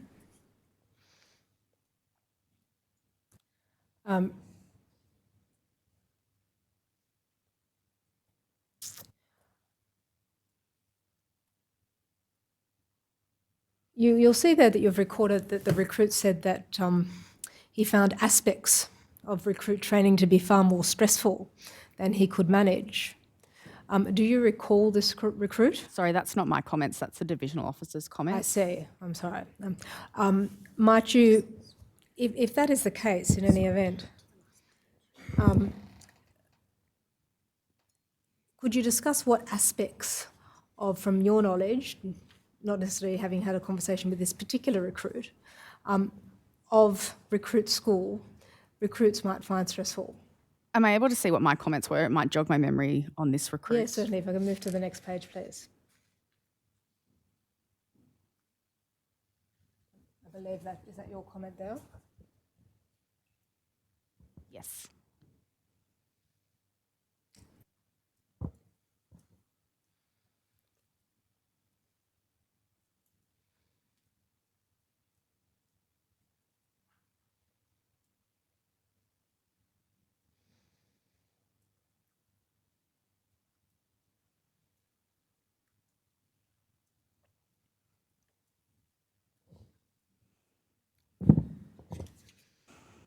Do you recall discussing with this recruit what aspects of life in the Navy he found stressful? Vaguely. I seem to remember it was around, we find this regularly with the mature-aged recruits, that they struggle with the discipline and being surrounded by a lot of young people. Some of them, they have children who are older than the people that they're sharing a cabin with. And I suppose having worked in a civilian sector for many, many years to then come to the military, it's I suppose it's harder for them to adjust than some of the younger people who have come straight out of school. Thank you. And would you regard these various transfer forms as a rich source of data from which you can gain from recruits information about what is working for them and not working for them at recruit school? So before I put my comments in, I have a personal interview with every recruit, and that's where I form my comments from. I see. And tell me, Commander Withers, do you use the feedback that you obtain from recruits to look at training, to look at aspects of the course and service life in recruit school to see how it can be adjusted to better suit the needs of the recruit cohort generally? Yeah, so one of the questions I always ask recruits in their discharge interview is how well supported they have felt whilst at recruit school, and is if there was anything that we could have done better to support them in their transition into the Navy. I've not had a single one of them tell me that that they were not supported along the way. But I certainly feedback when they raise issues like feeling rushed at Defence Force recruiting. I will always feed that back to Defence Force recruiting so that they understand those challenges. Thank you. Commander Withers, thank you, operator. We don't need to display that document any further. Commander Withers, now without presently examining the detail, the Commission wishes to address with you aspects of suicidality and suicide, and in particular the critical incidents, specifically in recruit school. We understand that there have been a number, including under your command. Is that correct? Yes. Of suicidality. So suicide ideation. Suicide ideation, thank you.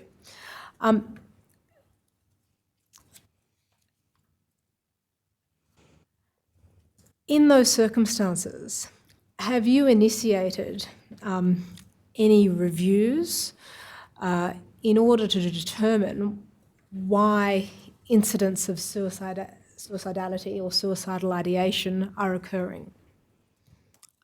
There's only, of the cases that we've seen this year, there's been 2, maybe 3 that have been quite serious in nature, and once we've understood the members' concerns and issues, we found that those 2 or 3 members, I can't exactly remember how many, have had a history of mental health issues that they've been under treatment for prior to joining the Navy, and they have failed to disclose that, and they've been open about the fact that they didn't disclose it at Defence Force recruiting. Those issues I always pass back to DFR, because obviously that's a concern for me coming through, that there would be... Yeah. And can I just pause there? How do you know that they haven't disclosed them to Defence Force recruiting? They will tell us. They being The member has disclosed that to us. in these particular incidents. Yes. I see. But nonetheless, and I appreciate that you've only been here in command for a year, but there have been incidents in the past. Have you undertaken any analysis to determine why it might be so that there are incidents of suicidality, suicidal ideation within recruit school? I haven't, no. Commander Withers, in paragraph 32 of your second statement, you state that on average 4 to 5 recruits will be referred to a mental health intake each week.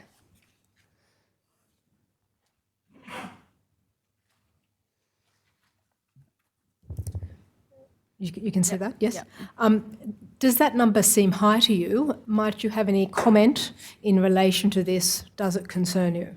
No, I would say because we have the mental health facilities available to us at HMAS Cerberus, I would say we probably have a very low bar for sending someone for an assessment. And so if there's even the slightest indication that a recruit is struggling to cope with the stress, we will send them for an assessment. So I would say that's why it's so high. I see. And Commander Withers, might I take you now to paragraph 59 of your second statement? And in that paragraph, you provide information on voluntary admissions and voluntary hospitalisations following a suicide attempt or suicide-related incident at the recruit school. And operator, if I might ask you please to display DEF.999.0043.0001 at 0015.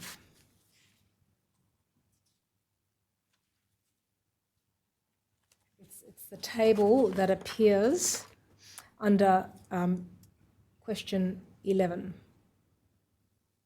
Sorry, that's not my statement. No.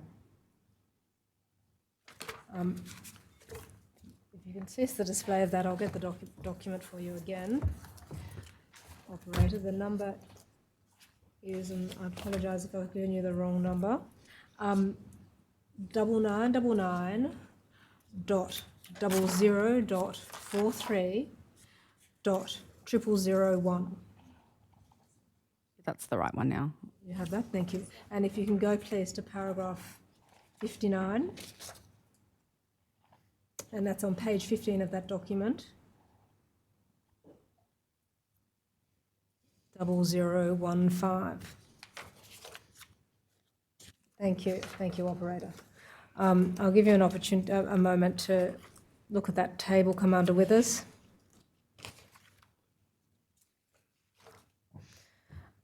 So you can see here that in the first column there is a reference to the number of recruit hospitalisations following a suicide attempt or suicide-related incident, and there has been none so far this year. Correct.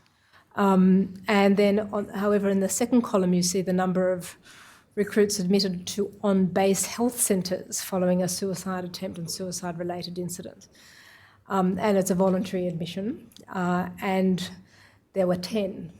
And again, not on your command, but in the previous 2 years we had 11, and then 10 in comparison to the earlier years, which nonetheless still shows 6, 5 and 4. Do you consider that, particularly having regard to the 10, do you consider that to be a high number, Commander Withers? Again, because we have the ward on base. It's 200 metres away from recruit school. We will always err on the side of caution, even if someone is so much as making a joke about suicide ideation. We will send them to the ward for assessment. And so I think our level of our bar to put people into, or to admit them to the ward, is quite low because the facility is there available to us, and that's why I think the number is a lot higher than sending someone to an actual hospital. I see. And tell me, Commander Withers, what is done to follow up on recruits after they are admitted, in particular to an on-base health centre? So they're provided extensive support through their divisional system. So that is their recruit instructor, their divisional senior sales, and their divisional officer. As everyone in the Navy is afforded that support. They're also given the mental health support that the medical system requires them to have to enable to, based on the situation that member is. Thank you. And when you say extensive support, what do you mean by that? I mean they've the divisional system is it provides you options of people to talk to, from the lowest rank of being leading seaman for our recruits right up to an officer, and provides them support in that they can just be someone to talk to. They can explain the process that's happening at the moment. They will, whilst they're in the ward, it's someone who can get them, simple things like getting their toiletries for them, right up to giving them reading material if they want to, keep busy on stuff like that. And it's really all-encompassing, kind of whatever the recruit needs, we try and make available for them. I see. And accepting that a recruit hasn't been hospitalised this year, is it the same, the support in the same nature, would that be offered to a recruit who has been hospitalised following a suicide attempt or suicide-related incident? Absolutely. And again, is there some sort of guide that would indicate the nature of the supports to be provided, or is it more of a developed on an ad hoc basis in response to the recruit in question? So the recruits are educated on what the Navy divisional system is when they join, but I suppose a part of the point of the divisional system is it's responsive and reactive to what the individual needs. I see, thank you. And tell me, have you considered the data in relation to those who are presenting with suicidal behaviours, suicidal ideation, to see if any of those recruits have experienced unacceptable behaviour in the past? Not specifically, no. And is that something that you think would be valuable to do? Yes. And has it not been done because it has not occurred to command to do so? Yeah, I suppose we look at a situation, on the merits of what's going on at the moment. If a recruit has raised something with their divisional system or with the psychologist that indicates that they've been subjected to unacceptable behaviour, then that's absolutely something we would respond to. But I don't think that it's not something that I do on a matter of course to look into any correlations there. I see. And we have looked earlier at some of the higher risk groups that are indicated in the Australian Institute of Health and Welfare report, and there are a number: age, under 1 year of service. Is there any cross-analysis that is undertaken in respect of those groups? So the age of the recruits, the fact that they may be women? No, not specifically. And if you were tasked with making recommendations, as the commissioners are, that relate to the need to deal with systemic issues pertaining to suicide and suicidality, from your experience thus far at recruit school, what are the issues that you think come to mind, if any, and how do you think they might be addressed? So from the cases that we've had this year, putting aside those 2 or 3 that were that had serious pre-existing mental health concerns, the remaining of them, the majority of them have been young men, and they've been assessed as low risk straight away, low risk to self-harm straight away by a doctor. But I think that perhaps the young men don't have the right skills to be able to express how they're feeling or how to deal with those emotions the stress, and perhaps that is just a way that they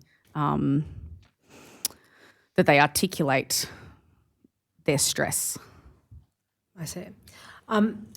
And tell me, Commander Withers, do you think, taking the view that there are no cultural challenges within recruit school, could perhaps be naive or could in fact be detrimental, and that is an idea worth challenging by investigation if you're considering the numbers of suicidal ideation at recruit school?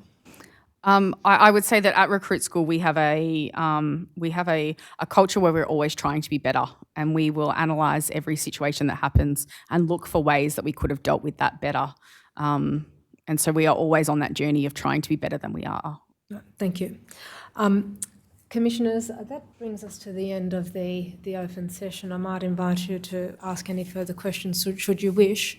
But prior to doing that, I might just mention, you'll recall at the opening of the previous session, we had indicated that we had just recently received some documents. I should mention we have now received some further documents from Defence that relate to the examination of Commander Withers. Obviously, I'm not in a position to take the Commander to those documents, but I do wish just to mention that more information has been received from Defence. Thank you. Commissioner Brown? Just a couple of points to clarify. We heard in this last session that there's about 4 to 5 recruits per week referred for mental health assessment from the recruit school. But we heard in the earlier part of the session that anyone in distress, generally speaking, goes to the chaplain first. Generally, yes. So I'm wondering, do you have a sense of how many people would be going to the chaplain? And out of how many recruits would we be talking about if we're talking about 4 or 5 per week going for mental health assessment? I would be completely speculating. I know he is very busy. That recruits feel really comfortable speaking to him, so they do speak to him very regularly, but I wouldn't know a number. Right.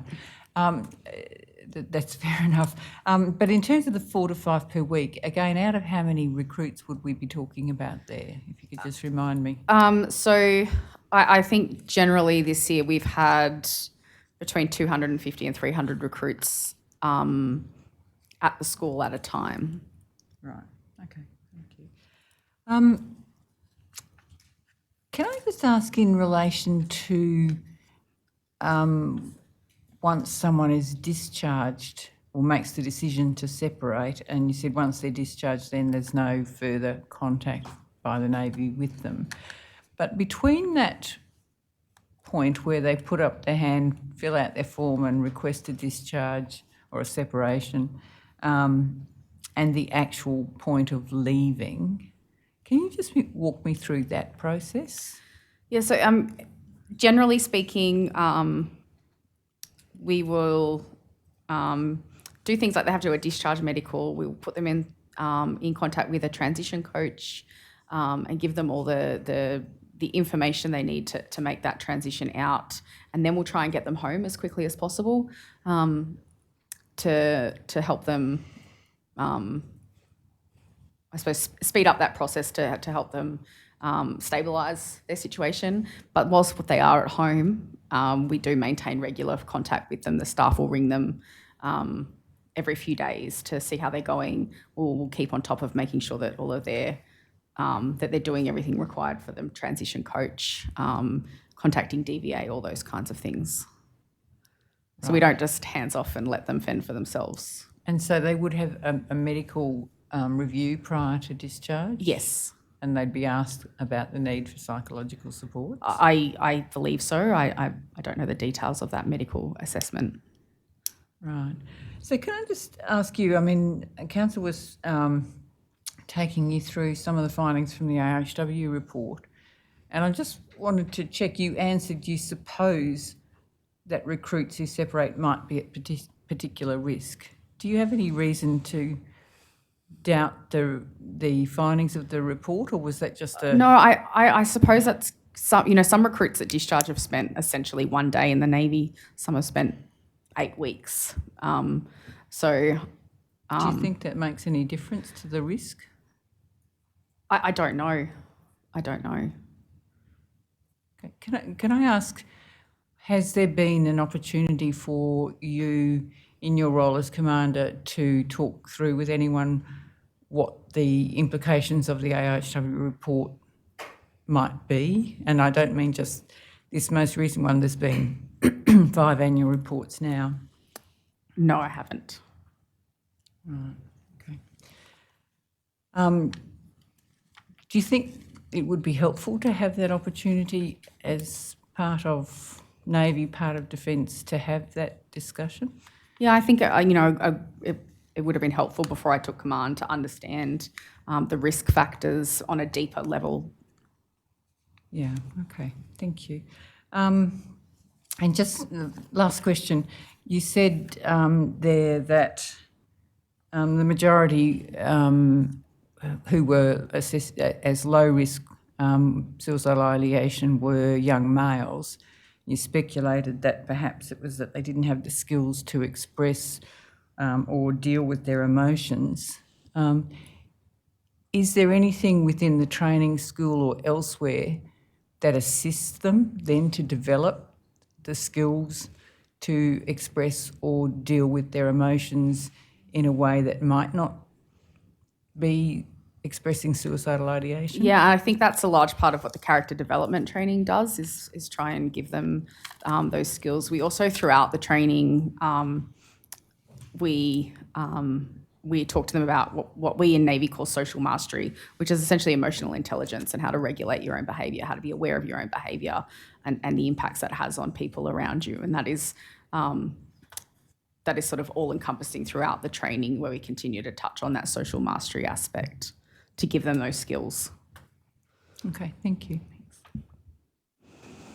Thank you. Commissioner Douglas? Nothing? Okay. Just one question in relation to that recent report from the AIHW. So was that circulated? Are you aware? Did you receive a copy from someone, or? No, not that you can recall. Not that I can recall. Okay, thank you. Commander, there's a matter that we need to mention to the Council for the Commonwealth, but before I do that, I just want to make sure it's clear to you that there is no criticism of you whatsoever. It's not you. Mr. Frere, there is an issue that's caused us some concern. You'd be aware that the document in relation to unacceptable behaviour, which is DEF 9999.0036.0007, I believe, which was produced by Defence in response to a notice to produce. You'd also be aware that it's been in a tender bundle, I understand, since about the 11th of November. And I also understand it's been the subject of some correspondence between the Commonwealth and the Commission. It's a significant document which goes to the very heart of issues and causes that this Commission is examining. And yet we have another witness who has not seen or had time to study relevant material, and accordingly, out of fairness, is unable to answer questions in any meaningful way or discuss the material. It is hindering our progress, and frankly, something has to change. Commissioner, can I address you on that? With respect, it has not been the subject of specific correspondence giving any particular indication that it was going to be the subject of consideration today. It was in a tender list, along with many dozens of other documents served on the 11th of November. So the commissioners are aware of what is happening over that same time frame. Just for Commander Withers, and I don't mean to embarrass her, but it's arisen in this context. Commander Withers gave a lengthy statement on the 11th of November. She was then asked to provide a further statement. She provided the 20-page odd statement on the 21st of November. She met with counsel assisting, as the Commonwealth is in the habit of doing, and counsel assisting took up that invitation. She, as your commissioners know, hosted you for a site visit. She has spent, I can assure you, a very considerable amount of time preparing for the giving of this evidence. The expectation that she would be familiar with every document in the tender bundle is, we have to say with respect, unrealistic. We have engaged with counsel assisting about a better process of trying to have flagged the documents in particular within the tender bundle that particular witnesses are intended to be taken to. That has been a productive process for some sessions in the past. Regrettably, that didn't identify this as a document that Commander Withers needed to attend to today. If there are supplementary questions that she needs to address on that, of course, we can deal with that. But Commissioners, the ability to respond to everything within the tender bundle is, when it's served within the timeframes that have been applied in the last couple of weeks, we have to respectfully submit not realistic. Thank you. Perhaps just looking ahead, Mr. Free, can I suggest to you, and perhaps you can take this on board, issues such as the AIHW report, Yes. issues such as the report we've just discussed will be of interest. Perhaps they weren't flagged specifically in the tender bundle, but common sense would dictate those are the causes, among the causes that lead to suicidality. They will be of interest. It shouldn't be a surprise to anyone, but I'll leave it at that. I think we've made our point. Thank you. And thank you for your response. It's appreciated. And I'll just reiterate it again, Commander, there's in any way, no criticism of you. It's a procedural matter that we obviously need to tackle. Okay. Ms. Rubigotti, shall we break now? Yeah, yes, please. Okay. Sorry, Mr. Free, were there any matters you wanted to raise? Not with the witness. Thank you, Commissioner. Okay, thank you. And Mr. Fraser? No questions, thank you, Commissioner. Thank you. Ms. Rubigotti? Just one matter. You spoke about risk, particular cohorts are at risk, and I believe I misspoke a little earlier in the examination. I was referring to populations that are at a greater risk of suicide, including, and I'll just correct the record, young people, men, people who identify as LGBTQIA+, people from culturally and linguistically diverse backgrounds, etc. So I just wish to correct that record. Thank you. Thank you. Thank you. We're going to break for 15 minutes and then there will be a closed hearings, but we'll adjourn till tomorrow, 9 a.m. for the public. Thank you. Thank you. All rise. The Royal Commission is adjourned for a closed hearing for 15 minutes. Public hearing will resume at 9 a.m. tomorrow.